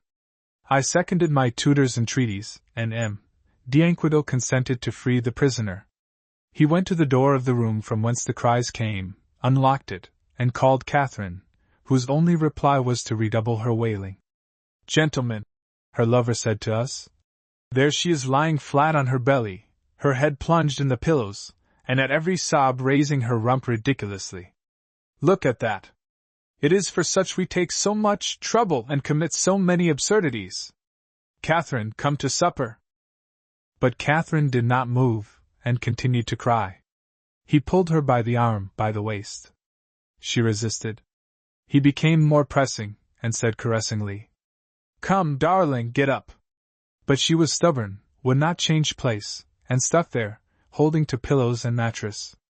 At last her lover lost patience, swore, and shouted rudely, "Get up, slut!" At once she got up, and smiling amid her tears, took his arm and came with him to the dining room, looking the very picture of a happy victim. She sat down between D'Anquetil and me, her head inclined on the shoulder of her lover the while her foot felt for mine under the table. "Gentlemen," said our host, "forgive my vivacity, an impulse I cannot regret, because it gives me the honor to entertain you at this place. To say the truth, I cannot endure all the whims of this pretty girl, and I have been very suspicious since I surprised her with her capuchin. My dear friend," Catherine said, pressing at the same time her foot on mine, "your jealousy goes astray. You should know that my only liking is for Jacques." "She jests," said D'Anquetil. "Do not doubt of it," said I. "It is quite evident that she loves you, and you alone." "Without flattering myself," he replied, "I have somehow attracted her attachment. But she is coquettish and fickle. Give me something to drink," said the Abbé. D'Anquetil passed him the demijohn and exclaimed, "By gad! Abbé, you who belong to the church, you'll tell us why women love capuchins." Coignard wiped his lips and said, "The reason is that capuchins love humbly, and never refuse anything. Another reason is that neither reflection nor courtesy weakens their natural instincts. Sir, yours is a generous wine." "You do me too much honor," replied D'Anquetil. "It is de la Garritude's. I have taken his mistress. I may as well take his bottles." "Nothing is more equitable," said my tutor. "I see, with pleasure, that you rise above prejudices. Do not praise me, Abbé, more than I deserve. My birth renders easy to me what may be difficult for the vulgar. A commoner is compelled to have some restraint in all his doings. He is tied down to rigid probity, but a gentleman enjoys the honor of fighting for his king and his pleasure, and does not need to encumber himself with foolish trifles. I have seen active service under de Villars, and in the War of Succession, and have also run the risk of being killed without any reason in the Battle of Parma. The least you can do is to leave me free to lick my servants, to balk my creditors, and take, if it please me, the wives of my friends, likewise their mistresses." "You speak nobly," said my good master, "and you are careful to maintain the prerogatives of the nobility." "I have not," replied D'Anquetil, "those scruples which intimidate the crowd of ordinary men, and which I consider good only to stop the timorous and restrain the wretched." "Well spoken," said my tutor. "I do not believe in virtue," replied the other. "You're right," said my master again. "With his quite peculiar shape, the human animal could not be virtuous without being somewhat deformed. Look, for an example, on this pretty girl supping with us, on her beautiful bosom, her marvelously rounded form, and the rest. In what part of her enchanting body could she lodge a grain of virtue? There is no room for it, everything is so firm, so juicy, solid, and plump. Virtue, like the raven, nests in ruins. Her dwellings are the cavities and wrinkles of the human body. I myself, sir, who, since my childhood, have meditated over the austere principles of religion and philosophy, could not insinuate into myself a minimum of virtue otherwise than by means of constitutional flaws produced by sufferings and age. And evermore I absorbed less virtue than pride. In doing so I got into the habit of addressing to the divine Creator of this world the following prayer: My Lord, preserve me from virtue if it is to lead me from godliness. Ah! Godliness! This it is possible and necessary to attain. That is our decent ending. May we reach it some day. In the meantime, give me something to drink. I'll confess, said M. d'Anquetil, that I do not believe in a god. Now for once, sir, I must blame you, said the abbé. One must believe in God, and all the truths of our holy religion. M. d'Anquetil protested. You make game of us, abbé, and take us to be worse ninnies than we really are. As I have said, I do not believe either in God or devil, and I never go to Mass, the King's Mass alone excepted. The sermons of the priests are stories for old women, bearable, perhaps, in such times as when my grandmother saw the Abbé de Choisy, dressed as a woman, distribute the holy bread at the church of Saint Jacques du Haut Pas. In those times there may have been religion, today there is none, thank God. By all the saints and all the devils, don't speak like that, my friend, exclaimed Catherine. As sure as that pie stands on this table, God exists. And if you want a proof of it, let me say that when, last year, on a certain day, I was in direful distress and penury, I went, on the advice of Friar Ange, to burn a wax candle in the church of the Capuchins, and on the following I met M. de la Gueritude at the promenade, who gave me this house, with all the furniture it contains, the cellar full of wine, some of which we enjoy tonight, and sufficient money to live honestly. Fie! Fie! Said M. d'Anquetil. The idiot makes God Almighty interfere in dirty affairs. This shocks and wounds one's feelings, even if one is an atheist. My dear sir, said my good tutor, it is a great deal better to compromise God in dirty business, as does that simple-minded girl, than, as you do, to chase him out of the world he has created. If he has not expressly sent that burly contractor to Catherine, his creature, he at least suffered her to meet him. We are ignorant of his ways, and what this simpleton says contains more truth, may be mixed and alloyed with blasphemy, than all the vain words a reprobate draws out of the emptiness of his heart. Nothing is more despicable than the libertinism of mind that the youth of our days make a show of. Your words make me shiver. Am I to reply to them by proofs out of the Holy Scriptures and the writings of the Fathers? Shall I make you hear God speaking to the patriarchs and to the prophets? Si locutus est Abraham et semini aegis in secula? Shall I spread out before you the traditions of the Church? Invoke against you the authority of both Testaments? Blind you with Christ's miracles, and his words as miraculous as his deeds? No! I will not arm myself with those holy weapons. I fear too much to pollute them in such a fight, which is not at all solemn. In her prudence the Church warns us not to risk turning edification into a scandal. Therefore I will not speak, sir, of that wherewith I have been fed on the steps of sanctuaries. But without violating the chaste modesty of my soul, and without exposing to profanation the sacred mysteries, I'll show you God overawing human reason, I'll show you it by the philosophy of pagans, and by the tittle-tattle of ungodly persons. Yes, sir, I'll make you avow that you recognize him, against your own free will. Much as you want to pretend he does not exist, you cannot but agree that, if a certain order prevails in this world, such order is divine, flows out of the spring and fountain of all order. I agree, replied M. d'Anquetil, reclining in his armchair and fondling his finely shaped calves. Therefore take care, said my good tutor.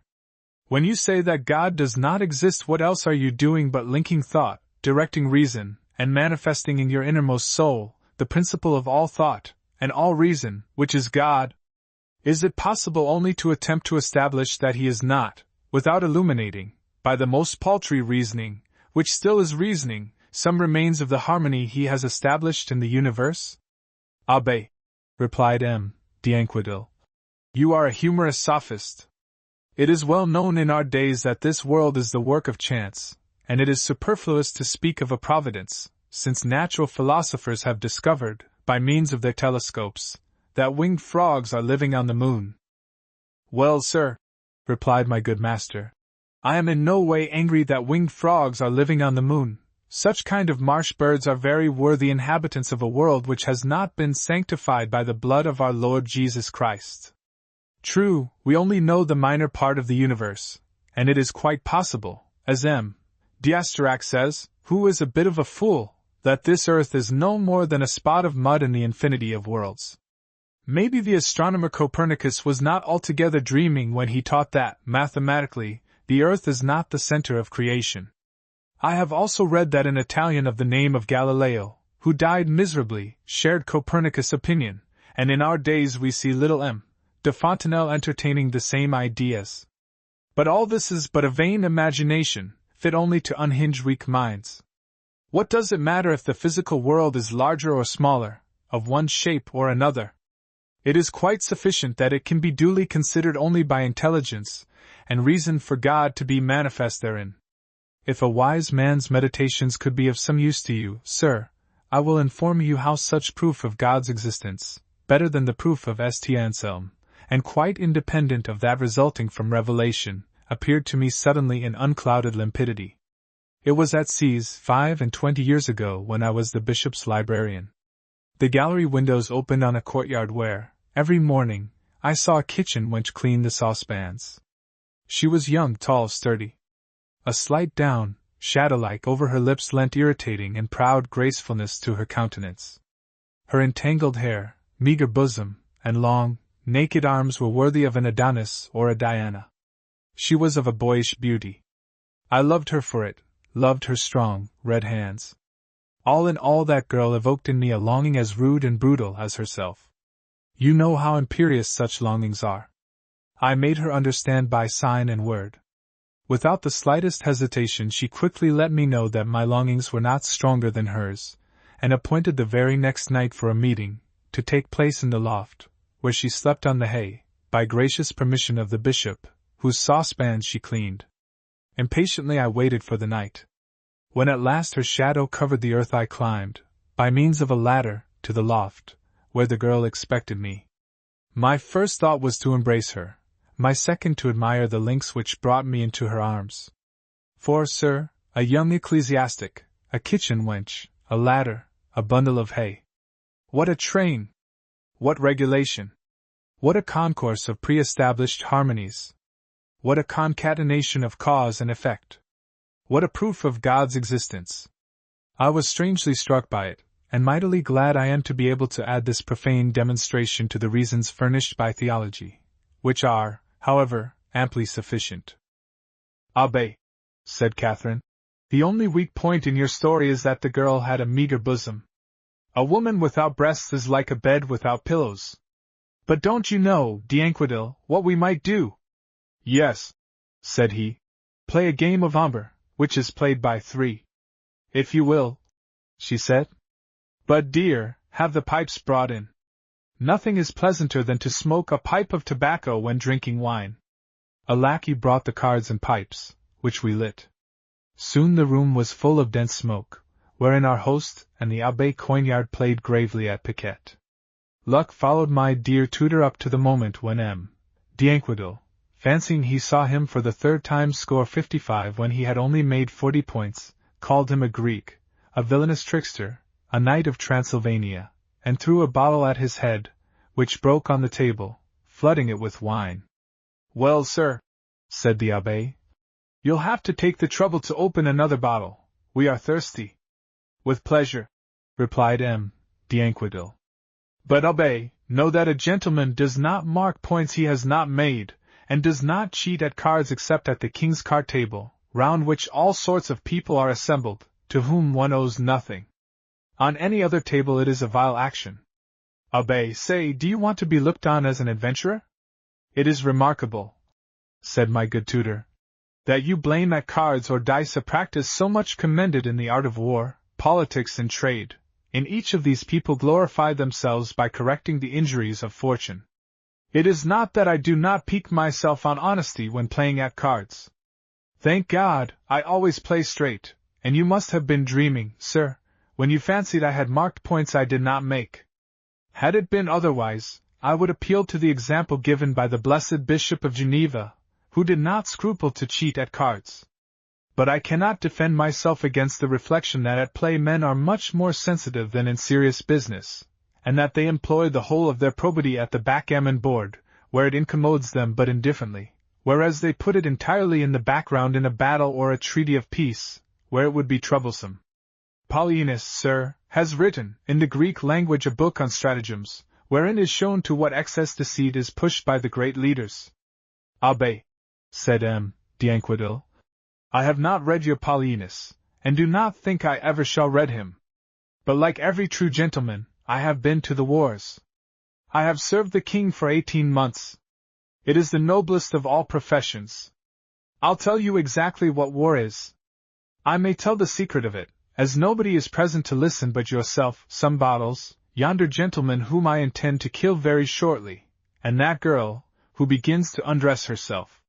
Yes, said Catherine, I undress, and will keep only my chemise on, because I feel too hot.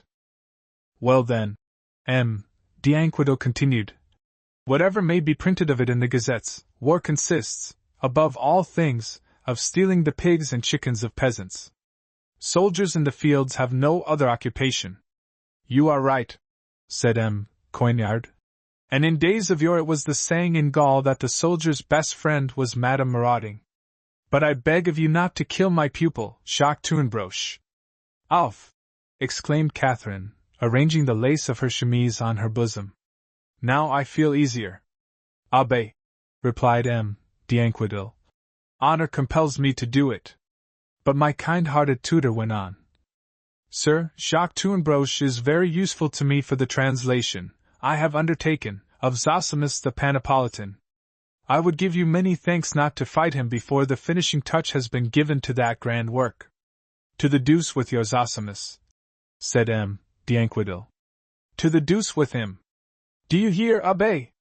I'll send him to the deuce, as a king would do with his first mistress. And he sang. What's that Zosimus?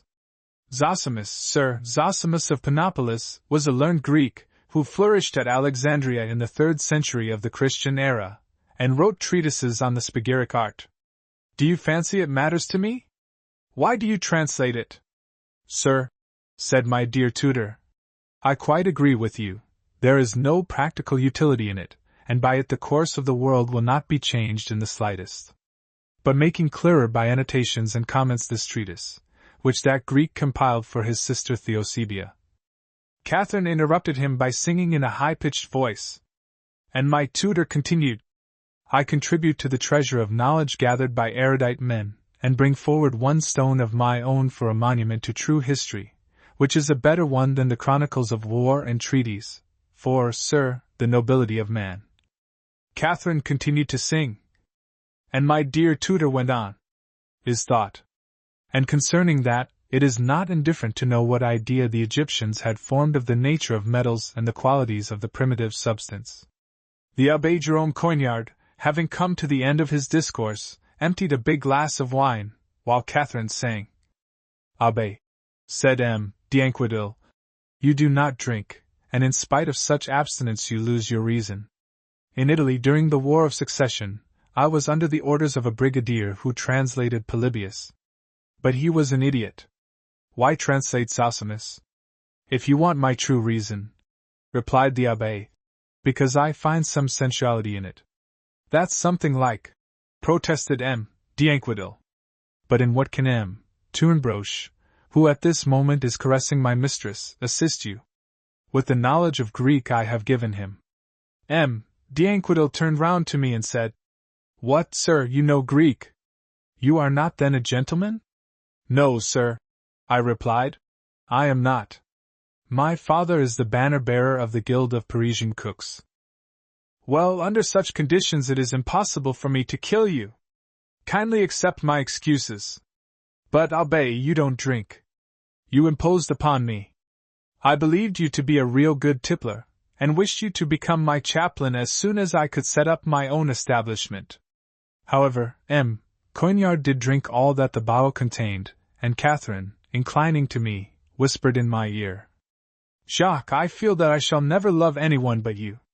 These words, spoken by a really fine woman clad in no other wrapper than a chemise, troubled me to the extreme. Catherine ended by fuddling me entirely, by making me drink out of her own glass, an action passing unobserved in the confusion of a supper which had overheated the heads of us all. D'Anquetil knocked off the neck of a bottle on the corner of the table and filled our bumpers. From this moment on, I cannot give a reliable account of what was said and done around me.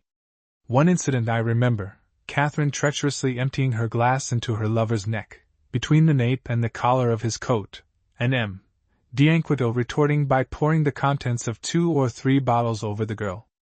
Wearing nothing beyond her chemise, it changed Catherine into a kind of mythological figure of a humid species like nymphs and naiads. She cried herself into a rage and twisted in convulsions. At that very moment, in the silence of the night, we heard knocks at the house door. We became suddenly motionless and dumb, like people bewitched.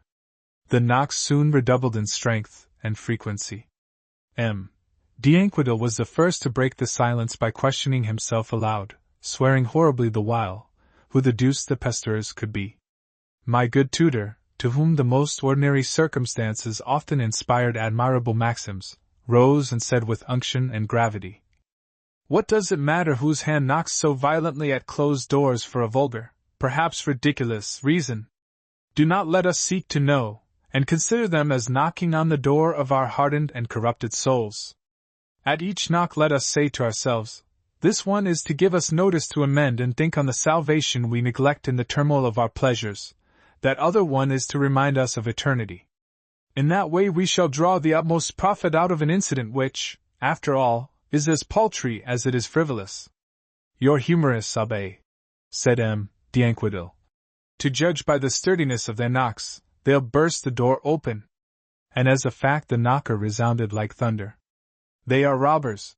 exclaimed the soaked girl. "Jesus! We shall be massacred. It is our chastisement for having sent away the little friar. Many times I have told you, D'Anquetil, that misfortune comes to houses from which a Capuchin has been driven." "Hear the stupid," replied D'Anquetil. "That damned monk makes her believe any imbecility he chooses to dish her up. Thieves would be more polite, or at least more discreet. I rather think it is the watch." "The watch! Worse and worse," said Catherine. "Bah!" D'Anquetil exclaimed. "We'll lick them." My dear tutor took the precaution to put one bottle in one of his pockets, and as an equipoise another bottle in the other pocket. The house shook all over from the furious knocks.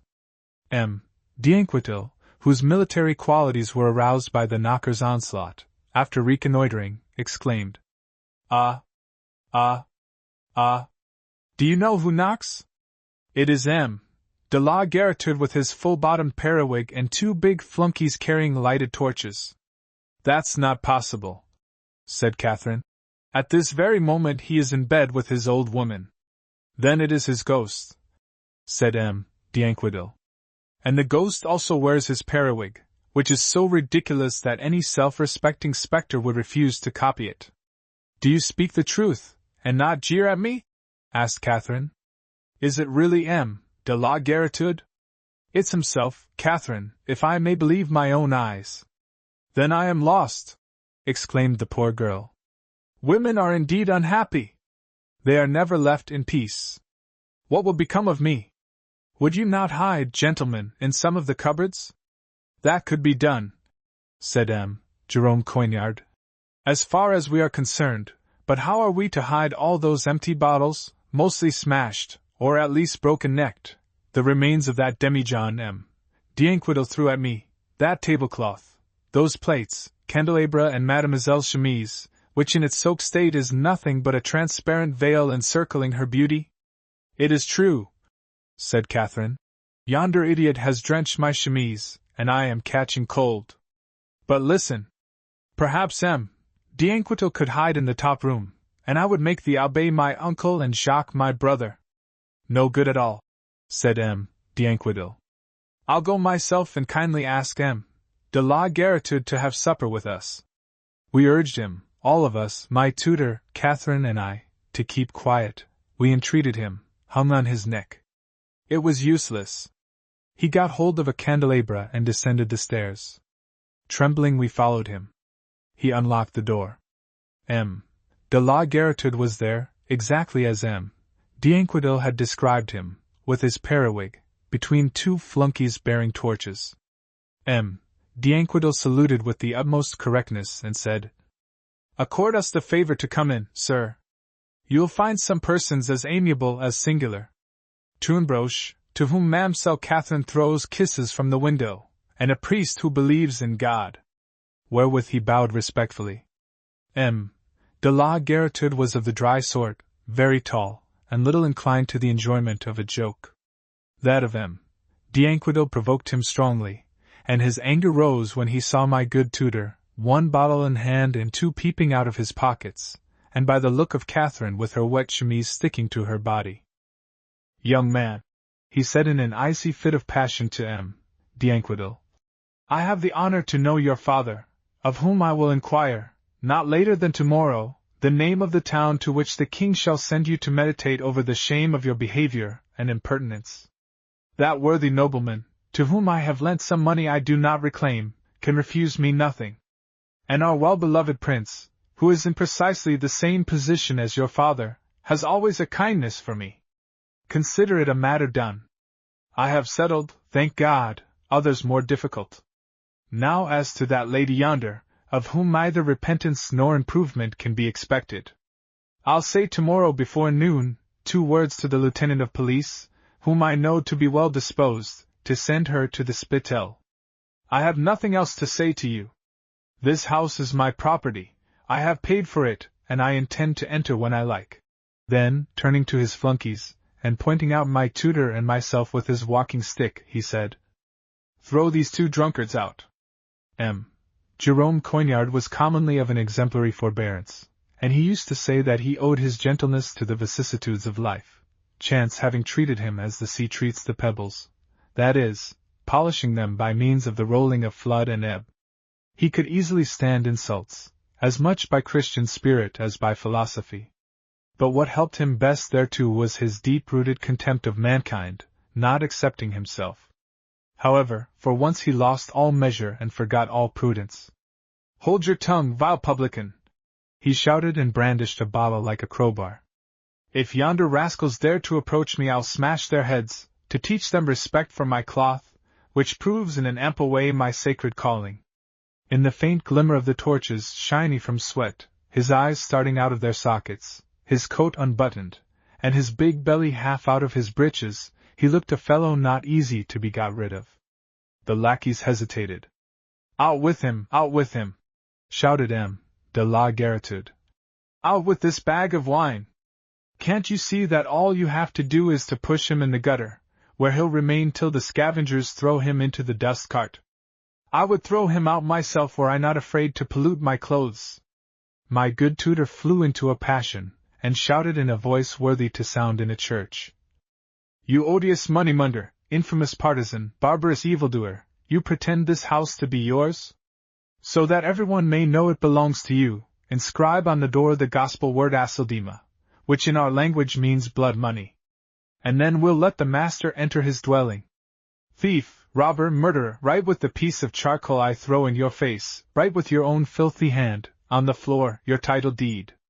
Blood money of the widow and orphans, blood money of the just. Asildima. If not, out with you, man of quantities. We'll remain." M. de la Garitude had never in his life heard anything of this sort, and thought he had to deal with a man, as one might easily suppose, and more for defense than attack, he raised his big stick. My good tutor, out of his senses, threw a bottle at the head of the contractor, who fell headlong on the floor, howling, "He has killed me!" And as he was swimming in red wine he really looked as though murdered. Both the flunkies wanted to throw themselves on the murderer, and one of them, a burly fellow, tried to grasp him, when M. Coignard gave the fellow such a butt that he rolled in the stream beside the financier. Unluckily he rose quickly, and arming himself with a still burning torch, jumped into the passage, where bad luck awaited him. My good master was no longer there, he had taken to his heels. But M. d'Inquedil was still there with Catherine, and he it was who received the burning torch on his forehead. An outrage he could not stand, he drew his sword, and drove it to the hilt in the unlucky knave's stomach, teaching him, at his own expense, how fatal it may be to attack a gentleman. Now Coignard had not got 20 yards away from the house when the other lackey, a tall fellow, with the limbs of a daddy-long-legs, ran after him, shouting for the guard. "Stop him! Stop him!" The footman ran faster than the abbé, and we could see him, at the corner of the Rue Saint-Guillaume, extending his arms to catch Coignard by the collar of his gown.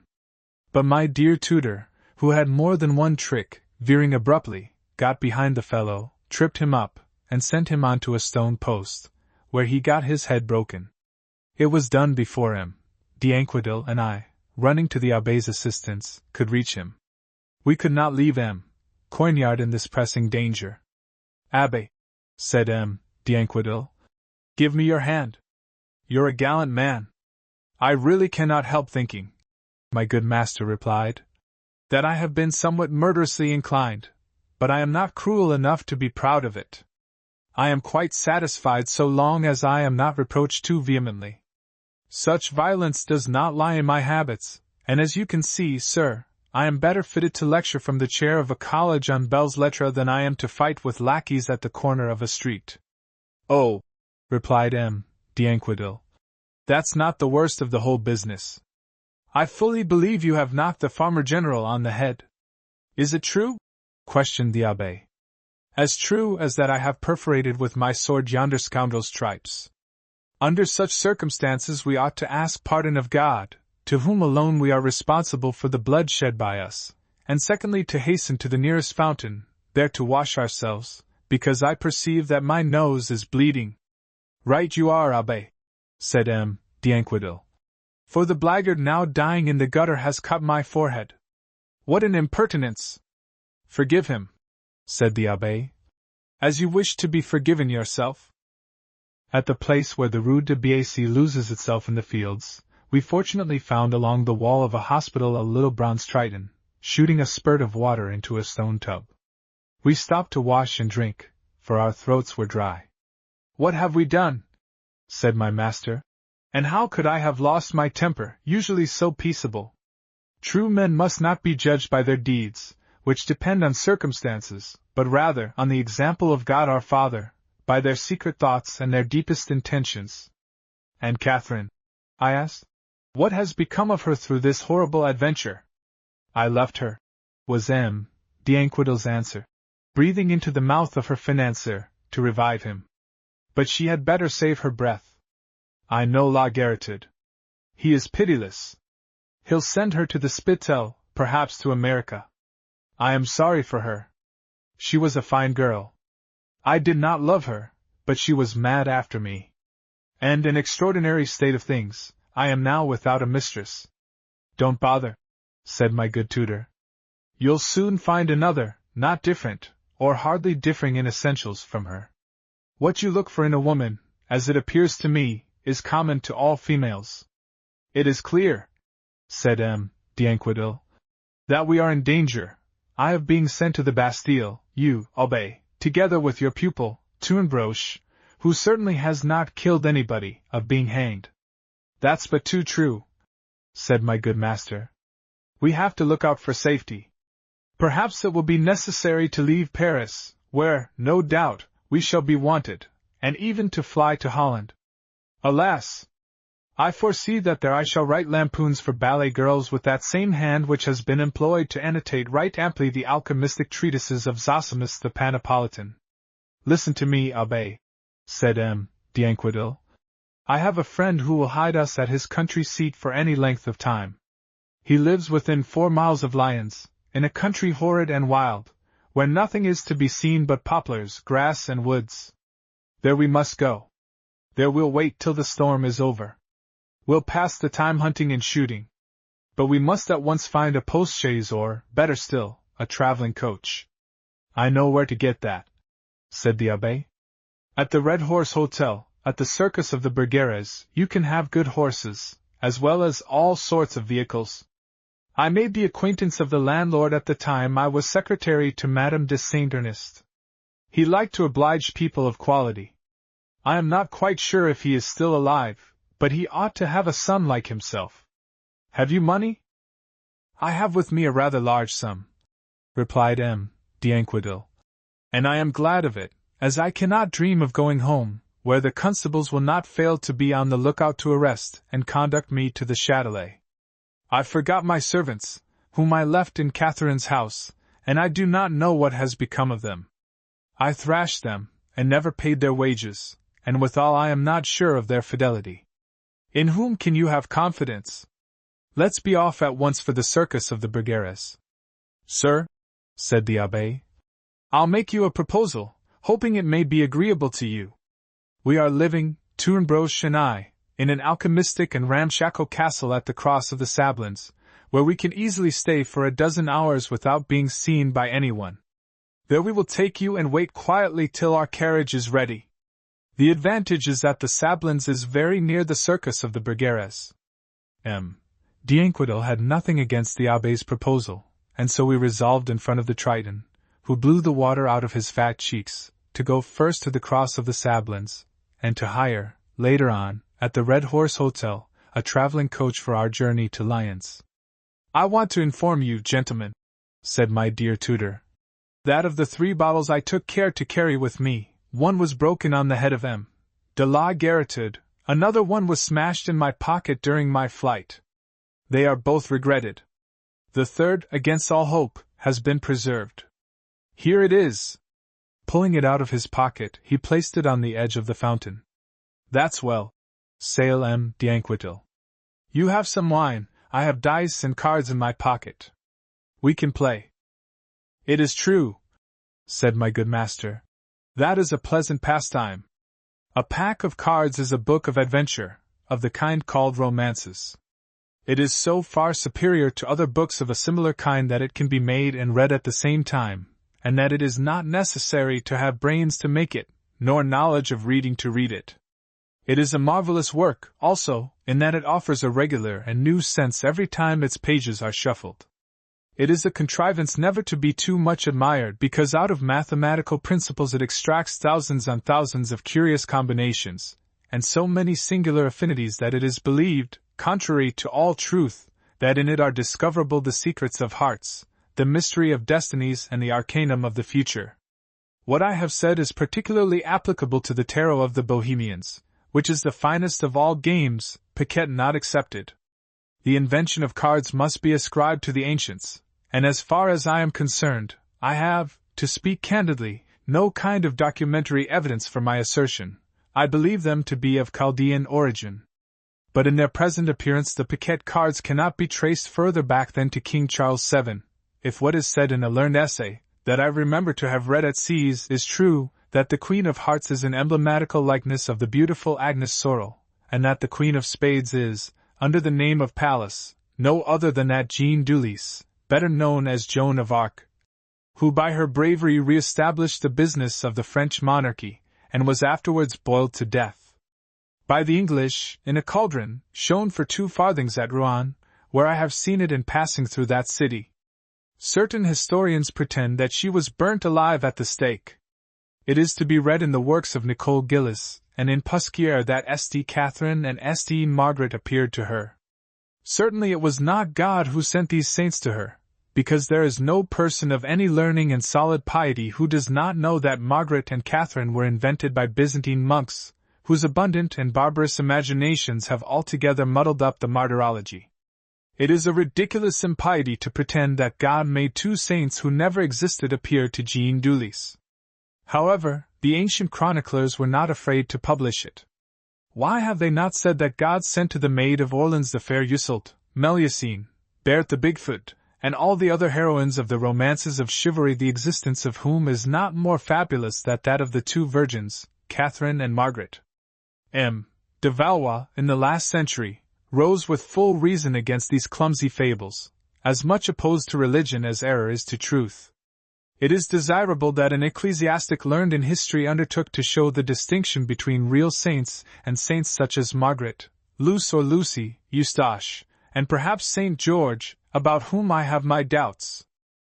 If on a future day I should be able to retire to some beautiful abbey, possessing a rich library, I will devote to this task the remainder of a life, half worn out in frightful tempests and frequent shipwrecks. I am longing for a harbor of refuge, and I have the desire and the taste for a chaste repose suitable to my age and profession. While M. Coignard was holding this memorable discourse, M. d'Anquetil, without listening to the abbé's words, was seated on the edge of the fountain, shuffling the cards and swearing like a trooper, because it was too dark to play a game of piquet. "You are right," said my good master. "It is a bad light, and I am somewhat displeased over it, less because I cannot play cards than because I have a desire to read a few pages of the Consolations of Boethius, of which I always carry a small edition, so as to have it handy when something unfortunate overcomes me, as has been the case this day. It is a cruel disgrace, sir, for a man of my calling to be a homicide, and liable at any moment to be locked up in one of the ecclesiastical prisons. I feel that a single page of that admirable book would strengthen my heart, crushed by the very idea of the officer." Having spoken, he let himself gently slide over the edge of the basin, so deep that the best part of his body went into the water. But not taking the slightest notice, and hardly feeling it, he took the Boethius out of his pocket, it was really there, and putting his spectacles on, wherein one glass only remained, and that one cracked in 3 places, he looked in the little book for the page most appropriate for his present situation. He doubtless would have found it, and extracted from it new strength, if the rotten state of his barnacles, the tears that came into his eyes, and the feeble light which came from the sky, had permitted him to search for it. Very soon he had to confess that he was unable to see a wink, and became angry with the moon, who showed her pointed sickle on the edge of a cloud. He reproached her and heaped bitter invectives on her. He shouted, "Luminary obscene, mischievous and libidinous, you never tire of illuminating men's wickedness, and you deny a ray of your light to him who searches for virtuous maxims. The more so, Abbé, as this bitch of a moon gives just light enough to find our way along the streets, and not sufficient to play a game of piquet. Let's go at once to the castle you spoke of, where I have to slip in without being seen." That was good advice, and after we had drunk the wine to the last drop we took the road, all 3 of us, to the cross of the Sablins. I walked with M. d'Anquetil. My good tutor, hindered by the water his breeches had soaked in, followed us, crying, moaning and disgusted. Chapter 18. Our return. We smuggle M. d'Anquetil in, M. d'Astarac on jealousy, M. Jerome Coignard in trouble, what happened while I was in the laboratory, Jehel persuaded to elope. The morning light already pricked our jaded eyes when we reached the green door to the park. We had not to use the knocker, as some time ago the porter had given us the keys of his domain. It was agreed that my good tutor, with d'Anquetil, should cautiously advance in the shadow of the lane, and that I should remain behind on the lookout for the faithful Crichton, and the kitchen boys who might perhaps see us coming along. This arrangement, which was nothing but reasonable, was to turn out rather badly for me. My 2 companions had gone up without being discovered, and reached my room, where we had decided to hide M. d'Anquetil until the moment of escape in the postchaise. But as I was climbing the 2nd flight of steps I met M. d'Astarac, in a red damask gown, carrying a silver candlestick. He put, as he habitually did, his hand on my shoulder. "Hello, my son," he said. "Are you not very happy, having broken off all intercourse with women, and by that escaped all dangers of bad company? With the august maidens of the air you need not be in fear of quarrels, scuffles, injurious and violent rows which usually occur with creatures following a loose life. In your solitude, which delights the fairies, you enjoy a delicious peace." I thought at first that he mocked me, but I soon found out that nothing was further from his thoughts. "I am pleased to have met you, my son," he continued, "and will thank you to come with me to my studio for a moment." I followed him. He unlocked, with a key nearly an ell long, that confounded room where I had seen the glare of infernal fires. When we were inside the laboratory he asked me to kindly make up the smoldering fire. I threw some short logs into the furnace, where I don't know what was steaming, exhaling a suffocating odor. While he was occupied with his black cookery, cupillating and matrassing, I remained seated on a settle, and against my will, closed my eyes. He made me reopen them to admire a green earthenware vessel, with a glass top, which he had in his hand. "You ought to know, my son," he said, that this subliming pot is called a little. It contains a liquid to be looked at with the greatest attention, as it is nothing less than the mercury of the philosophers. Do not suppose that it is to keep its present dark color forever. Soon it will change to white, and in that state will change all metals into silver. Hereafter, by my art and industry, it will turn red, and acquire the virtue of transmuting silver into gold.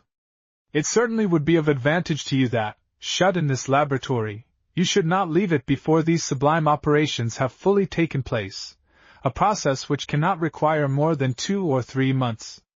But as to ask you to do so would perhaps be imposing too hard a restriction on your youth. Be satisfied, for this time, to observe the preludes of the work, while putting, if you please, as much wood on the fire as possible.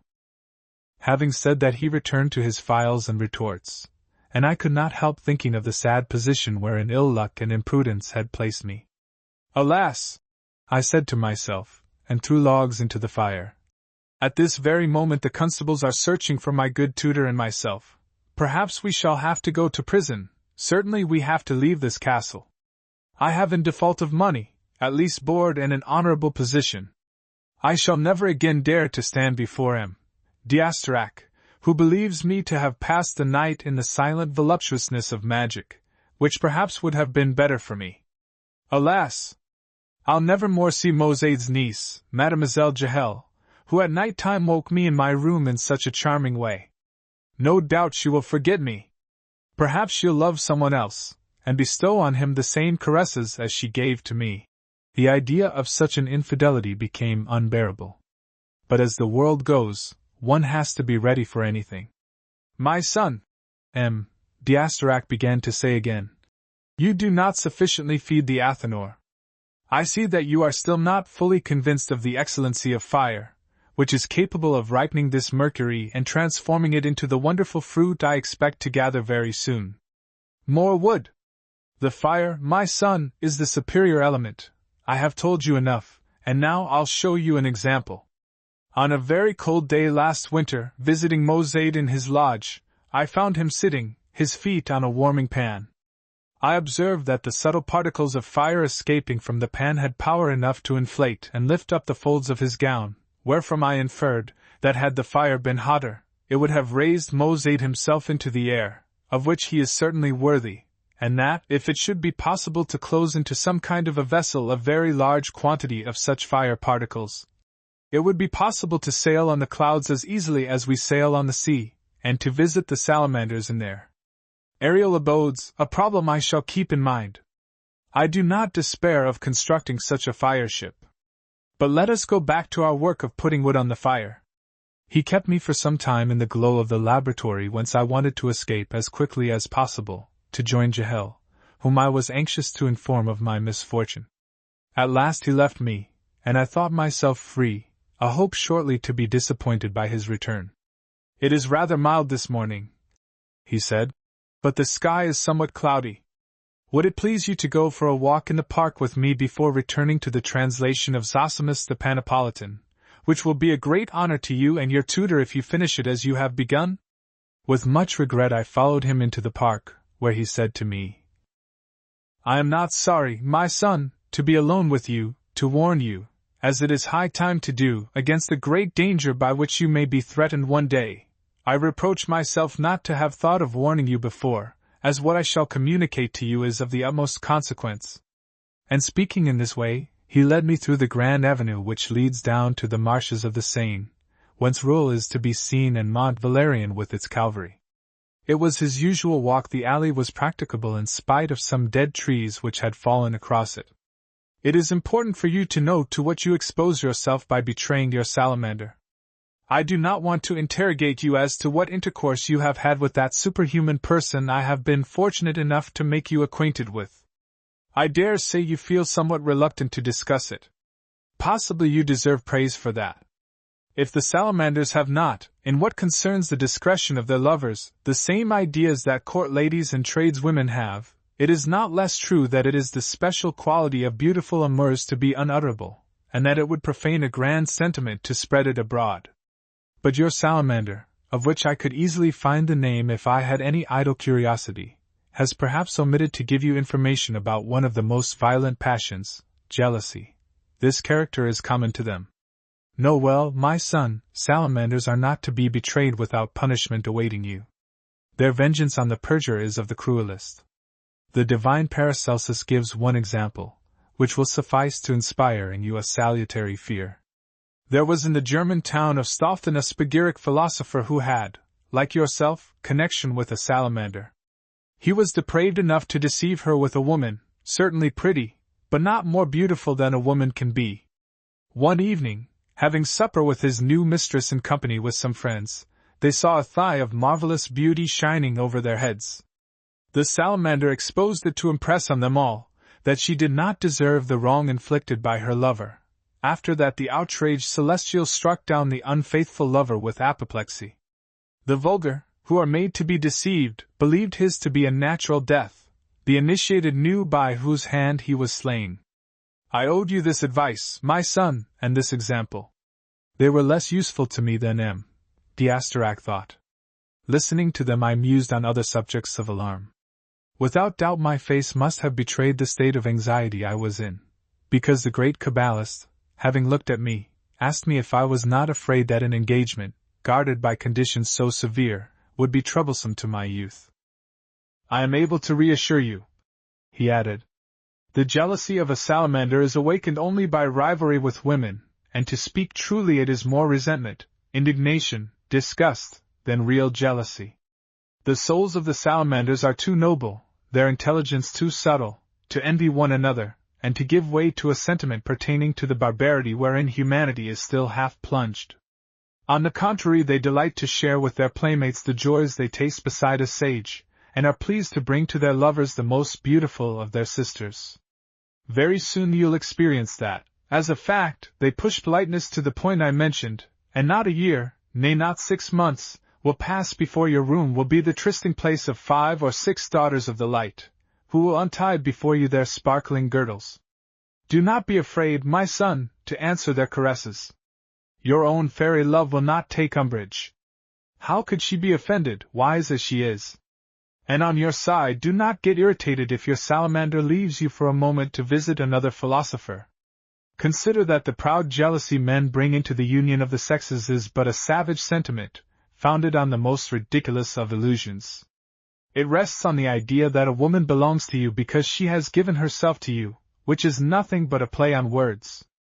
While making this speech, D'Asterac had turned into the lane of the mandrakes, where we could see Mosade's cottage, half hidden by foliage, when suddenly an appalling voice burst upon us and made my heart beat faster.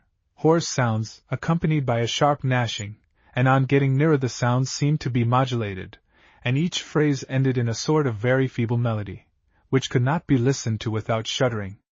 Advancing a few paces we could, by listening closely, understand the sense of the strange words. The voice said, "Hear the malediction with which Elisha cursed the insolent and mirthful children. Listen to the anathema Barak flung on Miros. I curse thee in the name of Archithuriel, who is also called the Lord of Battles, and holds the flaming sword. I doom thee to perdition in the name of Sardelophonos, who presents to his master the flowers and garlands of merit offered by the children of Israel. Be cursed, hound! Anathema, swine!" Looking from whence the voice came, we could see Mosade on the threshold of his house, standing erect, his arms raised, his hands in the form of fangs, with nails crooked, appearing inflamed by the fiery light of the sun. His head was covered with his dirty tiara, and he was enveloped in his gorgeous gown, showing when flying open his meager bowlegs and ragged breeches. He looked like some begging magician, immortal, and very old. His eyes glared, and he said, "Be cursed in the name of all globes, be cursed in the name of all wheels, be cursed in the name of the mysterious beasts Ezekiel saw."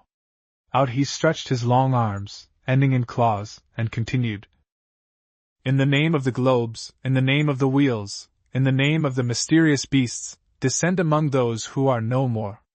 We advanced a few paces between the half-grown trees to see the object over which Mosade extended his arms in his anger, and discovered, to our great surprise, Jerome Coignard, hanging by a lapel of his gown on an evergreen thorn bush. The night's disorder was visible all over his body, his collar and his shoes torn, his stockings smeared with mud, his shirt open, all reminded me of our common misadventures, and worse than all, the swelling of his nose spoilt entirely the noble and smiling expression which never left his features. I ran up to him and unhooked him so luckily off the thorns that only a small piece of his breeches stuck to them. Mozade, having had his say, re-entered the cottage. As he wore only slippers, I could observe that his legs fitted right into the middle of his feet, so that the heel stuck out behind pretty nearly as much as the forefoot in front, a singular deformation, rendering his walking uncouth, which otherwise would have been noble and full of dignity. Jacques Tournebroche, my dear boy, said my tutor with a sigh, that Jew must be Isaac Lakedam in person, so to blaspheme in all languages. He vowed me to a death near and violent with an enormous abundance of metaphors, and he called me a pig in 14 distinct languages, if I counted them correctly. I could believe him to be the Antichrist, and he does not want some of the signs by which that enemy of God is to be recognized. Under any circumstances he is a dirty Jew, and never has the wheel as a brand of infamy been exposed on the vestments of a worse or more rabid miscreant. As for himself, he not only deserves the wheel formerly attached to the garments of Jews, but also that other wheel on which scoundrels have their bones broken. And my good master, mightily angry in his turn, shook his fist in the direction where Mozade had disappeared, and accused him of crucifying children and devouring the flesh of newborn babes. D'Asterac went up to him and touched his breast with the ruby he used to wear on his finger. It is useful, said the great Kabbalist, to know the peculiar qualities of precious stones. Rubies soothe resentments, and you'll soon see the Abbé Coignard regain his natural suavity. My dear tutor smiled already, less by virtue of the stone than by the influence of a philosophy which raised this admirable man above all human passions, for I feel it my duty to say, at the very moment my narrative becomes clouded and sad, that Jerome Coignard has given me examples of wisdom under circumstances in which it is but rarely met with. We inquired the cause of the quarrel, but easily understood by the vagueness of his embarrassed replies that he did not intend to satisfy our curiosity. I surmised at once that Jahel was mixed up with it in some way, when I heard with the gnashing of Mozade's voice the grating of locks and bolts, and later on the noise, in the lodge, of a violent dispute between uncle and niece. When we tried again to bring my tutor to some explanation, he said, "Hate for Christians is deeply rooted in every Jew's heart, and yonder Mozade is an execrable example of it. I fancy I discovered in his horrible yelpings some parts of the imprecations the Amsterdam synagogue vomited in the last century on a little Dutch Jew called Baruch or Benedict, but better known under the name of Spinoza, for having framed a philosophy which has been perfectly refuted, as soon as it was brought to public knowledge, by excellent theologians. But this old Mordecai has added to it, so it seems to me, many and much more horrible imprecations, and I confess to having somewhat resented them. For a moment I thought of escaping by flight this torrent of abuse, when to my dismay I found myself entangled in yonder thorn, and sticking to it by different parts of my clothes and skin so fast that I really expected to have to leave the one or the other behind me. I should still be there, in smarting agony, if Tournebroche, my dear pupil, had not freed me. The thorns count for nothing, said D'Asterac, but I'm afraid, Monsieur l'Abbé, that you have trodden on a mandrake. Mandrakes, replied the Abbé, are certainly the least of my cares. You're wrong, said D'Asterac. It suffices to tread on a mandrake to become involved in a love crime, and perish by it miserably.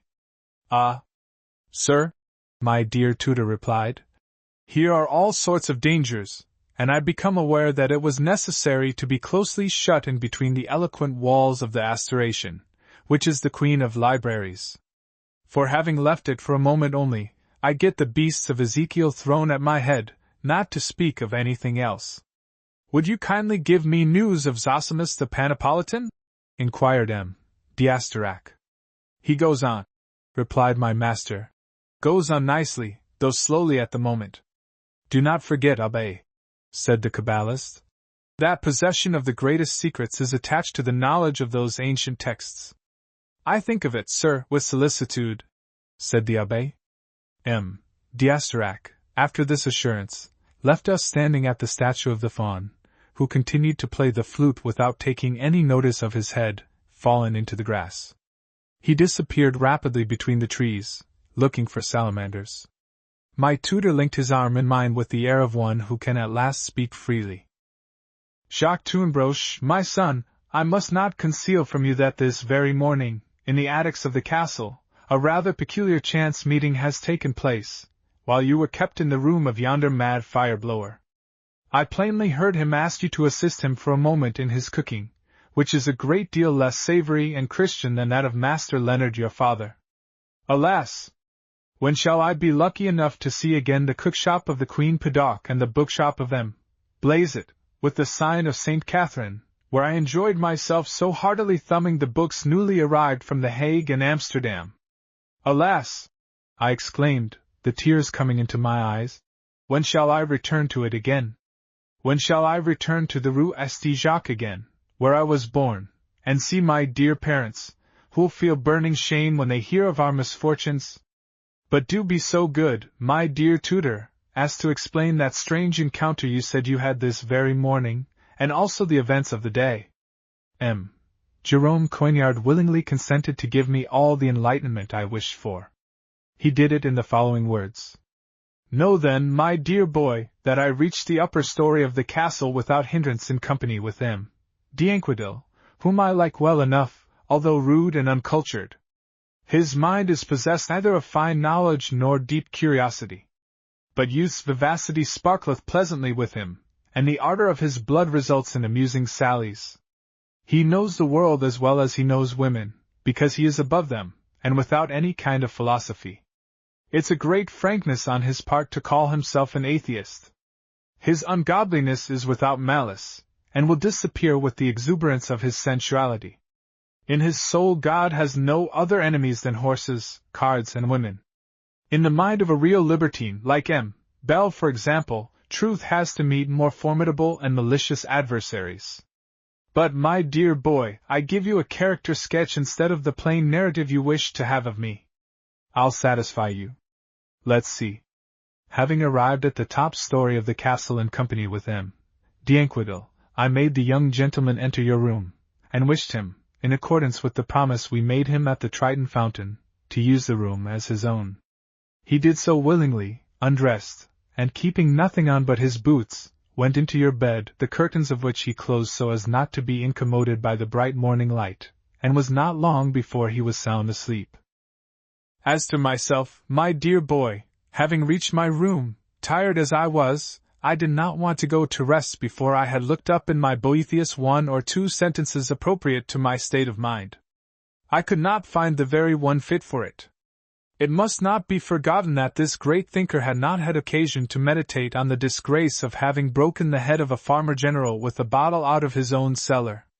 But I was able to pick up here and there, in his admirable treatise, some maxims applicable to present conjunctures. Having done so, I drew the nightcap over my eyes, recommended my soul to God, and quietly went to sleep. After what seemed to me, without being able to measure it, a very short space of time, be mindful, my son, that our actions are the only measure for time, which, if I may say so, is suspended for us by sleep. I felt my arm pulled, and heard a voice shouting in my ear, Abbé! Abbé, wake up! Half dozing as I was, I believed it was a constable wanting to conduct me to the officer, and I deliberated with myself the easiest way in which I could break his head, and rapidly came to the conclusion that the candlestick would be the handiest weapon. It is unhappily too true, my dear boy, that having once stepped aside from the road of kindness and equity, where the wise man walks with a firm and prudent step, one becomes compelled to sustain violence by violence and cruelty by cruelty, thereby proving that a first fault leads invariably to other faults. Evil always follows evil done. One has to be reminded of this if one wants to fully understand the lives of the Roman emperors, of whom M. Crevier has given such an exact account. Those princes were not born more evilly disposed than other men. Caius, surnamed Caligula, was wanting neither in natural spirit nor in judgment, and was quite capable of friendship. Nero had an inborn liking for virtue, and his temperament disposed him towards all that is grand and sublime. Both of them were led by a first fault on the nefarious, villainous road whereon they walked to their miserable end. Their history is cleverly treated in M. Crevier's book. I knew that remarkable writer when he was a teacher of literature and history at the College of Beauvais, as I might be teaching today, had my life not been crossed by 1,000 impediments, and if the natural easiness of my spirit had not drawn me into the manifold snares laid in my way. M. Crevier, my boy, led a pure life. His morals were severe, and I have myself heard him say that a woman who had broken her conjugal vows was capable of the crimes of murder and incendiarism. I repeat this saying of his, to impress you with the saintly austerity of that model priest. But once more I digress, and I must hasten to return to my narrative. Well, as I have said, I thought a constable had come to arrest me, and I could see myself in one of the Archbishop's dungeons, when I opened my eyes and recognized the features and voice of M. d'Anquetil. "Abbé," said that young gentleman to me, "I have just had a singular adventure in Unabridged's room. During my sleep a woman entered my room, glided into my bed, and awoke me with a shower of caresses, tender epithets, sweet murmurings, and passionate kisses. I pushed the curtains back to see the features of my good luck. She was dark and had ardent eyes, one of the finest women I have ever held in my arms. But all at once she screamed and jumped out, violently angry, but not quick enough to prevent me catching her in the passage and pressing her closely in my arms. She began by striking me and scratching my face. After having lacerated it sufficiently to satisfy her outraged womanly honor, we began to explain ourselves. She was well pleased to learn that I am a gentleman, and none of the poorest, and sooner than I might have expected I ceased to be odious to her, and she began to be tender with me, when a scullion appeared in the passage. His appearance put her to flight at once. "I am quite aware," said M.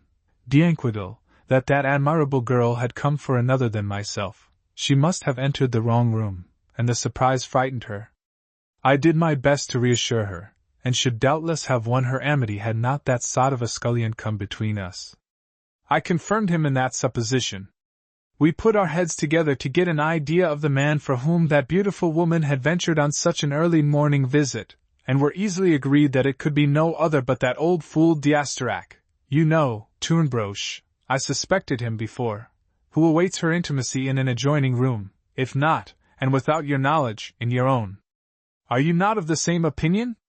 Nothing is more credible, I replied. No doubt it is so. That sorcerer amuses himself when he talks to us of his salamanders. The truth is, he caresses that amazingly pretty girl. He's an impostor. I asked my tutor to favor me with the continuance of his narrative.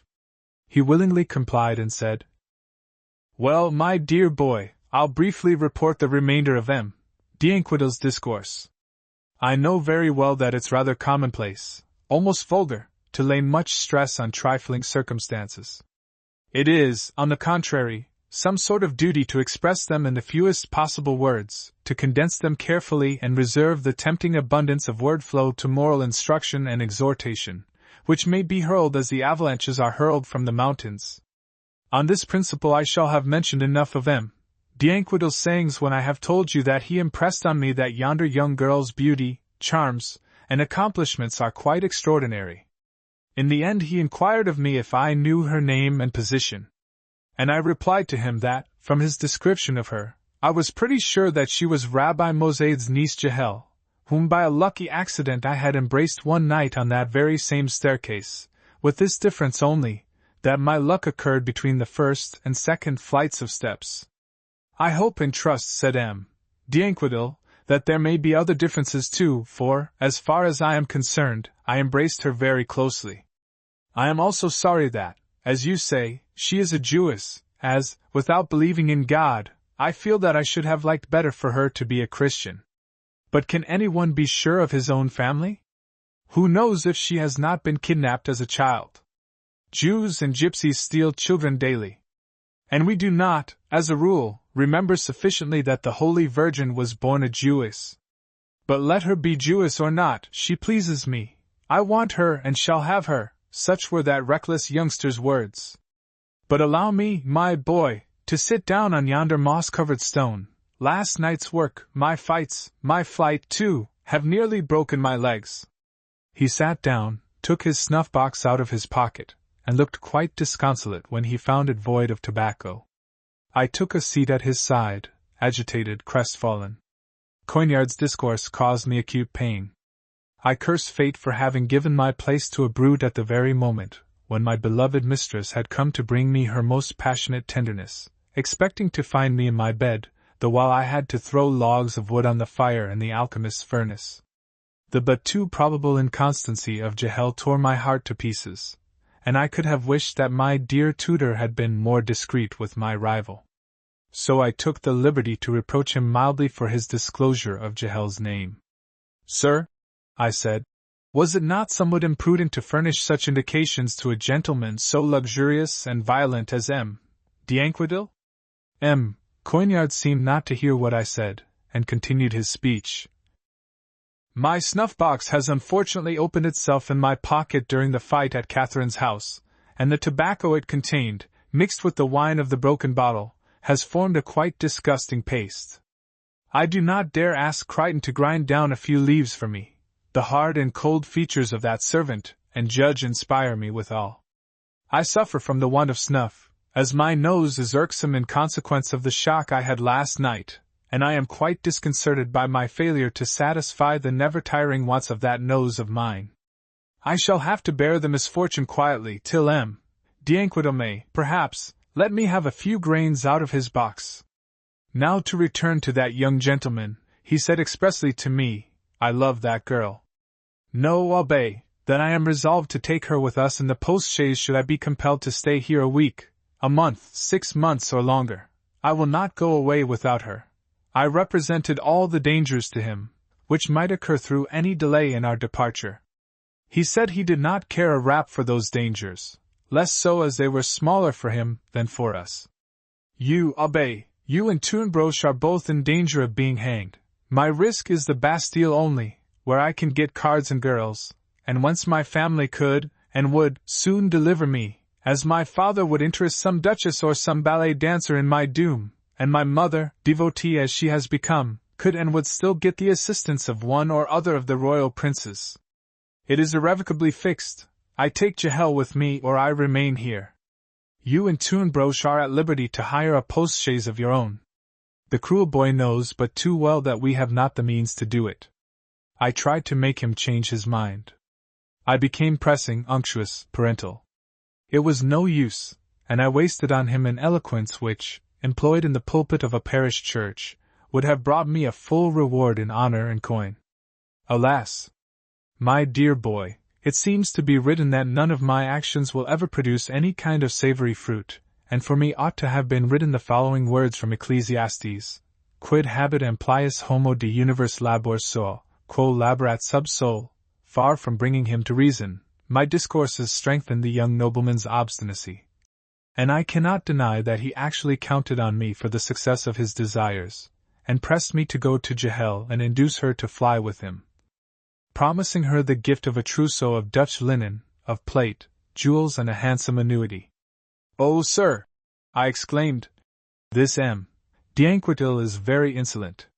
What do you think will be Jahel's reply to his propositions when she knows of them?" "My boy, she knows by now, and I think she will accept them." "If such is the case," I said, "then Mozade must be warned."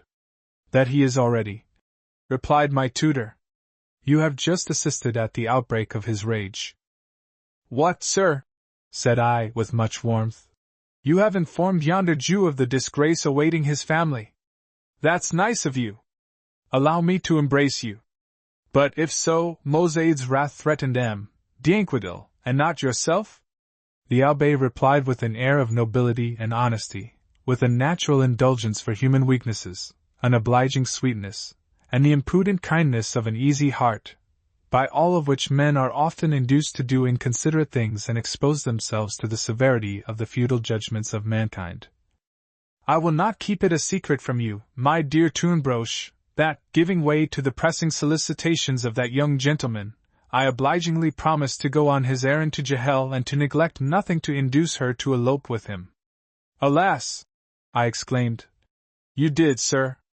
I cannot fully tell how deeply your action wounds and affects me. Unabridged, replied he sternly.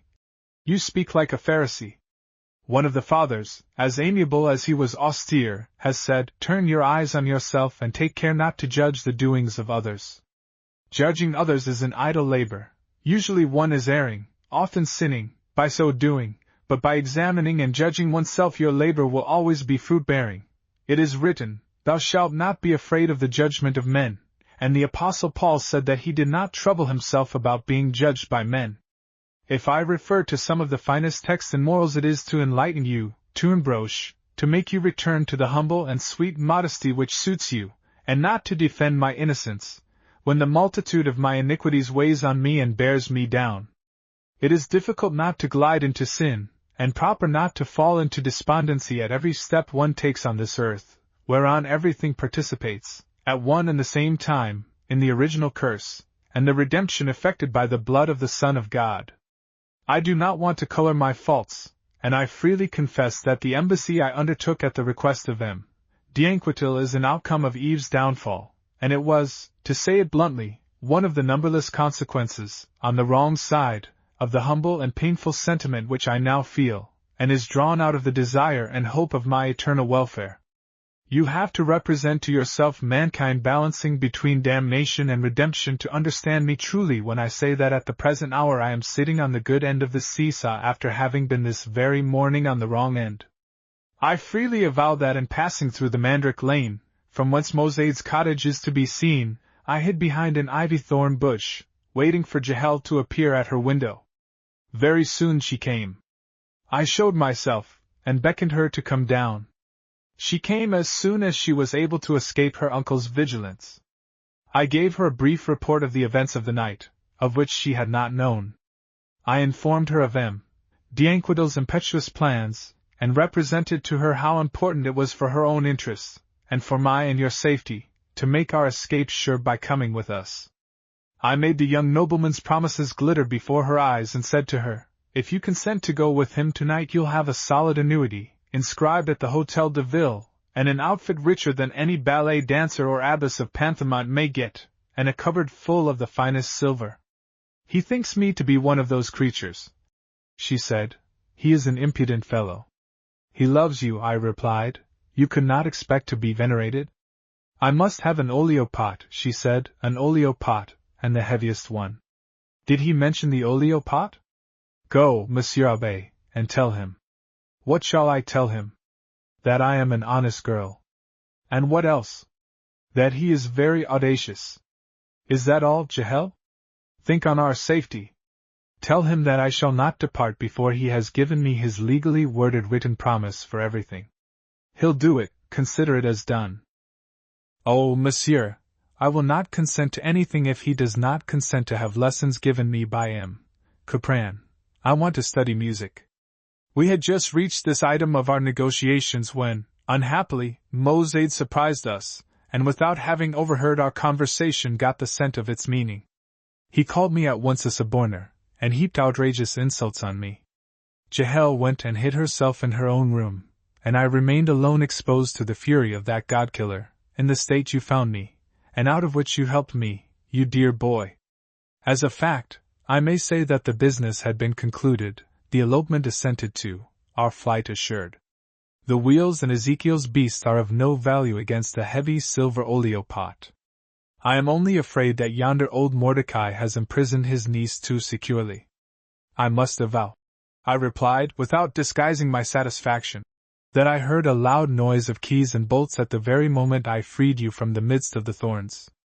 But is it really true that Jehel agreed so quickly to your propositions, which have not been quite decorous, and which, for certain, you did not make with an easy heart? I am abashed, and say, my good master, did she not speak of me, not mention my name, with a sigh or otherwise? No, my boy, she did not pronounce your name, at least not in an audible way. Neither did I hear her mention the name of M.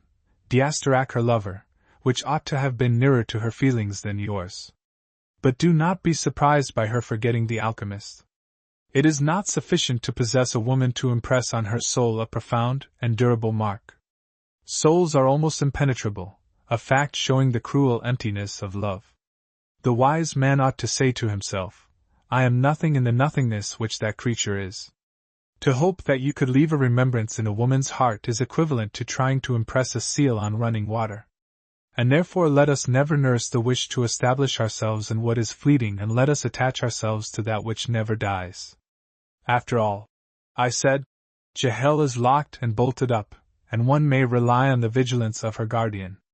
My son, this very evening she has to join us at the Red Horse. Twilight is favorable to evasions, abductions, stealthy movements, and underhand actions. We have to trust to the cunning of that girl. As to you, be sure to attend at the circus of the Brigueres in the dusk. You know D'Anquetil is not patient, and it quite the man to start without you. When he gave me this counsel, the luncheon bell sounded. Have you by chance, he said to me, a needle and thread? My garments are torn at more than one place, and I should like to repair them as much as possible before going to luncheon. Especially my breeches do not leave me without some apprehension. They are so much torn that, should I not promptly mend them, I run the risk of losing them altogether. Chapter 19. Our last dinner at D'Astorac's table, conversation of Jerome Coignard and D'Astorac, a message from home, Catherine in the Spital, we are wanted for murder, our flight, Jehel causes me much misery, account of the journey, the Abbé Coignard on towns, Jehel's midnight visit, we are followed, the accident, Jerome Coignard is stabbed. I took my accustomed place that day at the dining table of the Kabbalist, oppressed by the idea that I sat down at it for the last time. Jehel's treachery had saddened my soul. Alas! Thought I, my most fervent wish had been to fly with her, a wish which looked like being granted, and was now fulfilled in a very cruel manner. Again and again I admired my beloved tutor's wisdom who, on a day when I desired too vivaciously the success of some affair, answered with the following citation. Et tribe et eis petitionem earum. My sorrows and anxieties spoilt my appetite, and I partook sparingly of the dishes served. However, my dear tutor had preserved the unalterable gracefulness of his soul. He abounded in amiable discourse, and one might have said that he was one of those sages which Telemachus shows us conversing in the shades of the Elysian fields, and not a man pursued as a murderer and reduced to a roving and miserable life. D'Astorac, believing that I had passed the night at the cookshop, kindly inquired after my parents, and, as he could not abstract himself for a single moment from his visions, said, When I speak of that cook as being your father, it is quite understood that I express myself in a worldly sense, and not according to nature. Nothing proves, my son, that you have not been begot by a sylph. It is the very thing I prefer to believe, in so far as your spirit, still delicate, shall grow in strength and beauty. Oh, sir! Don't speak like that, replied my tutor and smiled. You oblige him to hide his spirits so as not to damage his mother's good name. But if you knew her better you could not but think with me that she never had any intercourse with a sylph. She is a good Christian who has never accomplished the work of the flesh with any other man than her husband, and who carries her virtue written distinctly on her features, very different from the mistress of that other cookshop, Madame Quonian, about whom they talked so much in Paris, as well as in the provinces. In the days of my youth. Have you never heard of her, sir? Her lover was Mariette, who later on became secretary to D'Angervilliers.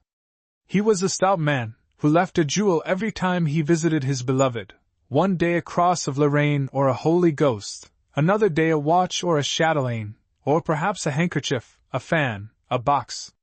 For her sake he rifled the jewelers and seamstresses of the fair of St. Germain. He gave her so much that, finding his shop decorated like a shrine, the master cook became suspicious that all that wealth could not have been honestly acquired. He watched her, and very soon surprised her with her lover. It must be said that the husband was but a jealous fellow. He flew into a temper, and gained nothing by it, but very much the reverse. For the amorous couple, plagued by his wrangling, swore to get rid of him. Mariette had no little influence. He got a lettre de cachet in the name of that unhappy Quonian. On a certain day the perfidious woman said to her husband, Take me, I beg of you, on Sunday next out to dinner somewhere in the country. I promise myself uncommon pleasure from such an excursion. She became caressing and pressing, and the husband, flattered, agreed to all her demands. On the Sunday, he got with her into a paltry hackney coach to go to Porcherons. But they had hardly got to Rouen when a posse of constables placed in readiness by Marietta arrested him, and took him to Bicester, from whence he was sent to the Mississippi, where he still remains. Someone composed a song which finished thus. And such is, doubtless, the most solid lesson to be derived from the example given by Quonian the cook. As to the story itself, it only needs to be narrated by a Petronius or by an Apuleius to equal the best Milesian fables. The moderns are inferior to the ancients in epic poetry and tragedy. But if we do not surpass the Greeks and Latins in storytelling, it is net the fault of the ladies of Paris, who never cease enriching the material for tales by their ingenious and graceful inventions. You certainly know, sir, the stories of Boccaccio. I am sure that had that Florentine lived in our days in France, he would make of Quonian's misfortune one of his pleasantest tales. As far as I am myself concerned, I have been reminded of it at this table for the sole purpose, and by the effect of contrast, to make the virtue of Madame Leonard Tuinbroche shine. She is the honor of cookshops, of which Madame Quonian is the disgrace. Madame Tuinbroche, I dare affirm it, has never abandoned those ordinary commonplace virtues the practice of which is recommended in marriage, which is the only contemptible one of the 7 sacraments. I do not deny it, said M. D'Asterac. But Mistress Tuinbroche would be still more estimable if she should have had intercourse with a sylph, as Semiramis had an Olympias and the mother of that grand Pope Sylvester too. Ah, sir, said the Abbé Coignard, you are always talking to us of sylphs and salamanders. Now, in simple good faith, have you ever seen any of them? As clearly as I see you this very moment, replied M. D'Asterac, and certainly closer, at least as far as salamanders are concerned. That is not sufficient, my dear sir, to make me believe in their existence, which is against the teachings of the Church. For one may be seduced by illusions. The eyes, and all our senses, are messengers of error and couriers of lies. They delude us more than they teach us, and bring us but uncertain and fugitive images. Truth escapes them, because truth is eternal, and invisible like eternity.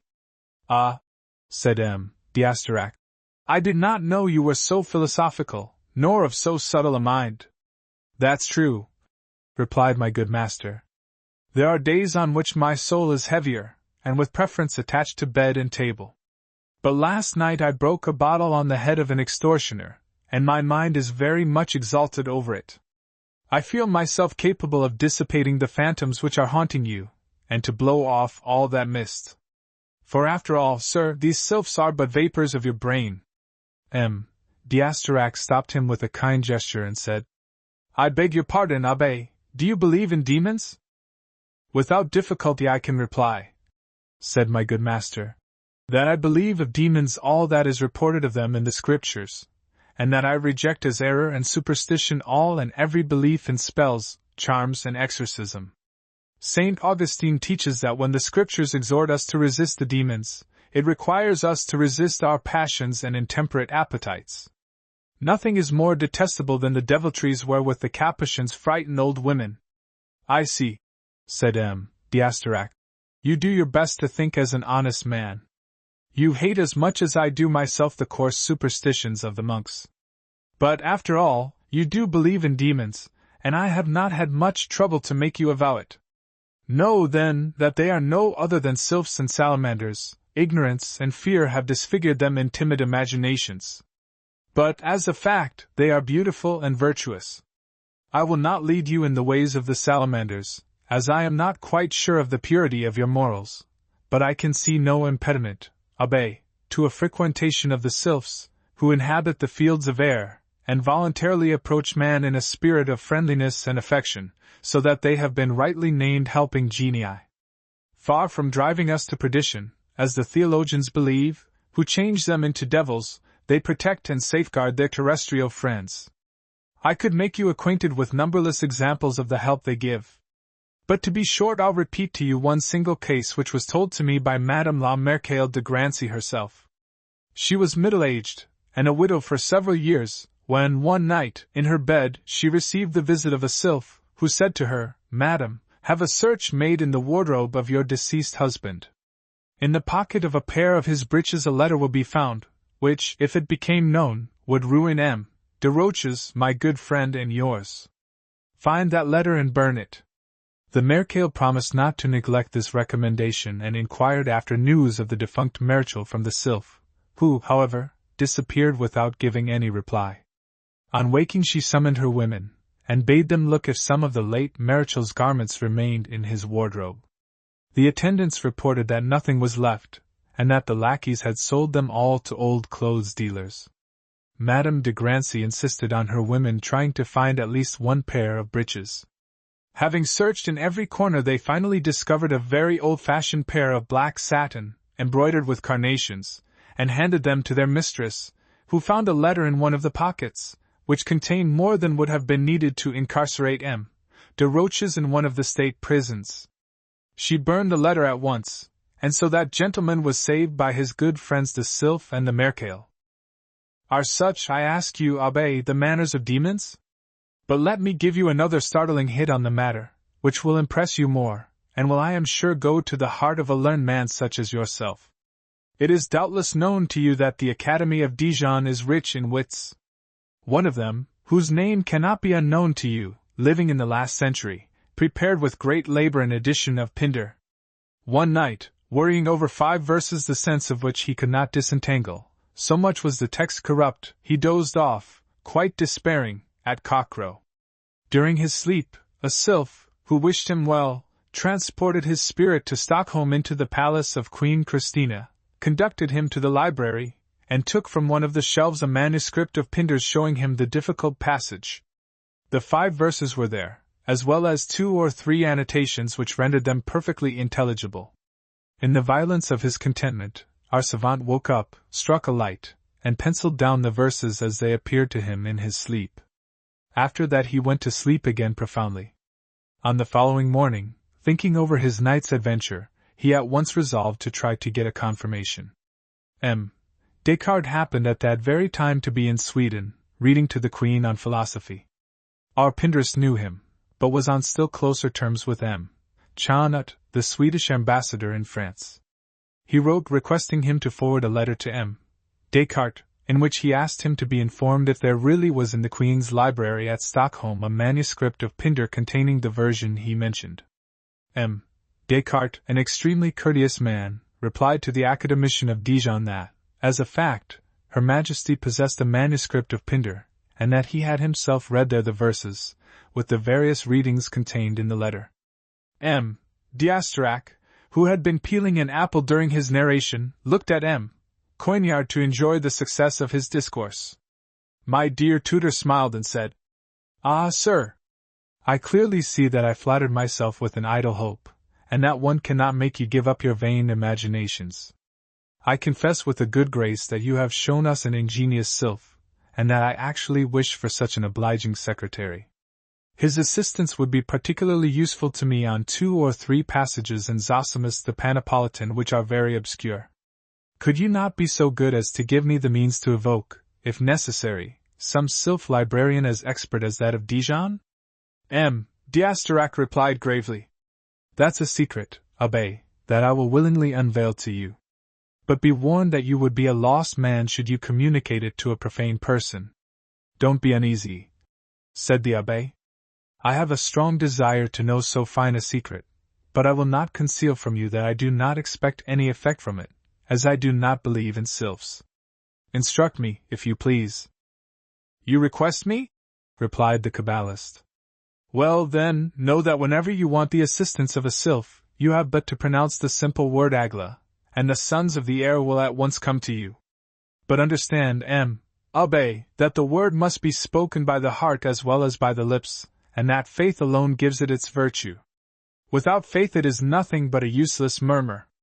Pronounce it as I do at this moment, putting in it neither soul nor wish. It has, even in my own mouth, but a very slight power, and at the utmost some of the children of light, if they have heard it, glide into this room, the light shadows of light. I've divined rather than seen them on yonder curtain, and they have vanished when hardly visible. Neither you nor your pupil has suspected their presence. But had I pronounced that magic word with real fervor, you would have seen them appear in all their splendor. They are of a charming beauty. Now, sir, I have entrusted you with a grand and useful secret. Let me say again, do not divulge it imprudently. And do not sneer at the example of the Abbé de Villers, who, for having revealed their secrets, was murdered by the sylphs, on the road to Lyons. On the Lyons road? Said my good tutor. How strange! D'Asterac left us suddenly.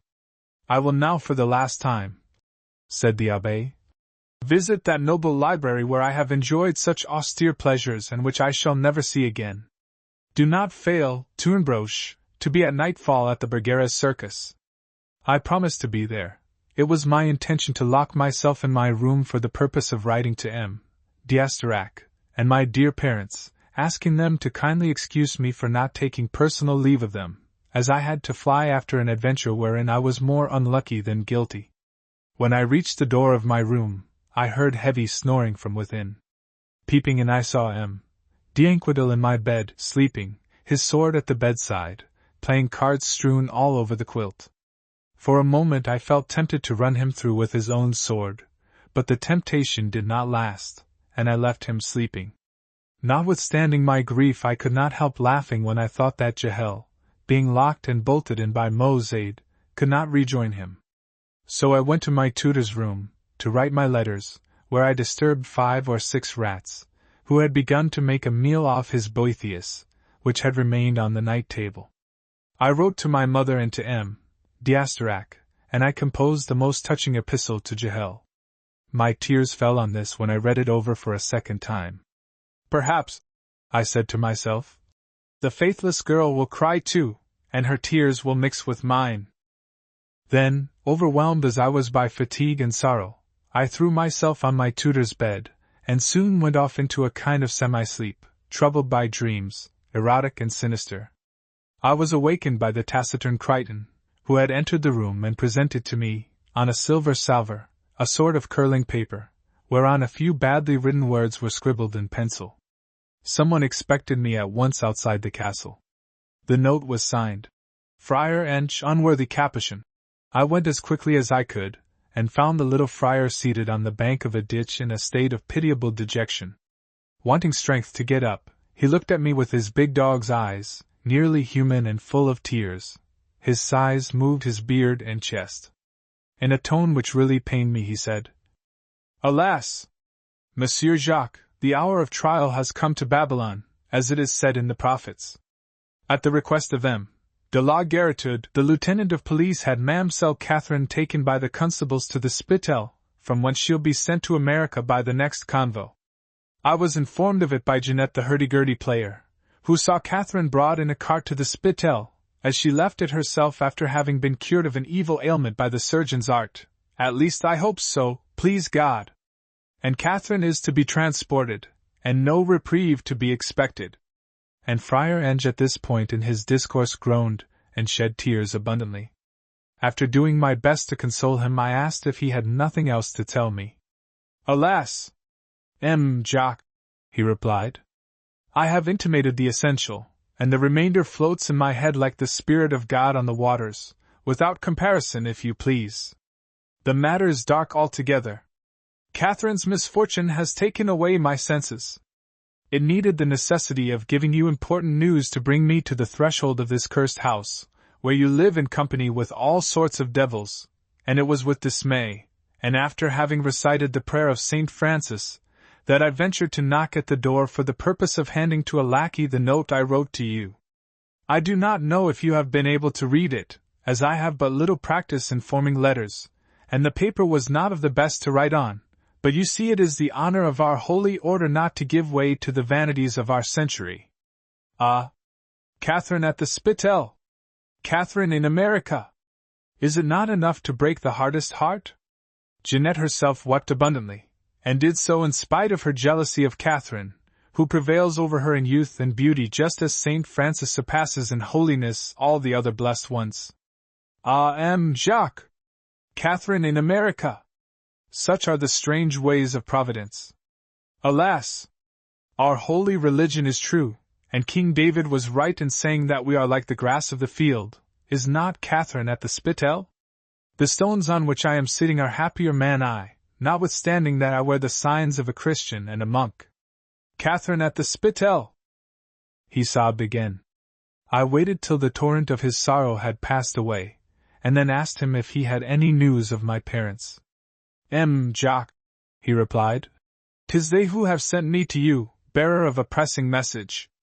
I must tell you that they are not very happy, through the fault of Master Leonard, your father, who passes in drinking and gambling all the days God has given him. And savory fumes of roasting geese and fowls do not now arise to the signboard of Queen Pedauque swinging sadly in the damp wind which rusts it. Where are the times when the smell of your father's cookshop perfumed the Rue Saint-Jacques, from the little Bacchus to the Three Maids? Since yonder sorcerer visited it, everything wastes away, beasts and men, in consequence of the spell he has thrown on it. And vengeance divine is manifest there since that fat Abbé Coignard made his entry, and I was cast out. It was the beginning of the evil, inaugurated by Coignard, who prides himself on the depths of his knowledge, and the distinction of his manners. Pride is the spring of all evil. Your pious mother was very wrong, Jacques, not to have been satisfied with such teaching as I charitably gave you, and which would have made you fit to superintend the cooking, to manage the larding, and to carry the banner of the guild after the demise, the funeral service, and the obsequies of your worthy father, which cannot be very far off, as all life is transitory and he drinks to excess. It may be easily understood how sorely I was afflicted by this news. My tears and those of Friar Ange mixed freely together. However, I inquired after my mother. Friar Ange replied, God, who afflicted Rachel and Rama, has sent to your mother, Monsieur Jacques, sundry tribulations for her good, and to chastise Master Leonard for the sin he committed by maliciously expelling, in my humble person, our Lord Jesus Christ from his cookshop. He has transferred most of the purchasers of poultry and pies to the daughter of Madame Coignan, who turns the spit at the other end of the Rue Saint-Jacques. Your mother sees with sorrow that the other house is blessed at the cost of her own, and that her shop is now deserted to such a degree that, figuratively speaking, moss covers its threshold. She is sustained in her trials, firstly, by her devotion to St. Francis, secondly, by the consideration of the progress of your worldly position, which enables you to wear a sword like a man of condition. But this second consolation has been much shaken by the constable's calling this very morning at the cookshop to take you into custody, and carry you to the Bicêtre prison, to break stones for a year or two. It was Catherine who denounced you to de la Garitude, but you must not blame her for it. She did her duty as a Christian by confessing the truth. She accused you and the Abbé Coignard of being d'Inquito's accomplices, and gave a faithful account of all the murder and bloodshed perpetrated in the course of that terrible night. Alas! Her truthfulness was of no use. She was carried to the Spital. It's downright horrible to think of it. At this point of his story, the little friar covered his face with his hands and sobbed and cried anew. Night had come, and I was afraid to fail in my appointment. Pulling the little friar out of the ditch, I put him on his feet, and wished him to keep me company on my walk along the Saint-Germain road to the circus of the Bergères. He obeyed me willingly. Sadly walking by my side, he asked my assistance in disentangling the mixed-up threads of his thoughts. I put him back to where the constables came to search for me at the cookshop. As they could not find you, he continued, they wanted to take your father. Master Leonard pretended he did not know where you were hidden. Your mother said the same, and took her sacred oath on it. May God forgive her, Monsieur Jacques, as evidently she perjured herself. The constables began to get cross. Your father reasoned well with them, and took them to have a drink with him, after which they parted quite friendly. Meanwhile your mother went after me to the Three Maids, where I was soliciting alms according to the holy rules of my order. She sent me to you to warn you that immediate flight is your only safety, as the lieutenant of police would soon discover your retreat. Listening to this sad news, I walked with a quicker step, and we passed the bridge of Neuilly. On the rather steep hill leading to the circus, the elms of which soon became visible, the little friar said with a dying voice, Your mother particularly asked me to warn you of the danger you are in, and handed to me a little bag she had secreted under her dress. I cannot find it," he added, after having felt all over his body. "How do you expect me to find anything after losing Catherine? She was devoted to St. Francis, and lavish of alms, and now they have treated her like a harlot, and will shave her head. It's heartbreaking to think that she will look like a milliner's doll, and be shipped in that state to America, where she runs the risk of dying by fever and being eaten by cannibal savages." When he ended this discourse with a sigh, we had reached the circus. To the left, the Inn of the Red Horse showed its roof over a double row of elms, its dormer windows with their pulleys, while under the foliage the gateway was to be seen wide open. I slackened my walk, and the little friar sat down on the roots of a tree. "Friar Ange," I said to him, "you mentioned a satchel my dear mother handed you for me." "Quite right, she wished me so to do," replied the little Capuchin. "And I have put it somewhere so safely that I cannot remember where, and you ought to know, Monsieur Jacques, that I could not have lost it for any other reason but from too much carefulness." I rather sharply said that I did not believe he had lost the satchel, and should he not find it at once I would search for it myself. He understood and, sighing deeply, brought out from under his frock a little bag made of colored calico, and handed it to me. It contained a crown piece and a medal with the effigy of the Black Virgin of Chartres, which I kissed fervently, shedding tears of tenderness and repentance. The little friar took out of his large pockets a parcel of colored prints and prayers, badly illuminated, made a rapid selection, and gave me 2 or 3 of them, those he considered the most useful to pilgrims, travelers, and all wandering people, saying, "They are blessed and of good effect against danger of death and sickness.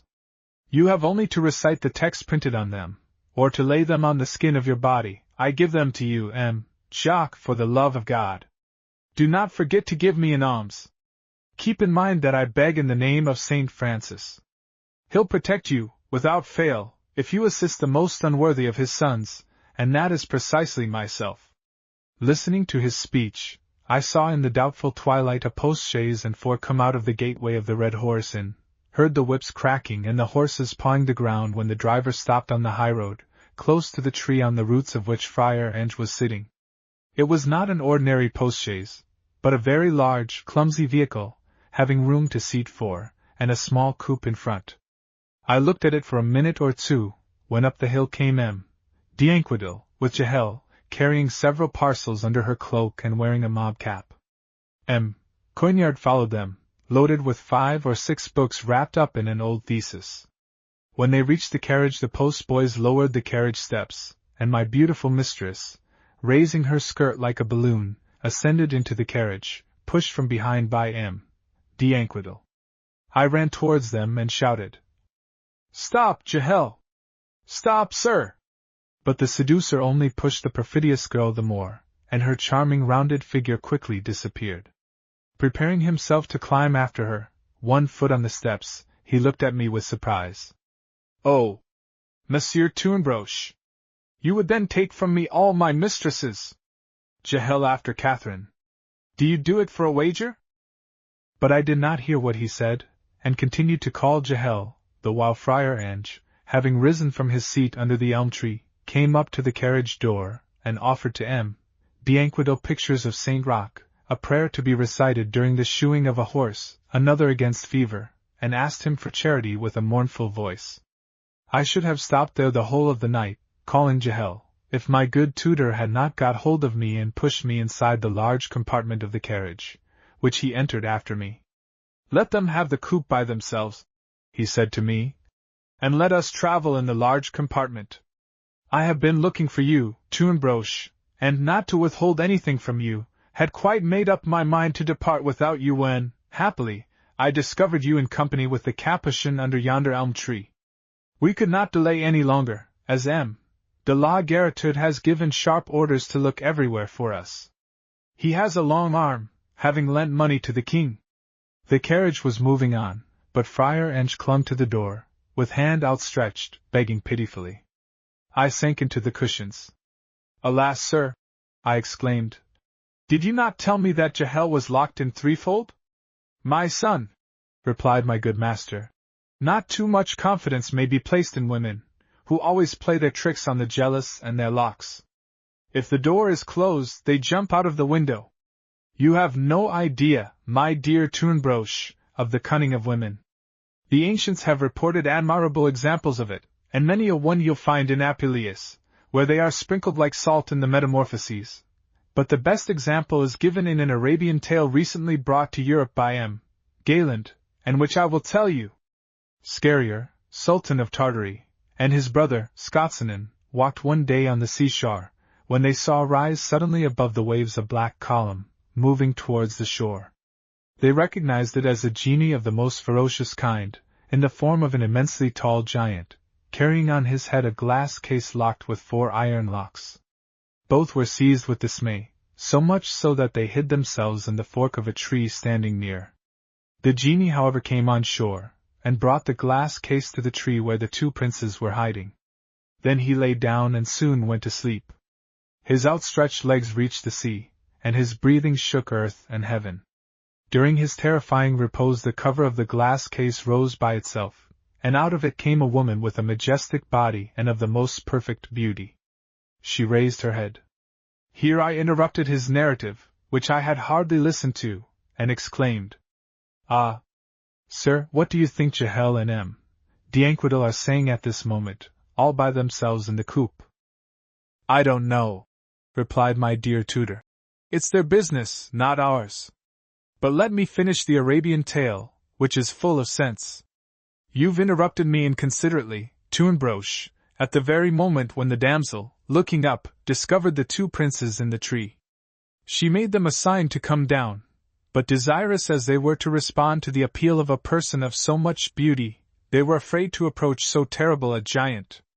Seeing that they hesitated, she said to them in an undertone, 'Come down at once, or I wake up the genie.' Her resolute and resolved countenance made them understand that it was not a vain threat, and that the safest, as also the most pleasant, thing to do was to go down without delay, which they did as quietly as possible, so as not to wake the giant.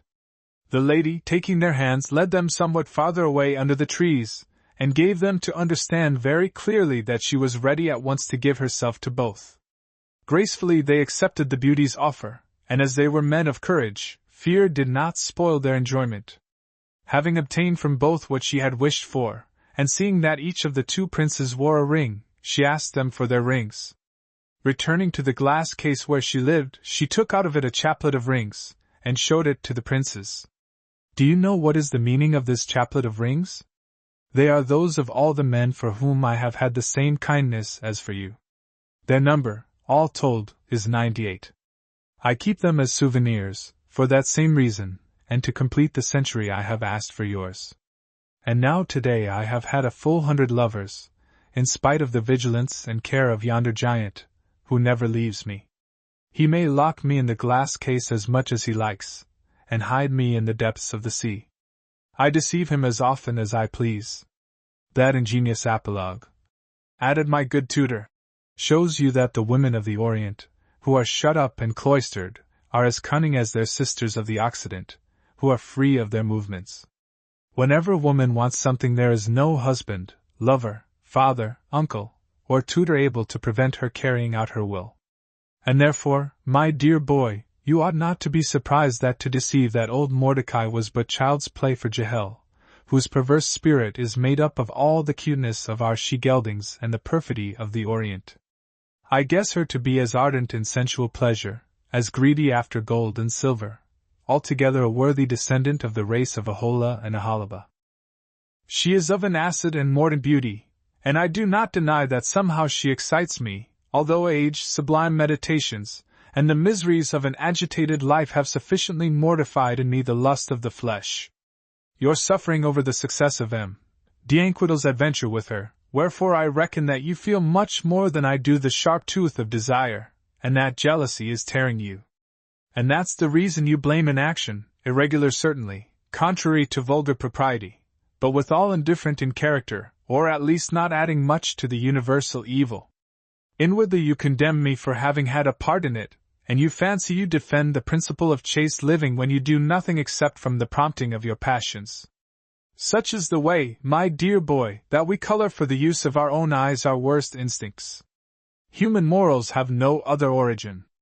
Confess, however, that it would have been a pity to leave such a fine girl for a single day longer with that old lunatic. Acknowledge that D'Inquidel, young and handsome, is a better mate for such a delicious creature, and resign yourself to accept what cannot be altered. Such wisdom is difficult to practice, but it would have been more difficult still, had your own mistress been taken from you. In such a case you'd feel the iron teeth torture your flesh, filling your soul with images odious and precise. This consideration, my boy, ought to ease your present sufferings. Besides, life is full of labor and pain. It is this which evokes in us the just hope of an eternal beatitude. Thus spoke my good tutor, while the elms of the king's highway passed quickly before our eyes. I did not let him know that he irritated my griefs in trying to soothe them, and that he, without being aware of it, had laid his finger on my wound. Our first stoppage was at Juvisy, where we arrived in the rain early in the morning. Entering the postern, I found Jehel in the corner of the fireplace, where 5 or 6 fowls were roasting on a spit. She was warming her feet, and showed part of a silken stocking, which was a great trouble to me, because it brought her leg to my mind. I seemed to see all the beauty of her satin skin, the down, and all other striking circumstances. D'Inquidel was leaning on the back of the chair whereon she was sitting, holding her cheeks with his hands. He called her his soul and his life, asked her if she was hungry, and on her saying yes, he went out to give the necessary orders. Remaining alone with the unfaithful one, I looked in her eyes, which reflected the flames of the fire. "Ah, Jehel," I exclaimed, "I am very unhappy. You have betrayed me, and you no longer love me." "Who says that I do not love you any more?" she asked, and looked at me with her velvety eyes of flame. "Alas! Mademoiselle, your conduct shows it sufficiently. But Jacques, could you envy the trousseau of Dutch linen and the gadroon plate that the gentleman is to present me with? I'd only ask for your forbearance till he has fulfilled his promises, and after that you'll see that I am still to you as I was at the Croix de Sablons. And in the meantime, Jehel? Alas! He will enjoy your favors. I feel," she replied, that will be a trifle, and that nothing will efface the strength of the feeling you have inspired me with. Do not torment yourself with such mere nothings, they are only of value by your idea of them." "Oh," I exclaimed, "my idea of them is horrible, and I am really afraid that I shall not be able to survive your treachery." She looked at me with a somewhat mocking sympathy, and said with a smile, "Believe me, my friend, either of us will die of it. Think, Jacques, that I am in want of plate and linen. Be prudent, do not show the feelings that agitate you, and I promise to reward you for your discretion later on." This hope softened somewhat my poignant grief. The innkeeper's wife laid on the table the lavender-scented cloth, the pewter plates, goblets and pitchers. I was very hungry, and when D'Inquidel, in company with the abbé, re-entered the dining hall, inviting us to eat a morsel with him, I willingly sat down between Jehel and my dear old tutor. We were afraid of being followed, so after having put away 3 omelettes and a couple of spring chickens we resumed our journey. We resolved, seeing the danger of pursuit, to pass every halting place without stopping as far as Sens, where we decided to stay the night. My imagination went horribly to that night at Sens, thinking that there Jehel's treachery would be completed. And so much was I troubled by those but too legitimate apprehensions that I listened with but half an ear to the discourse of my good master, to whom every trifling incident of our journey suggested the most admirable reflections. My jealous fears were not groundless. We alighted at the best inn at Sens, that paltry hostelry of the armed man. Supper hardly over, D'Inquidel took Jehel with him to his room, which was next to mine. You may believe that I could not enjoy a wink of sleep. Jumping out of bed at daybreak, I left my chamber of torture. I seated myself under the wagoner's porch, where the postboys drank white wine and played the deuce with the servants. I remained there 2 or 3 hours contemplating my misery. The horses were already harnessed when Jehel appeared under the porch, shivering all over, under her black cloak. I could not bear the sight of her, and turned my moistened eyes away. She came to me, sat close to me on the stone, and told me sweetly not to be disconsolate, as what I thought monstrous was but a trifle, that one has to be reasonable, that I was too much a man of spirit to want a woman for myself alone, that if one wished for that one had to take a housekeeper without brains or beauty, and even then it was a big risk to run. And now, Jacques, she added somewhat hurriedly, I must leave you, and quickly. I can hear the steps of M. d'Anquetil descending the stairs. She pressed a hasty kiss on my burning lips, giving and prolonging it with the violent voluptuousness of fear, as the spurred boots of her sweetheart made the wooden steps of the stairs creak, and the intriguer was in fear of losing her Dutch linen trousseau and her Gadron's silver pot. The postboy lowered the steps of the coupe, but M. d'Anquetil asked Jahel if it would not be more pleasant to travel all four together in the large compartment, and I recognized that that was the first effect of his intimacy with Jahel, and that the full satisfaction of his desires had left it less agreeable to be alone with her. My good old tutor had taken care to provide himself with 5 or 6 bottles of white wine from the cellar of the armed man, which he laid under the cushions, and which we drank to overcome the monotony of the journey. At midday we arrived at Joigny, a neat and pretty town. Foreseeing that my ready money would be all used before we could arrive at the end of our journey, and finding the idea intolerable of letting M. d'Anquetil pay my part in the traveling expenses unless I was compelled to do so by the most unavoidable necessity, I resolved to sell a ring and a medallion, gifts from my mother, and went about the town in quest of a jeweler ready to buy them. I discovered one in the square opposite the church, who sold crosses and chains in a shop under the sign of the Good Faith. What was my astonishment to find in this very shop, before the counter, my good master, showing to the jeweler 5 or 6 little diamonds, and asking the shopman what price he would offer for those stones. I recognized them immediately as those which M. d'Asterac had shown us. The jeweler examined the stones, and looking at the abbé from under his spectacles said, Sir, these stones would be of great value if they were genuine. But they are not, and no touchstone is needed to find that out. These are nothing but glass beads, good only for children to play with, or to be used in the crown of a village holy virgin, where they would have a charming effect. Having listened to that reply, M. Coignard picked up his diamonds and turned his back on the jeweler. In so doing he became aware of my presence, and looked rather confused over it. I brought my business to an end promptly, and meeting my dear old tutor at the shop door I mildly reproached him with the wrong he had done to himself, as well as to his companions, by taking these stones, which for his greater guilt might have been real. My son, he replied, God, to keep me innocent of crime, willed these stones to be false and a mere sham. I avow to you that I did wrong to take them. You seem sorry about it. It's a leaf of my life's book I should like to tear out, like some others not so neat and immaculate as they ought to be. I understand deeply all that is reprehensible in my conduct. But no man has a right to be entirely cast down when he is faulty, and just now, and in this special case, I think I ought to say of myself, in the words of an illustrious learned man, consider your great frailty, of which you make but too often a show, and withal it is for your salvation that such things should rise up in the road of your life. Not everything is lost for you if oftentimes you find yourself afflicted and rudely tempted, and if you succumb to temptation you're a man, not a god, you're flesh and blood, not an angel. How could you expect to remain always in a state of virtue when the angels in heaven and the first man in Eden could not remain faithful to virtue? Such are, my dear Toonbroche, the only conversations adapted to the present state of my soul.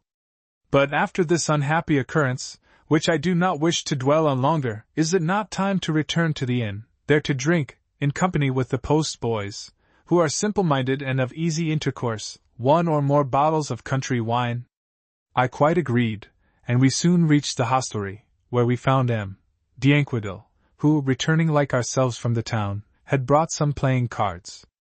He played a game of piquet with my tutor, and when we resumed our journey they continued to play in the carriage. That rage for play which occupied my rival gave me occasion for an undisturbed conversation with Jahel, who liked very much to chat with me, since she was left to herself. Her talk had a kind of bittersweetness for me. Reproaching her for her perfidy and unfaithfulness, I gave vent to my grief in feeble or violent complaints. Alas! Jahel, I said, the memory and the image of your tenderness, which made but lately my dearest delight, have become a cruel torture to me when I think that today you belong to another person, whereas formerly you were mine. She replied, a woman does not behave equally to all men. And when I prolonged my lamentations and reproaches to excess, she said, I am quite aware that I have caused you some pain. But that is no reason for you to plague me 100 times a day with your useless moans. D'Anquetil, when he lost, was in a bad temper and molested Jahel, while she, anything but patient, threatened to write to her uncle Mosé to come and fetch her back. These quarrels were at first rather pleasant to me, and gave me no small hopes, but after a repeated renewal of them I became rather anxious, as they were always followed by impetuous reconciliations, which exploded suddenly into kisses and lascivious whisperings. D'Anquetil could hardly bear my presence. He had on the other hand a vivid tenderness for my good tutor, which he well deserved for his always joyful humor and the incomparable elegance of his mind. They played and drank together with a daily growing sympathy. Knee to knee, so as to steady the table whereon they played cards, they laughed, bantered, chaffed each other, and if occasionally they became angry, and threw the cards in one another's face, and swore at each other with such oaths as would have made the boxers of Port St. Nicholas or the bargemen of the Mail blush. D'Anquetil swore by God Almighty, the Holy Virgin and all the saints, that in all his life he had never met with a worse thief than the Abbé Coignard. Notwithstanding, it remained clearly evident that he liked my good tutor, and it was a real pleasure, as soon as one of these quarrels had terminated, to listen to his laughter, as he said, Abbé, you'll be my almoner and play piquet with me. You'll also have to hunt with us. In the remotest corner of the Perche we will look out for a horse strong enough to carry your weight, and you'll get hunting clothes like the ones I saw worn by the Bishop of Uzes. It is, besides, high time you had a new suit of clothes. Your breeches, Abbé, hardly keep on your behind. Jahel also inclined towards the irresistible charm with which my dear tutor influenced all mankind. She made up her mind to repair, if possible, all the disorders of his dress. First she tore up one of her gowns and used the pieces to patch up the coat and breeches of my venerable friend. She also made him a present of a laced handkerchief to use as a band.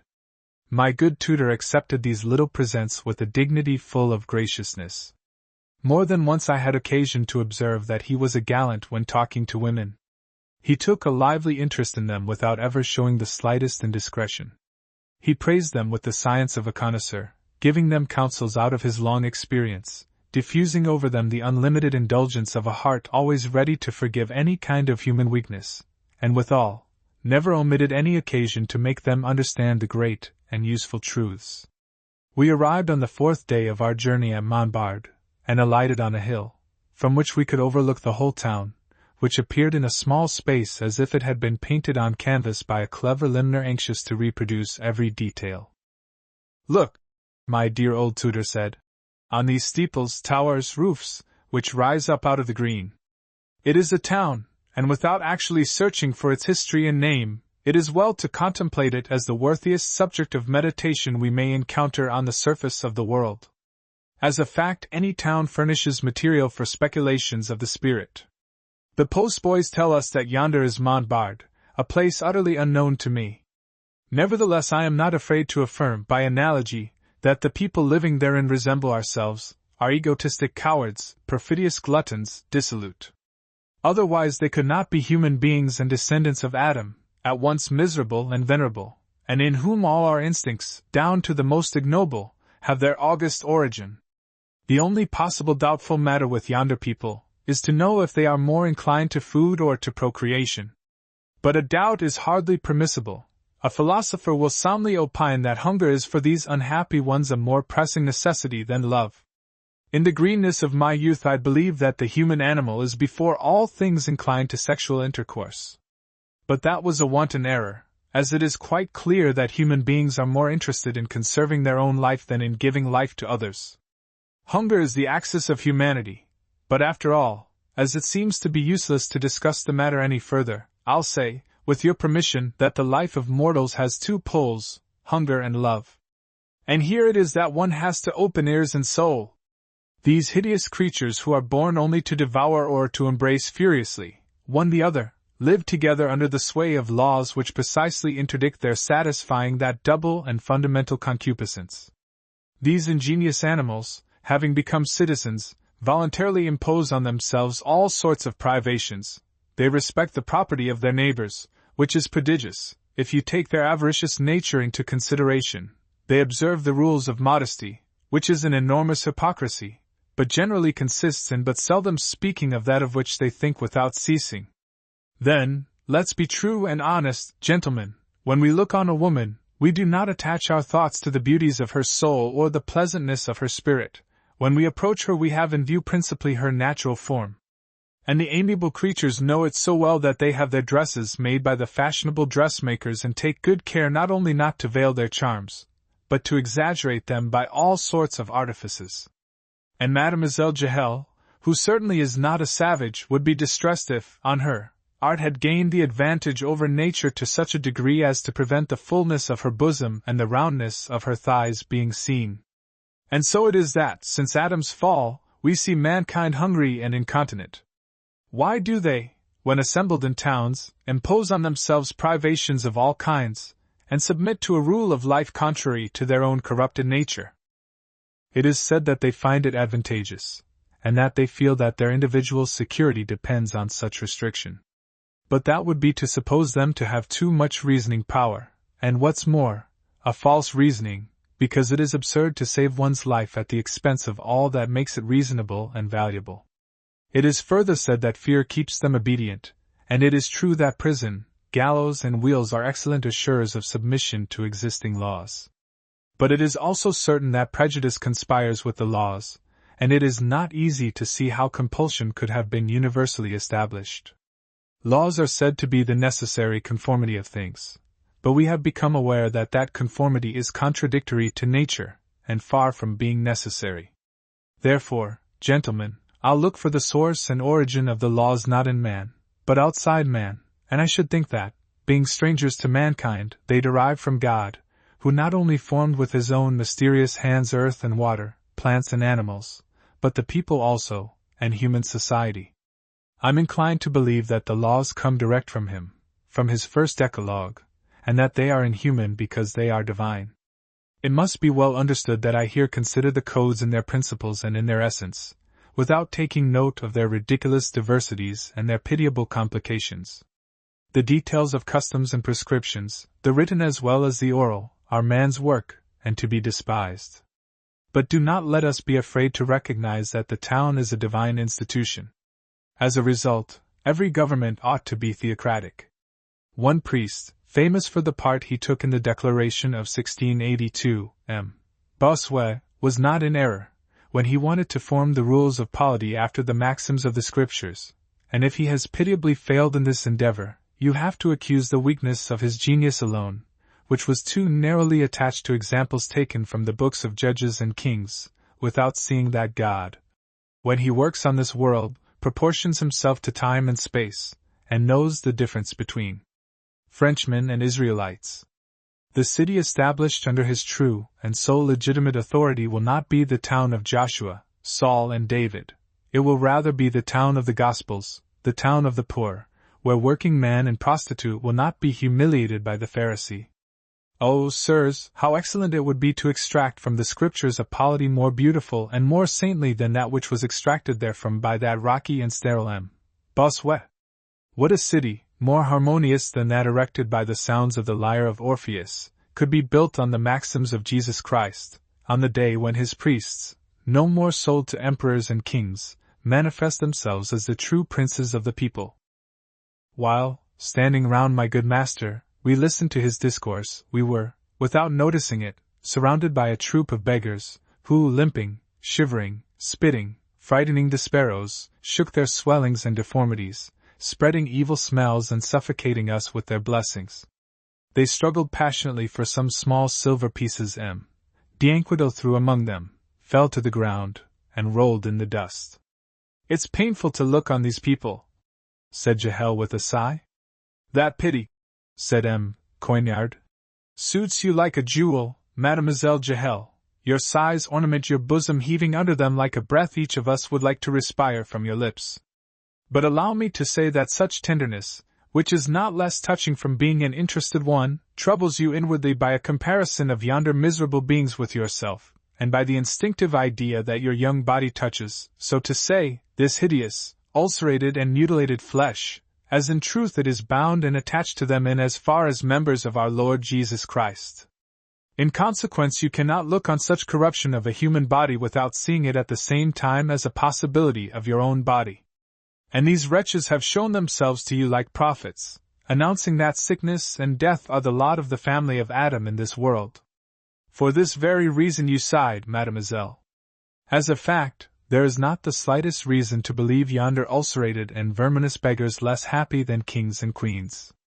It must not be said that they are poorer, if, as it appears, that farthing picked up by that crippled woman, and which she presses on her heart in frantic joy, seems to her more precious than a pearl collar is to the mistress of a Prince-Bishop of Cologne and Salzburg. To really understand our spiritual and true interests we should rather envy the life of that cripple who crawls towards us on his hands than that of the King of France or the Emperor of Germany. Being equal before God, they perhaps have peace in their hearts, which the other has not, and the invaluable treasure of innocence. But hold up your petticoats, mademoiselle, for fear that you introduce the vermin with which I see they are covered. Such was my good tutor's speech, and we all listened willingly. At the distance of 3 leagues from Montbard, one of the harnesses broke, and the post-boys having failed to bring rope with them, we were detained on the road, as the place of the accident was far from any human dwelling. My good master and M.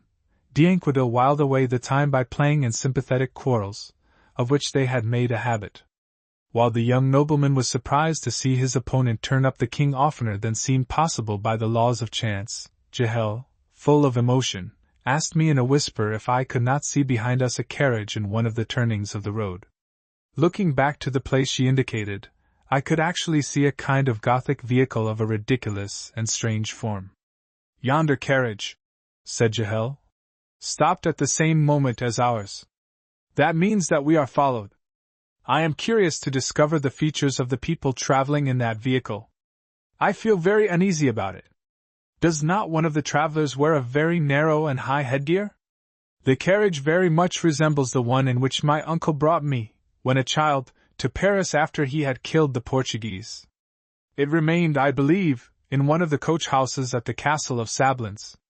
It really seems to be the same, of horrible memory, because I remember my uncle in it, fuming with rage. You cannot conceive, Jacques, how violent his hate is. I myself had to bear his rage the day I came away. He locked me in my room and vomited the most horrible curses on the Abbé Coignard. I shiver when I think what his rage must have been when he found my room empty and the sheets still attached to the window by which I left to fly with you. You ought to say with M. d'Anquetil. How punctilious you are! Did we not depart together? Yonder carriage torments me, it is so much like my uncle's. Be sure, Jehel, that it's the carriage of some honest Burgundian, who goes about his business and does not think of us. You don't know, said Jehel. I'm afraid. You cannot fear, however, that your uncle could run after you in his state of decrepitude. He does not occupy himself with anything but Kabbalah and Hebraic dreams. You don't know him, she replied, and sighed. He is occupied with naught but myself. He loves me as much as he hates the rest of the universe. He loves me in a manner. In a manner? In all the manners, in short, he loves me. Jehel, I shudder to hear you. Good heavens, that Mosaid loves you without that disinterestedness which is so admirable in an old man, and so well suited for an uncle? Tell me all, Jehel, all. Oh, you can tell it better than I, Jacques. I remain stupid. At his age, is it possible? My dear friend, your skin is white, and your soul also. Everything astonishes you. That candor is your most striking charm. You're deceived by anyone who wants to deceive you. They make you believe that Mosaid is 130 years old, but he is hardly older than 60.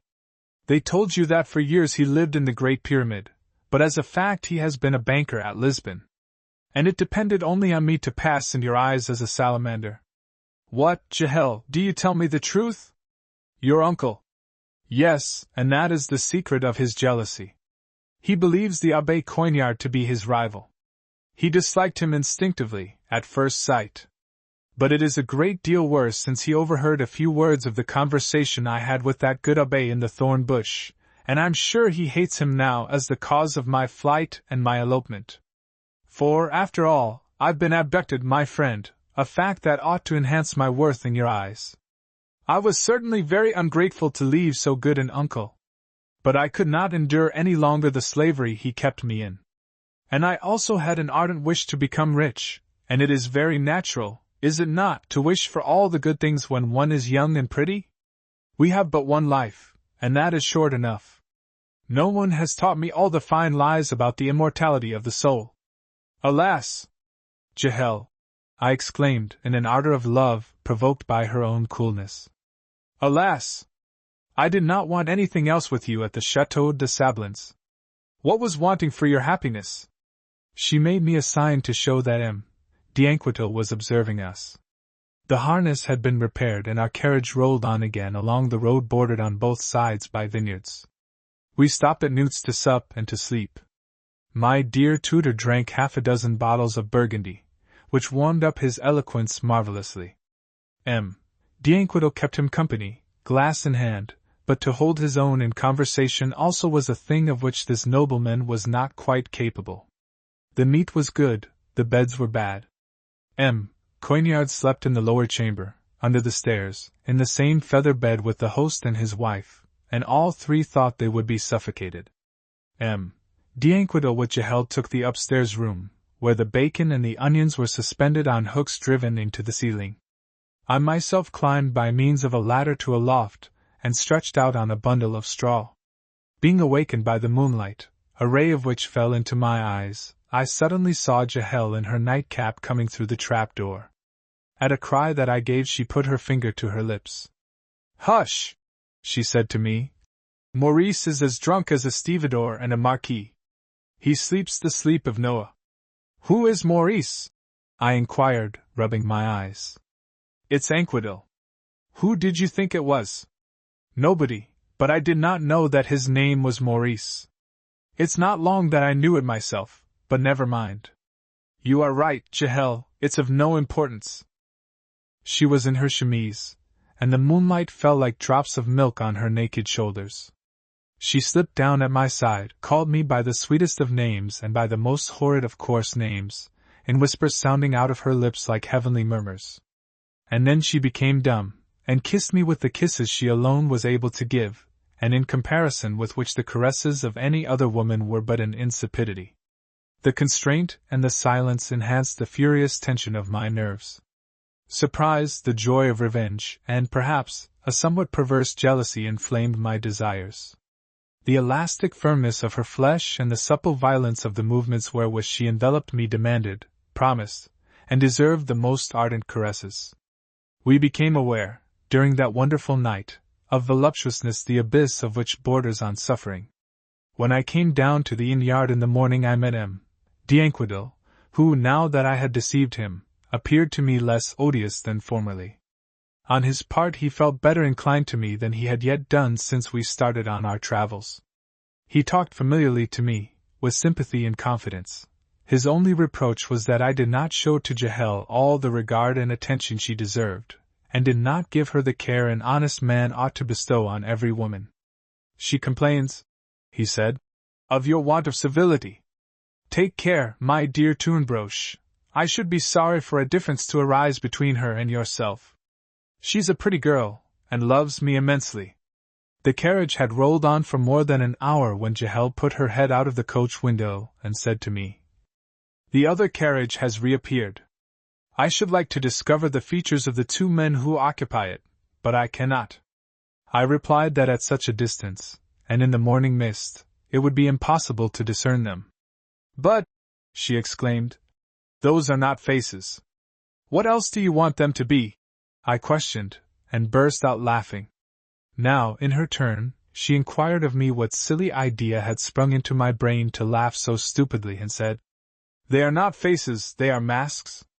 Yonder 2 men follow us and are masked. I informed M.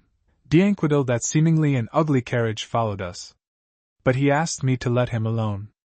If all the 100,000 devils were on our track, he exclaimed, I should not care a rap for it, as I have enough to do to look after that obese old abbé who plays his tricks with the cards in the most artful way, and who robs me of my money. I almost suspect, Tunbroche, you call my attention to yonder coach for the purpose of aiding and abetting that old sharper. Cannot a carriage be on the same road as ours without causing you anxiety? Jahel whispered to me. I predict, Jacques, that yonder carriage brings trouble for us. I have a presentiment of it, and my presentiments have never failed to come true. Do you want to make me believe that you have the gift of prophecy? Gravely, she replied. Yes, I have. What, you are a prophetess? I cried, smiling. Here is something strange. You sneer and you doubt because you have never seen a prophetess so near at hand. How did you wish them to look? I thought that they must be virgins. That's not necessary, she replied, with assurance. The threatening carriage had disappeared at a turning of the road. But Jahel's uneasiness had, without his acknowledging it, impressed M. d'Inquidel, who ordered the postboys to hurry their horses, promising them extra good tips. And by an excess of care he passed to each of them a bottle of the wine that the abbé had placed in reserve in the bottom of the carriage. The postilions made their horses feel the stimulus that the wine gave to them. You can calm yourself, Jahel, said he. At the speed we are going, that antique coach, drawn by the horses of the apocalypse, will never catch us. We run like cats on hot bricks, said the abbé. If only it would last, said Jahel. We saw the vineyards on our right disappear rapidly. On the left the river Saône ran slowly. Like a hurricane we passed the bridge of Tournus. The town itself rose on the other side of the river on a hill crowned by the walls of an abbey, proud as a fortress. That, said the abbé, is one of the numberless Benedictine abbeys which are strewn like so many gems on the robe of ecclesiastical Gaul.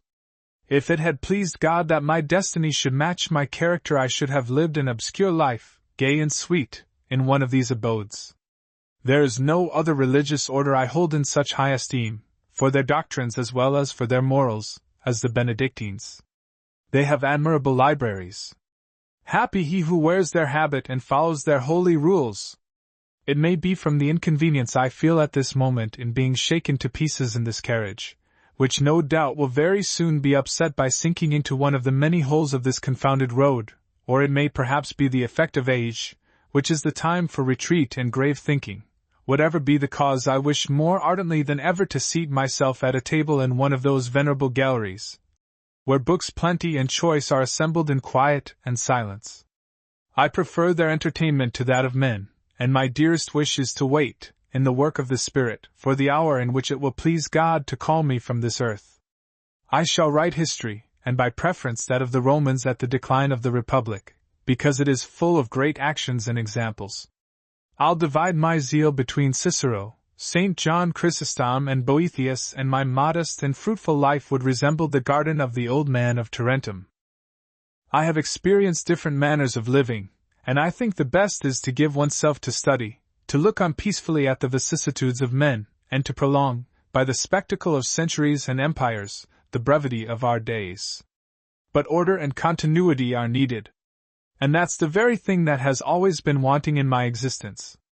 If, as I hope, I am able to disentangle myself from the bad position I'm in just now, I'll do my best to find an honorable and safe asylum in some learned abbey where bons lettres are held in honor and respect.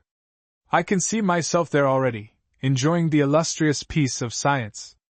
Could I obtain the good offices of the sylph assistants of whom that old fool Diastorax speaks, and who appear, it is said, when they are invoked by the cabalistic name of Agla. At the very moment my dear tutor spoke these words, a violent shock brought down a rain of glass on our heads, in such confusion that I felt myself blinded, as well as suffocated under Jahel's petticoats, while the abbé complained in a smothered voice that M. d'Inquidel's sword had broken the remainder of his teeth, and over my head Jahel screamed fit to tear to pieces all the air of the Burgundian valleys. M. d'Inquidel, in rough, Baroque style, promised to get the postboys hanged. When at last I was able to rise, he had already jumped out through a broken window. We followed him, my dear tutor and I, by the same exit, and then all three of us pulled Jahel out of the overturned vehicle. No harm had been done to her, and her first thought was to adjust her headdress. "Thank God," said my tutor. "I have not suffered any other damage than the loss of a tooth, and that was neither whole nor white. Time had already effected its decay." D'Inquetil, legs astride and arms akimbo, examined the carriage. "The rascals," he said, "have put it in a nice state. If the horses are got up they will break it all to pieces. Abbé, that carriage is no good for anything else but to play spillikins with."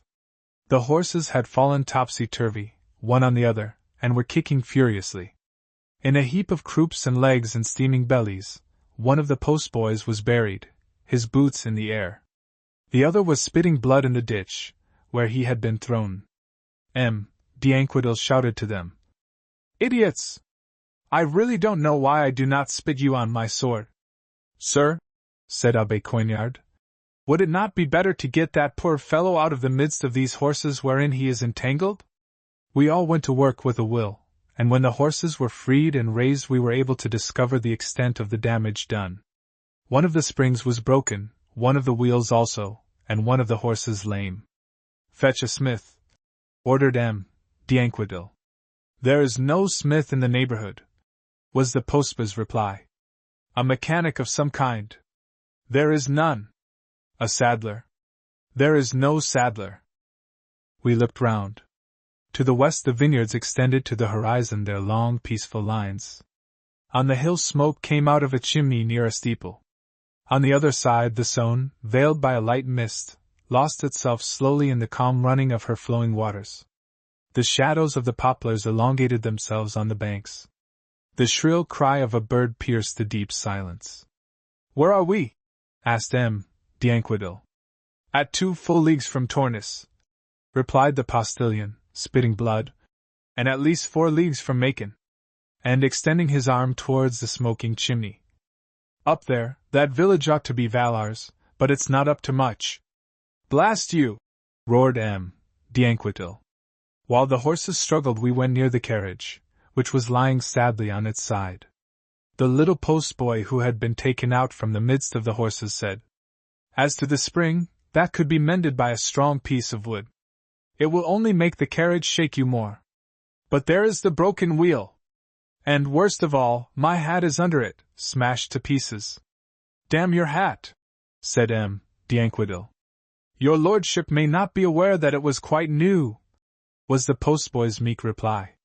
"And the window glasses are broken," sighed Jahel, seated on a portmanteau, at the side of the road.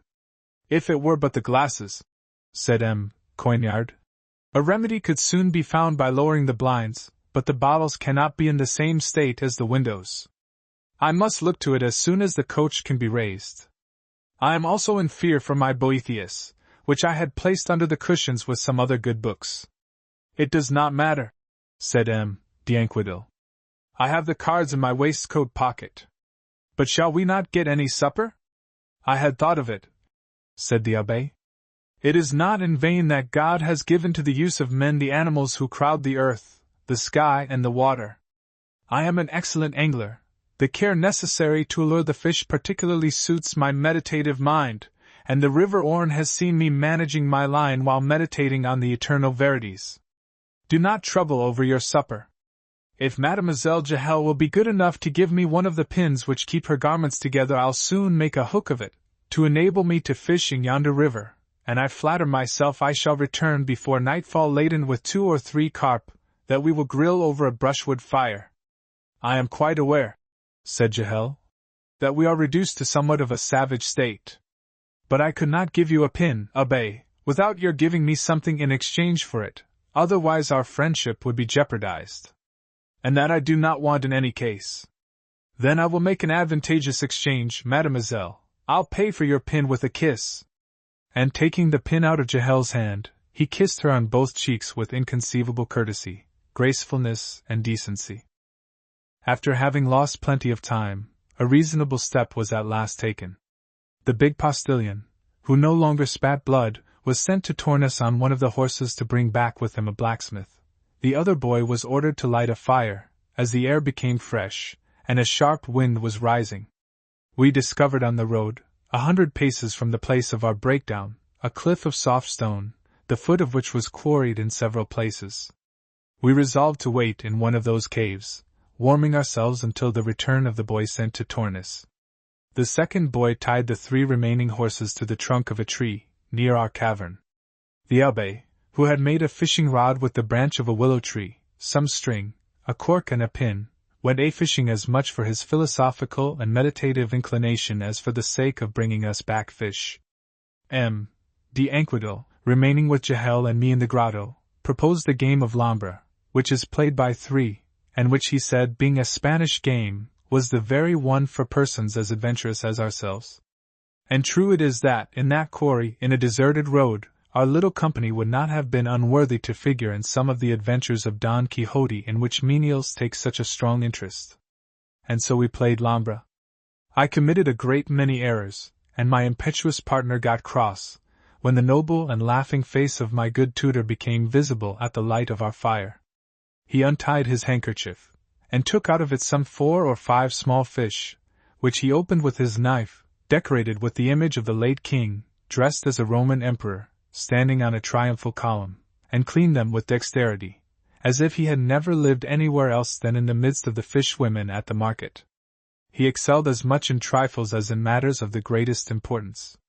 Arranging the fish on the embers, he said, "I will tell you, in all confidence, that following the river in search of a favorable place for fishing, I perceived the apocalyptic coach which frightens Mademoiselle Jahel. It stopped somewhat behind our carriage. You ought to have seen it pass by while I was fishing, and Mademoiselle's soul ought to have been comforted by it." "We have not seen it," replied Jahel. "Then it may have moved on only after the night had become dark. But at least you heard it rumbling?" "We have not," said Jahel. "It is then that this knight is blind as well as deaf. It is not to be supposed that yonder coach, which had not a wheel broken, not a horse lamed, would have remained standing still on the road." "What for?" "Yes, what for?" said Jahel. "Our supper," said my good tutor, "reminds me of the simplicity of the repast described in the Bible, where the pious traveler divided with an angel, on the bank of the river, the fishes of the Tigris. But we are in want of bread, salt, and wine.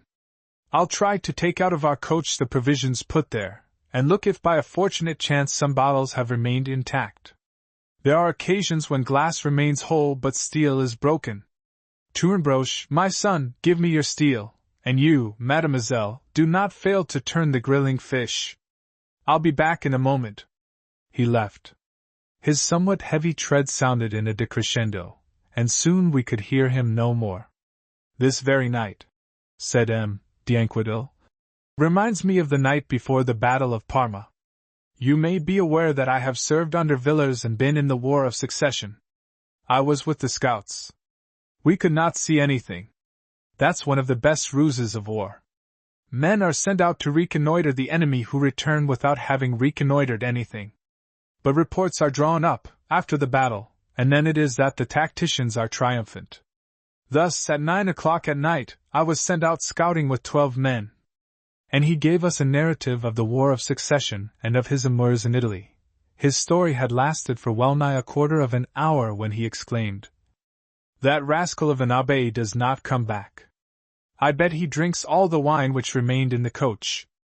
Thinking that my dear tutor might possibly be embarrassed, I rose and went to help him. It was a moonless night, and if the sky was resplendent in the light of thousands of stars, the earth was clad in a darkness which my eyes, dazzled by the light of the flames, could not pierce. Having walked about 50 steps on the black road, I heard a terrible cry, which did not sound as if coming from a human breast, a cry altogether unlike all cries I had heard before, a horrible cry. I ran in the direction from whence came this clamor of fatal distress. But fear and darkness checked my steps.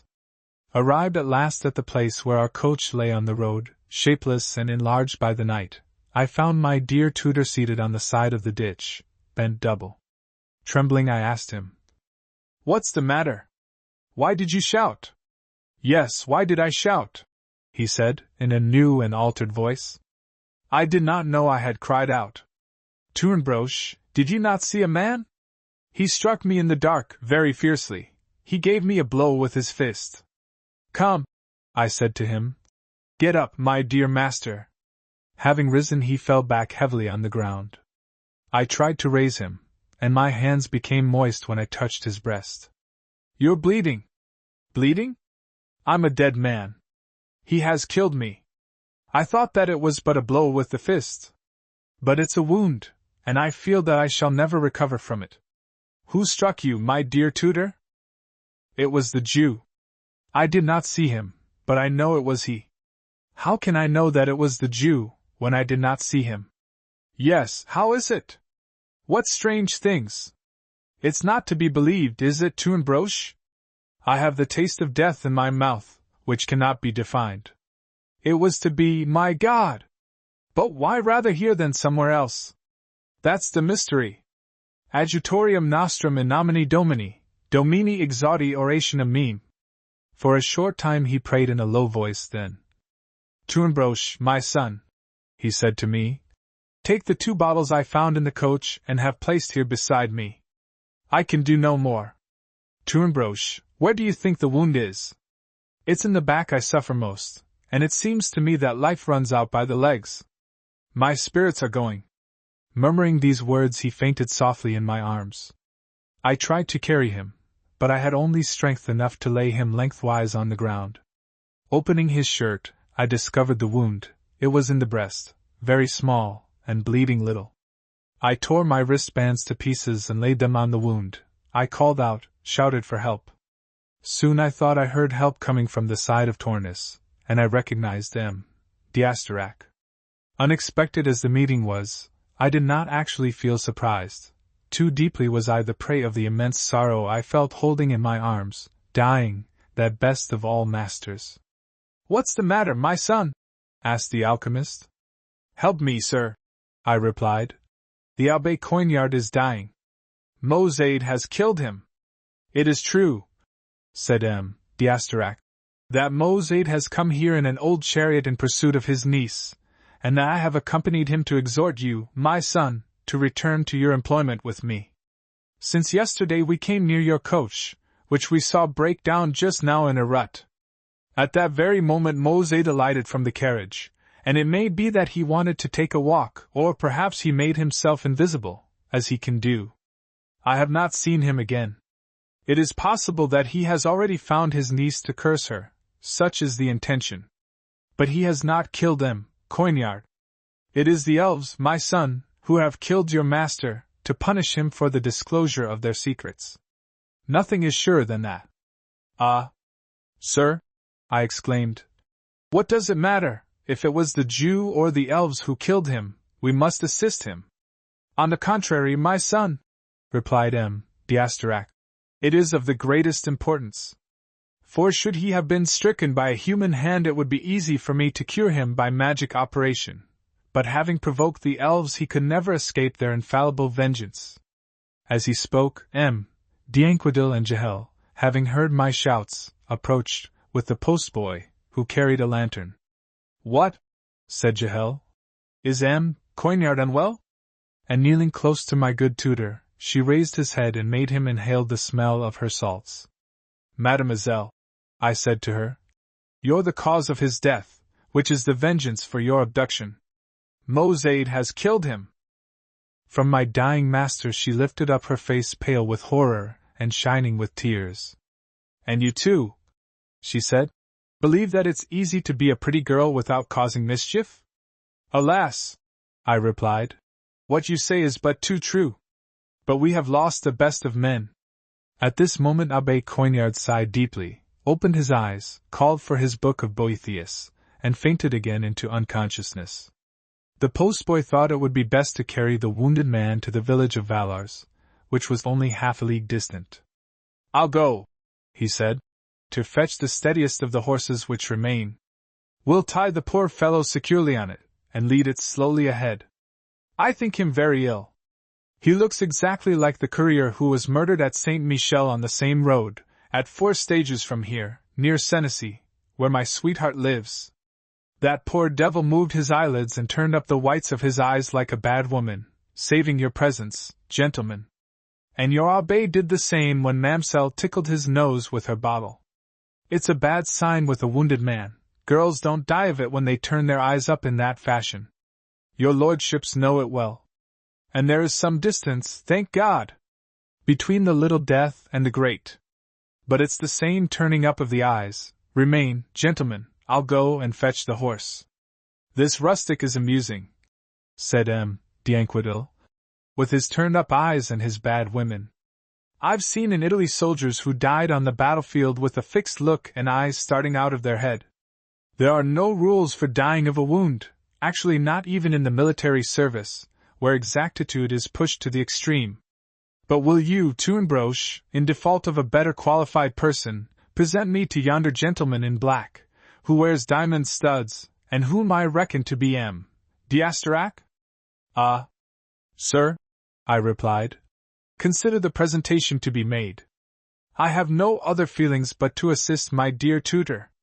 Be it so, said d'Anquetil. And approaching d'Asterac, Sir, I have taken your mistress away, I'm ready to answer for my deed. Sir, replied d'Asterac, grace be to heaven! I have no connection with any woman, and do not understand what you mean.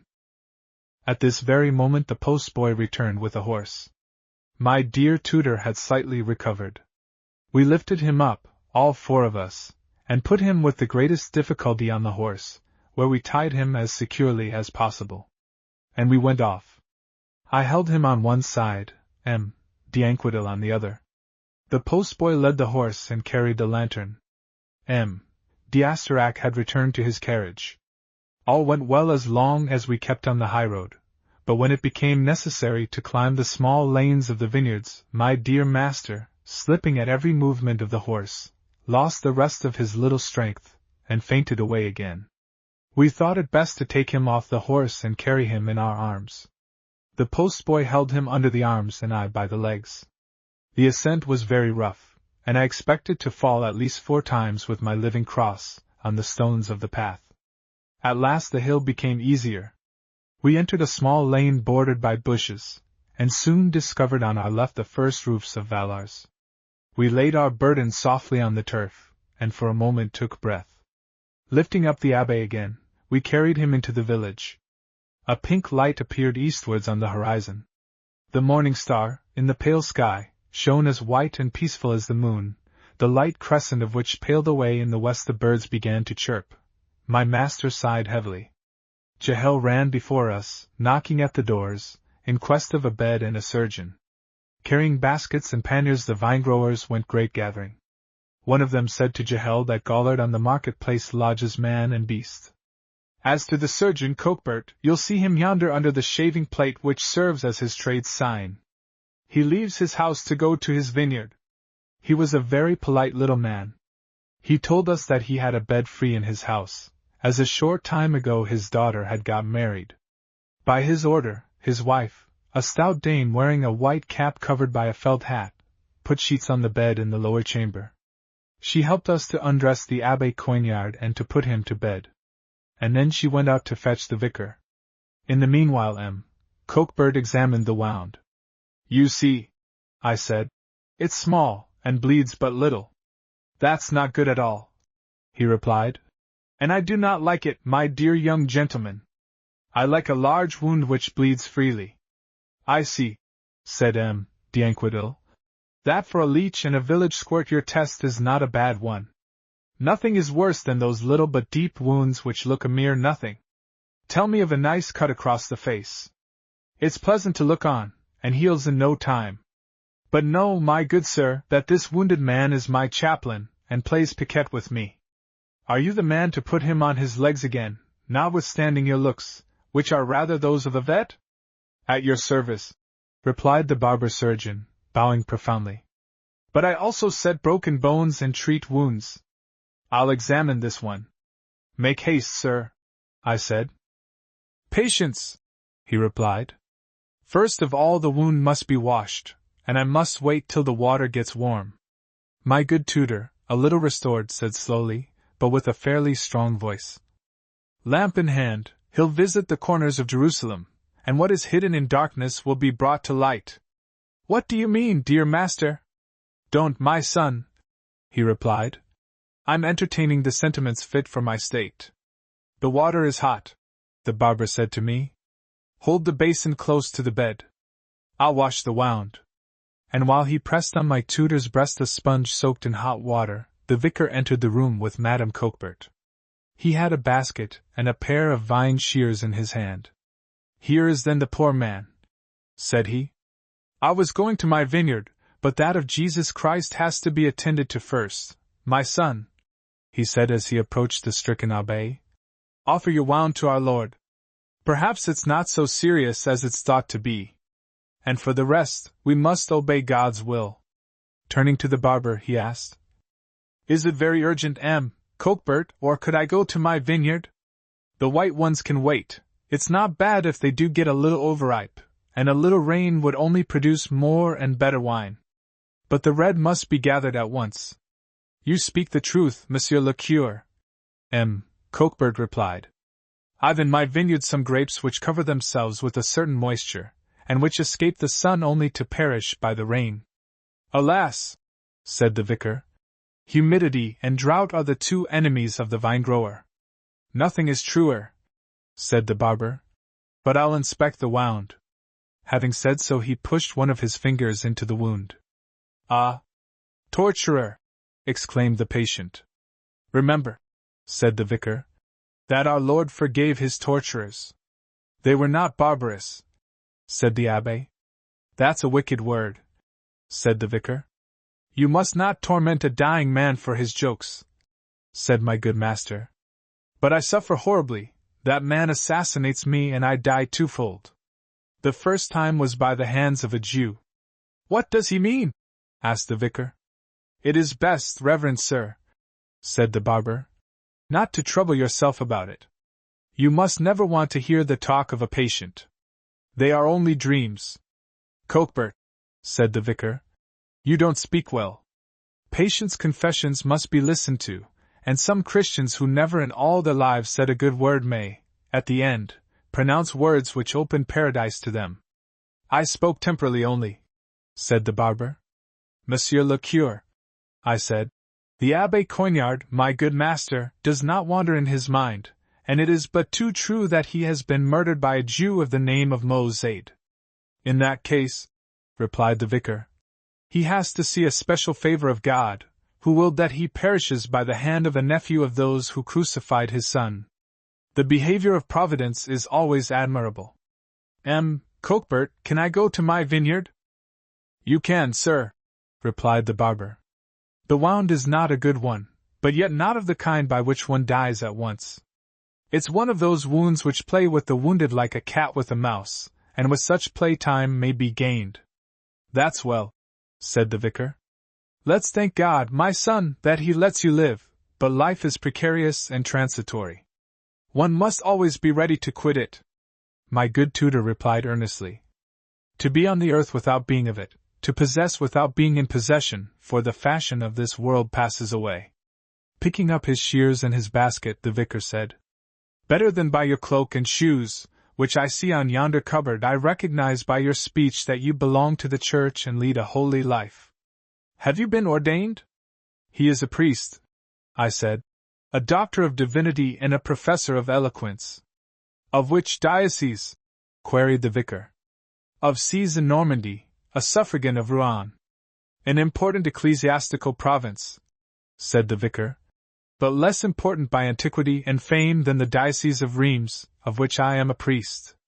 And he went away. Jerome Coignard passed the day easily. Jahel wanted to remain the night with him. At about 11 o'clock I left the house of Coquebert and went in search of a bed at the inn of Gollard. I found D'Asterac in the market-place. His shadow in the moonlight covered nearly all the surface. He laid his hands on my shoulder as he was wont to do, and said with his customary gravity, It's time for me to assure you, my son, that I have accompanied Mozaid for nothing else than this. I see you cruelly tormented by the goblins.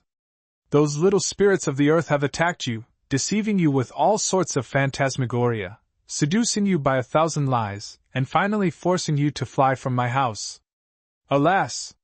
Sir, I replied, it's quite true that I left your house in apparent ingratitude, for which I beg your pardon. But I have been persecuted by the constables, and not by goblins. And my dear tutor has been murdered. That's not a phantasmagoria. Do not doubt, the great man answered, that the unhappy abbé has been mortally wounded by the sylphs, whose secrets he has revealed. He has stolen from a sideboard some stones, which were the work of the sylphs, and which they left unfinished, and still very different from diamonds in brilliancy as well as in purity. It was that avidity, and the indiscreet pronouncing of the name of Agla, which has angered them. You must know, my son, that it is impossible for philosophers to arrest the vengeance of this irascible people. I have heard from a supernatural voice, and also from Crichton's reports, of the sacrilegious larceny Coignard committed, by which he flattered himself to find out the art by which salamanders, sylphs, and gnomes ripen the morning dew and insensibly change it into crystals and diamonds. Alas! Sir, I assure you he thought of no such thing, and that it was that horrible Mosaide who stabbed him with a stiletto on the road. My words very much displeased D'Asterac, who urged me in the most pressing manner never to repeat them again. Mosaide, he further said, is a good enough Kabbalist to reach his enemies without going to the trouble of running after them. Know, my son, that, had he wanted to kill Coignard, he could have done it easily from his own room by a magic operation. I see that you're still ignorant of the first elements of the science. The truth is that this learned man, informed by the faithful Crichton of the flight of his niece, hired post horses to rejoin her and eventually carry her back to his house, which he certainly would have done, had he discovered in the mind of that unhappy girl the slightest idea of regret and repentance.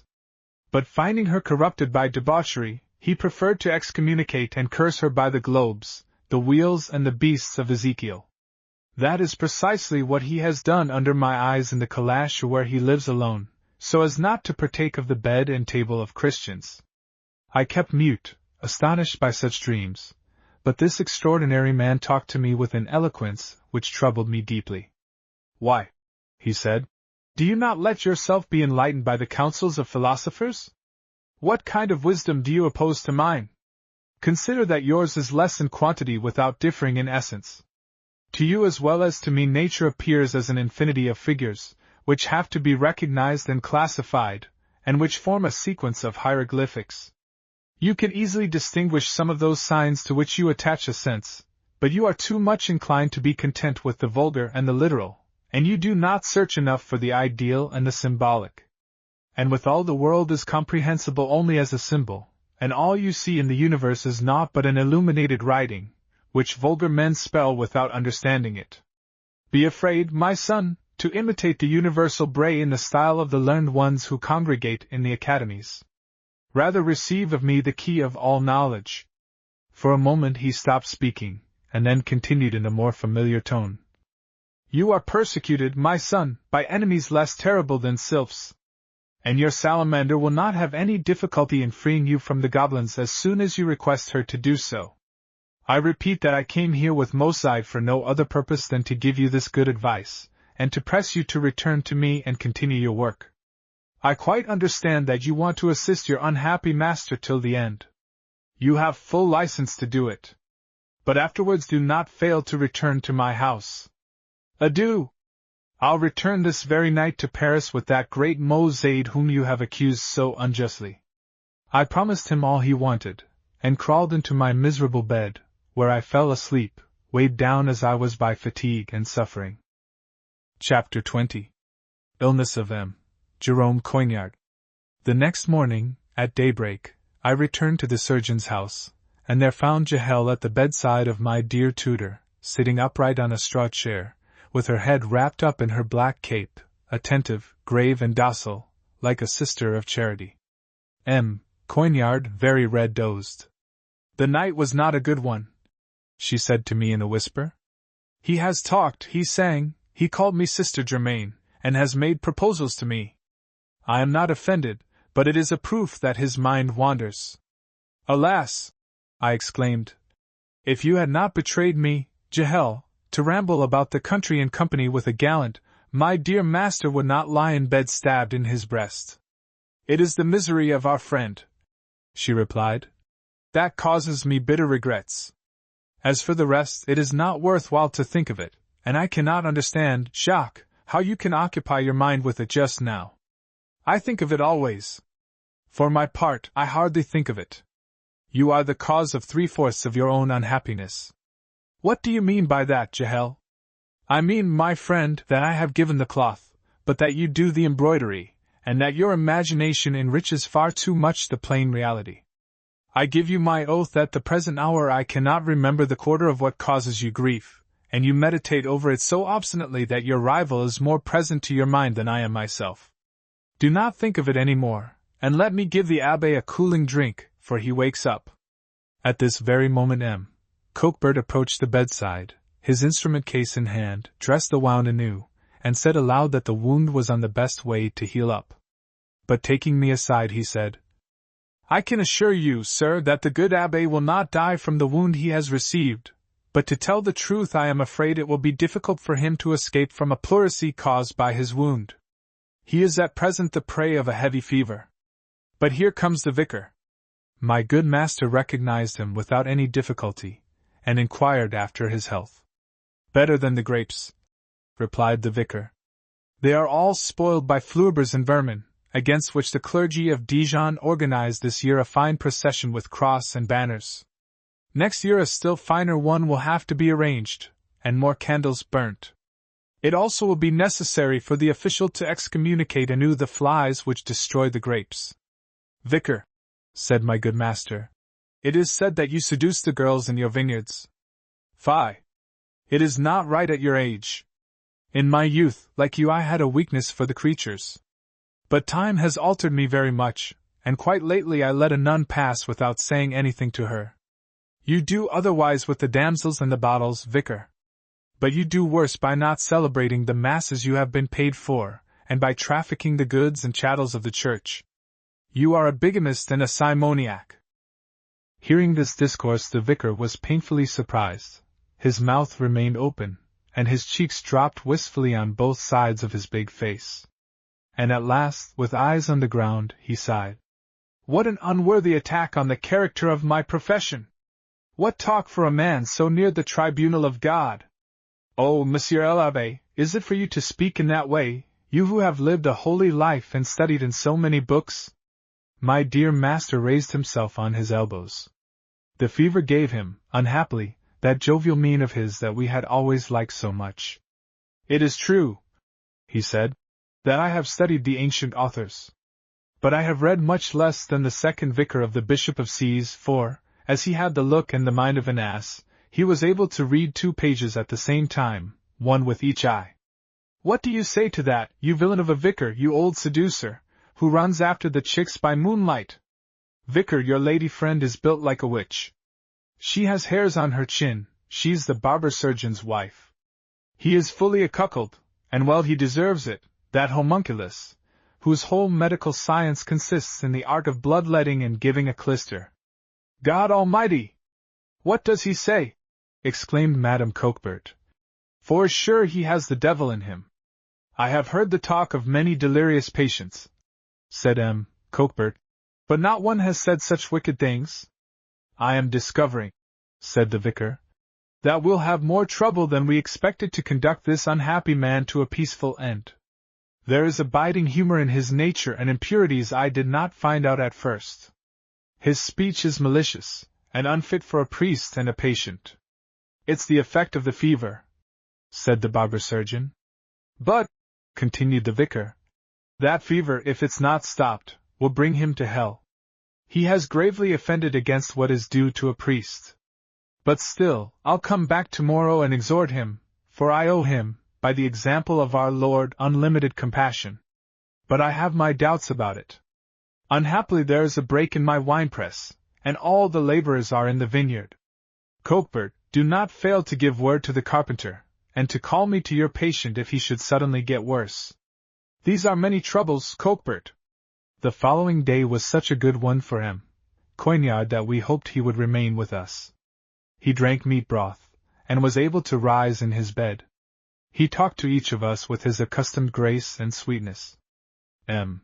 d'Anquetil, who dwelt at Gallards, came to see him, and rather indiscreetly asked him to play piquet, smiling.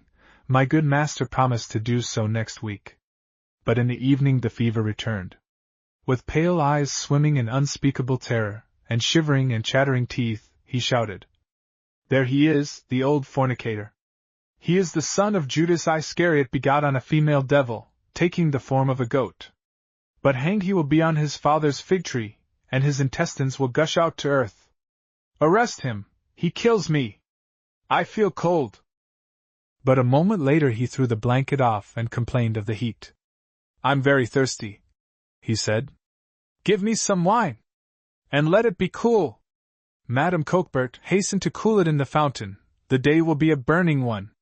It was night time. He confounded the hours in his head. "Be quick," he also said to Madame Coquebert. "But do not be as simple as the bell-ringer of the Cathedral of Cise, who, going to lift out of the fountain some bottles he had put there to cool, saw his own shadow in IHE water and shouted, 'Hello, gentlemen, come and help me. There are on the other side some Antipodeans, who'll drink our wine if we don't take good care.' He is jovial," said Madame Coquebert. "But just now he talked of me in a manner quite indecent. Should I have deceived Coquebert, I certainly would not have done it with the vicar, out of regard for his profession and his age." This very moment the vicar entered the room and asked, "Well, Abbé, what are your dispositions now? What is there new?" "Thank God," answered M. Coignard.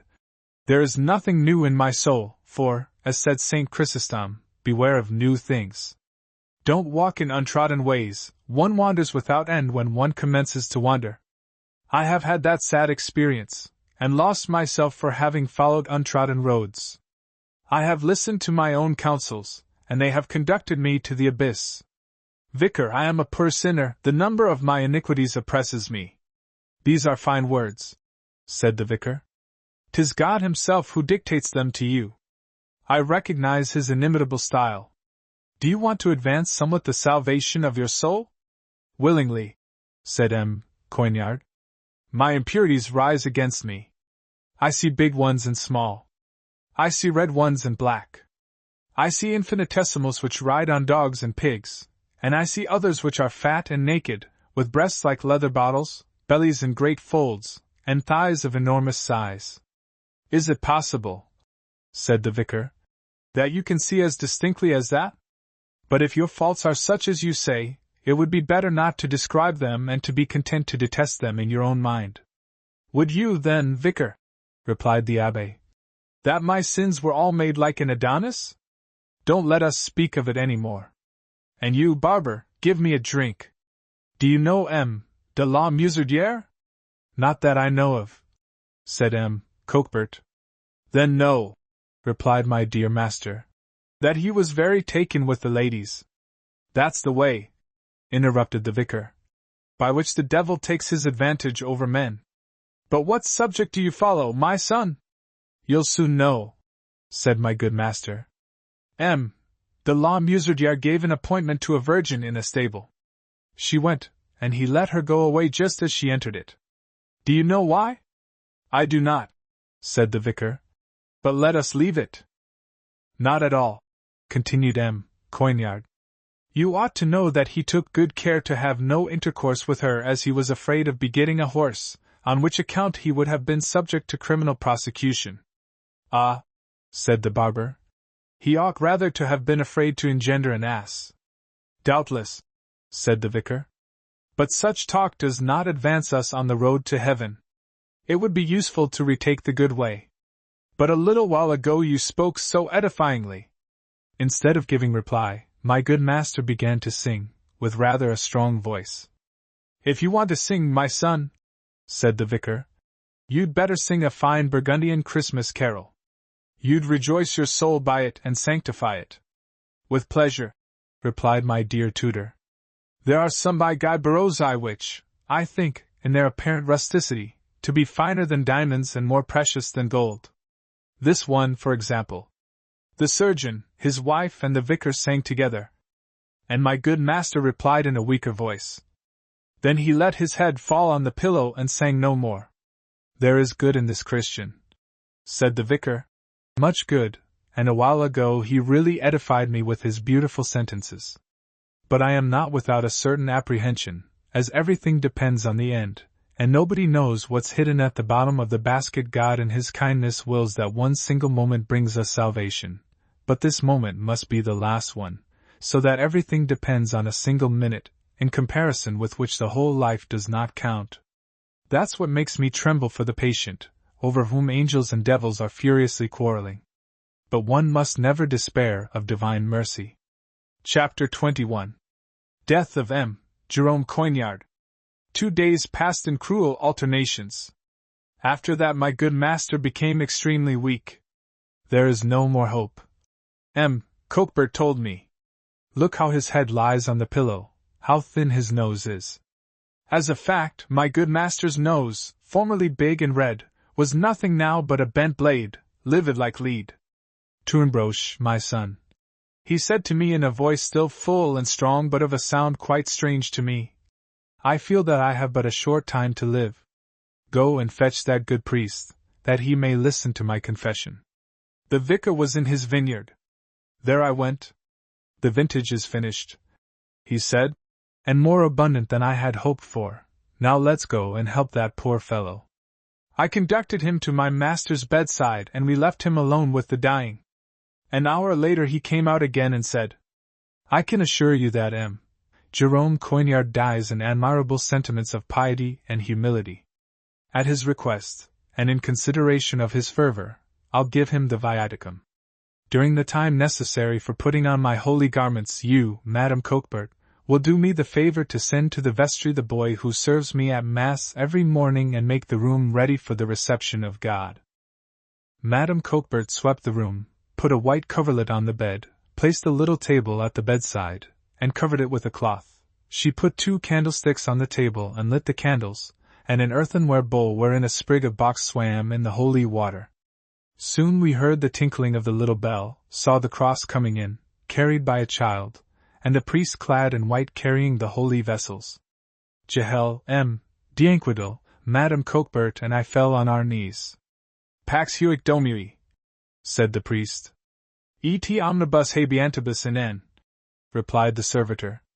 Then the vicar took holy water and sprayed it over the patient and the bed.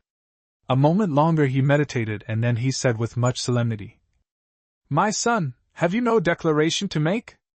"Yes, sir," said M. Abbé Coignard, with a firm voice. "I forgive my murderer." Then the priest gave him the holy wafer. "Ecce Agnus Dei, catalit peccata mundi," my good master replied with a sigh. "May I speak to my lord, I who am naught but dust and ashes? How can I dare to come unto you, I who do not feel any good in me to give me courage? How can I introduce you into me, after having so often wounded your eyes full of kindness?" And the Abbé Coignard received the holy viaticum in profound silence, interrupted by our sobs and by the great noise Madame Coquebert made blowing her nose. After having received, my good master made me a sign to come near him, and said with a feeble but distinct voice, "Jacques Tournebroche, my son, reject, along with the example I gave you, the maxims which I may have proposed to you during my period of lifelong folly. Be in fear of women and of books, for the softness and pride accords the little ones a clearer intelligence than the wise one takes in them. Be humble of heart and spirit. God can give them. 'Tis He who gives all science. My boy, do not listen to those who, like me, subtilize on the good and the evil.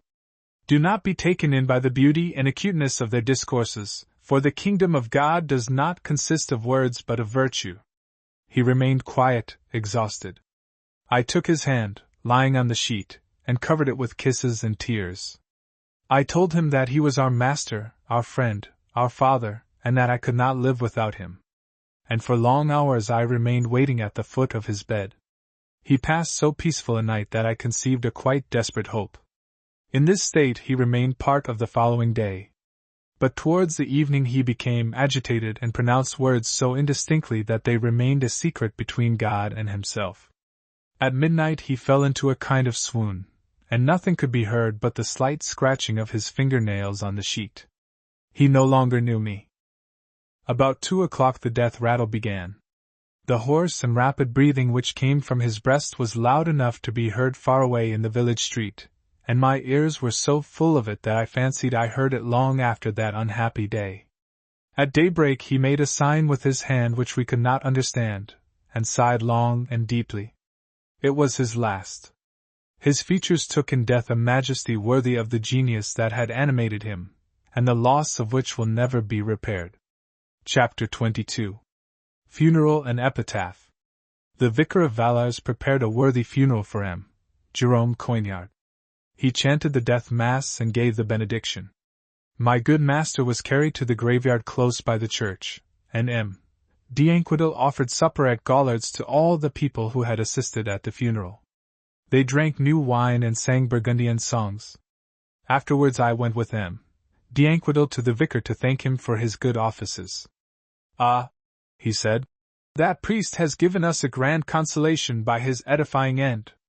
I have seldom seen a Christian die in such admirable sentiments, and I think it fit to fix his memory by a suitable inscription on his tombstone. Both of you, gentlemen, are learned enough to do that successfully, and I engaged myself to have the epitaph of the defunct engraved on a large white stone, in the manner and style wherein you compose it. But remember, in making the stone speak, to make it proclaim nothing but the praise of God." I begged of him to believe that I should apply all my zeal to this work, and M.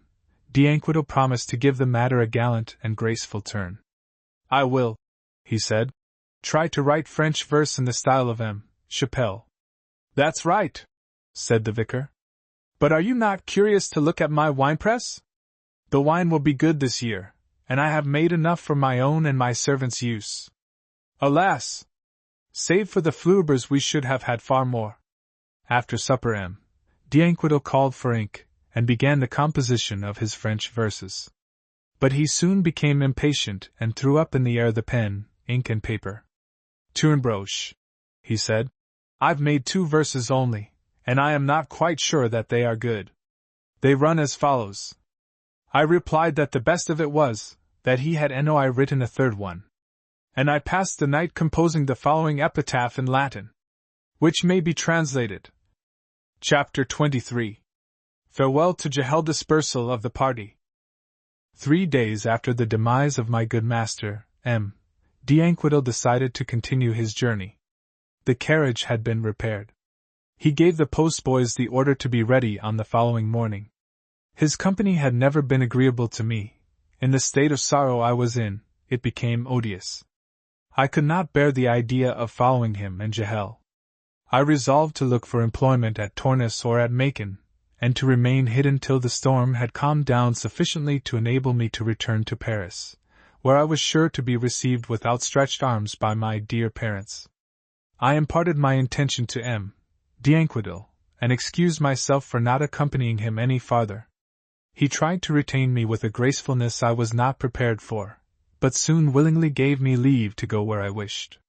With Jahel the matter was more difficult, but, being naturally reasonable, she accepted the reasons I had for leaving her. On the night before my departure, while M. d'Anquetil drank and played cards with the barber surgeon, Jahel and I went to the market-place to get a breath of air. It was embalmed by the scent of herbs and full of the song of crickets. "What a night!" I said to Jahel. "The year cannot produce another like it, and perhaps all my life long I shall never see one so sweet." The flower-decked village graveyard extended before our eyes its motionless turf, and the moonlight whitened the scattered graves on the dark grass. The same thought came to both of us to say a last farewell to our friend. The place where he was put to eternal rest was marked by a tear-sprinkled cross planted deep in the mellow earth. The stone whereon the epitaph was to be engraved had not yet been placed.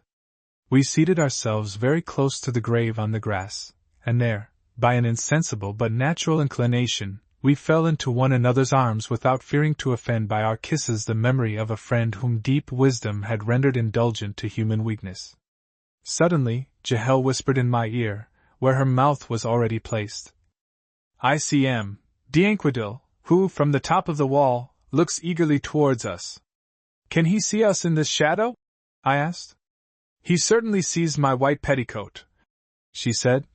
"It's enough," I think, to tempt him to look for more.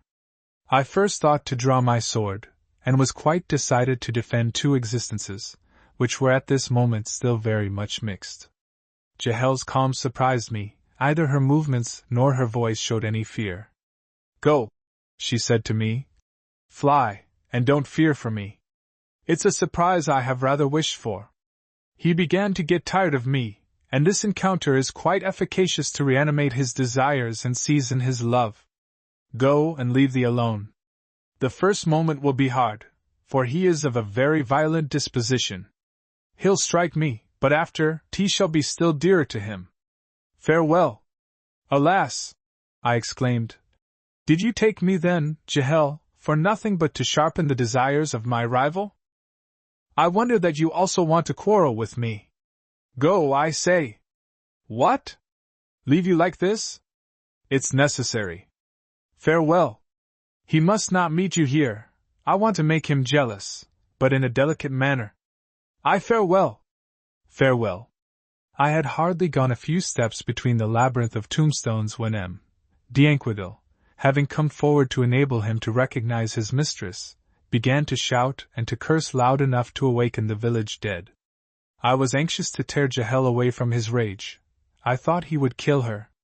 I glided between the tombstones to her assistance. But after a few minutes, observing them very closely, I saw M. d'Anquetil pulling her out of the cemetery and leading her towards Gaulards, and with a remainder of fury she was easily capable of calming, alone and without help. I returned to my room after they had entered theirs. I could not sleep the whole of the night, and looking out at daybreak, through an opening in the window curtains, I saw them crossing the courtyard, apparently the best of friends. Jahel's departure augmented my sorrow. I stretched myself full length on my stomach on the floor of my room, and with my face in my hands cried until the evening. Chapter 24. I am pardoned and return to Paris. Again at the Queen Pedauque, I go as assistant to M. Blazet, burning of the castle of Sablons, death of Mozaid and of M. d'Astarac. From now onwards my life loses the interest which events had lent it, and my destiny, having again become in conformity with my character, offers nothing but ordinary occurrences. If I should prolong my memoirs, my narrative would very soon become tiresome. I'll bring it to a close with but few words. The Vicar of Vallars gave me a letter of introduction to a wine merchant at Macon, with whom I was employed for a couple of months, after which my father wrote to me that he had arranged my affair and that I was free to return to Paris. I took coach immediately and travelled with some recruits. My heart beat violently when I again saw the Rue Saint-Jacques, the clock of Saint Benoit le Bethune, the signboard of the Three Virgins, and the Saint Catherine of M. Blazet. My mother cried when she saw me. I also cried, and we embraced and cried together again.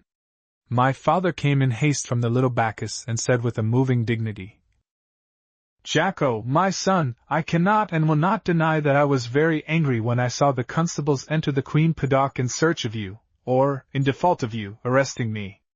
They would not listen to any sort of remonstrance, alleging that I could easily explain myself after being taken to jail.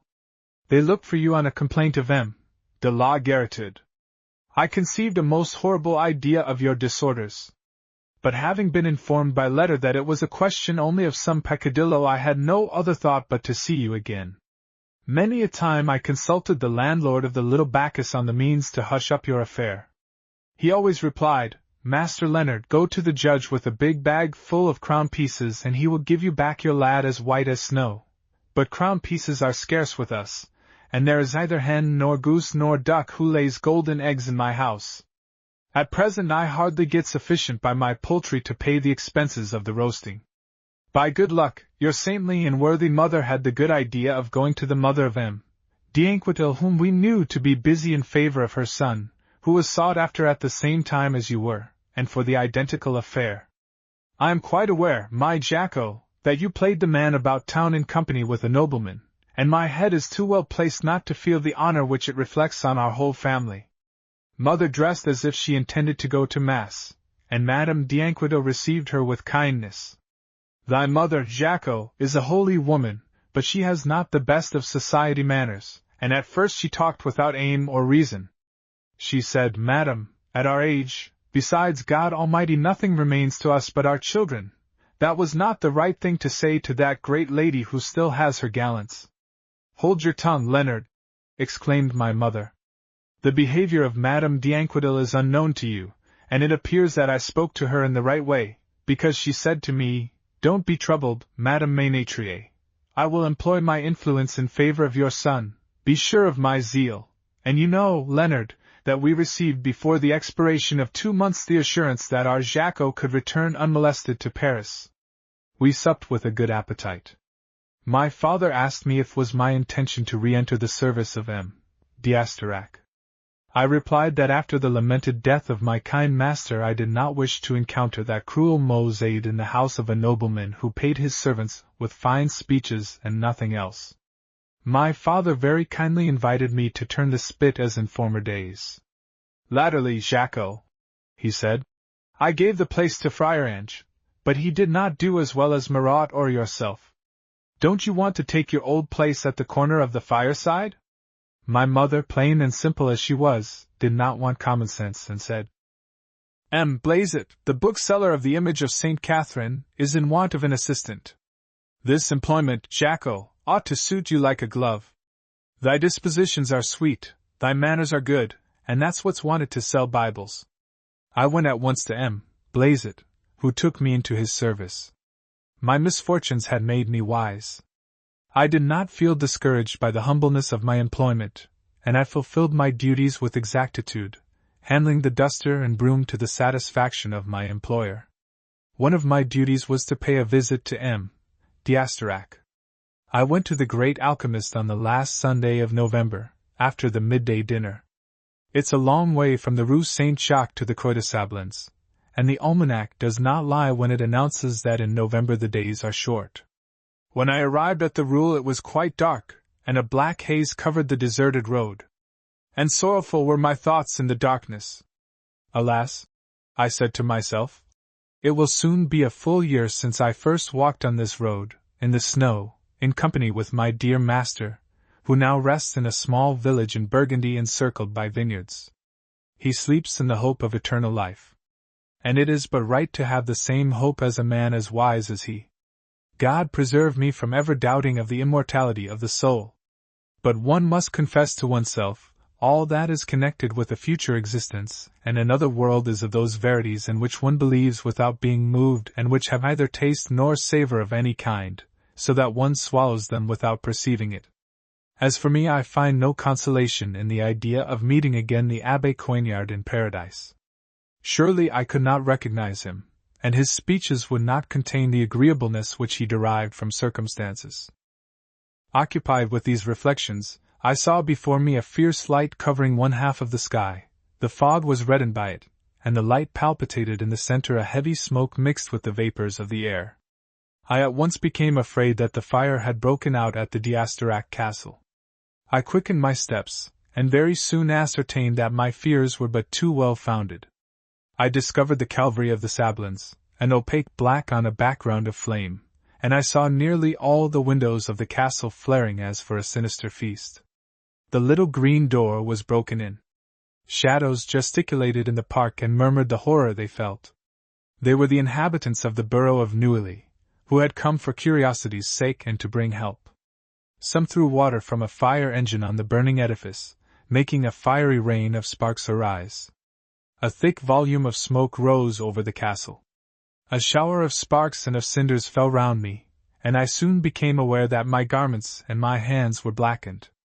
With much mortification I thought that all that burning dust in the air was the end of so many fine books and precious manuscripts, which were the joy of my dear master, the remains, perhaps, of Zosimus the Panapolitan, on which we had worked together during the noblest hours of my life.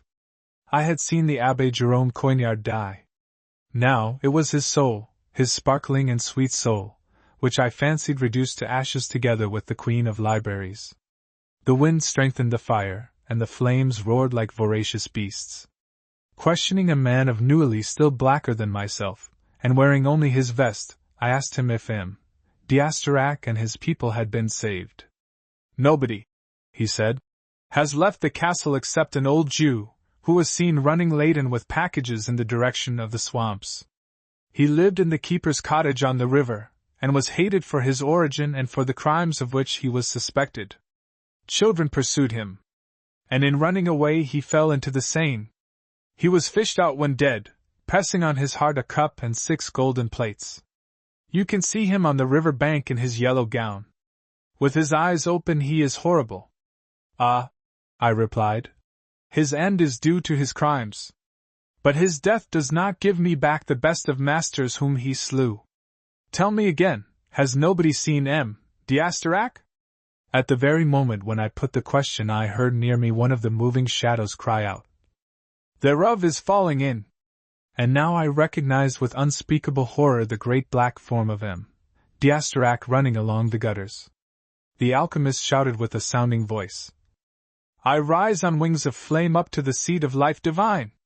So he said, and suddenly the roof fell in with a tremendous crash, and the flames as high as mountains enveloped the friend of the salamanders. Chapter 25. I become a bookseller. I have many learned and witty customers, but none to equal the Abbé Jerome Coignard, D.D.M.A. There is no love will stand separation. The memory of Jahel, smarting at first, was smoothed down little by little, and nothing remained but a vague irritation, of which she was no longer the only object. M. Blazet aged quickly. He retired to Montrouge, to his cottage in the fields, and sold me his shop against a life annuity. Having become in his place the sworn bookseller of the image of Saint Catherine, I took with me my father and mother, whose cookshop flourished no more. I liked my humble shop and took care to trim it up. I nailed on the doors some old Venetian maps and some theses ornamented with allegorical engravings, which made a decoration old and odd no doubt, but pleasant to friends of good learning. My knowledge, taking care to hide it cleverly, was not detrimental to my trade. It would have been worse had I been a publisher like Marc Michel Rey, and obliged like him to gain my living at the expense of the stupidity of the public. I keep in stock, as they say, the classical authors, and that is a merchandise in demand in that learned Rue Saint-Jacques of which it would please me one day to write an account of its antiquities and celebrities. The first Parisian printer established his venerable presses there. The Cramoises, whom Guy Patin calls the kings of the Rue Saint-Jacques, published there the works of our historians.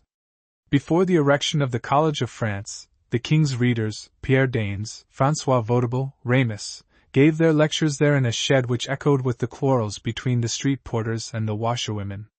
And how can we forget Jean de Meung, who composed in one of the little houses of this street the Roman de la Rose? Footnote: Jacques Tournebroche did not know that François Villon also dwelt in the Rue Saint-Jacques, at the Cloister Saint-Benoît, in a house called the Porte Verte. The pupil of M. Jerome Coignard would no doubt have had great pleasure in recalling the memory of that ancient poet, who, like himself, had known various sorts of people. I have the whole house at my disposal. It is very old, and dates at least from the time of the Goths, as may be seen by the wooden joists crossed on the narrow front and by the mossy tiles. It has but one window on each floor. The one on the first floor is all the year round garnished with flowers, strings are attached, and all sorts of climbers run up them in springtime. My good old mother takes care of this. It is the window of her room. She can be seen from the street, reading her prayers in a book printed in big letters over the image of Saint Catherine. Age, devotion and maternal pride have given her a grand air, and to see her wax-colored face under her high white cap one could take his oath on her being a wealthy citizen's wife. My father, in getting old, also acquired some dignity. As he likes exercise and fresh air I employ him to carry books about town. First I employed Friar Ange, but he begged of my customers, made them kiss relics, stole their wine, caressed their servant girls, and left one half of my books in the gutters. I soon gave him the sack. But my good mother, whom he makes believe that he is possessed of secrets for gaining heaven, gives him soup and wine. He is not a bad man, and in the end I became somewhat attached to him. Several learned men and some wits frequent my shop, and it is a great advantage to my trade to be in daily contact with men of merit. Among those who often come to look at new books and converse familiarly among themselves there are historians as learned as Tillemont, sacred orators the equals of Bossuet and Bourdelot in eloquence, comic and tragic poets, theologians who unite purity of morals with solidity of doctrine, the esteemed authors of Spanish novels, geometers and philosophers capable, like M. Descartes, of measuring and weighing the universe. I admire them, I enjoy the least of their words. But not one, to my thinking, is equal in genius to my dear master, whom I had the misfortune to lose on the road to Lyons. Not one reminds me of that incomparable elegance of thought, that sweet sublimity, that astonishing wealth of a soul always expanding and flowering, like the urns of rivers represented in marble in gardens. Not one gives me that never-failing spring of science and of morals, wherein I had the happiness to quench the thirst of my youth. None give me more than a shadow of that grace, that wisdom, that strength of thought which shone in M. Jerome Coignard. I hold him to be the most amiable spirit who has ever flourished on the earth.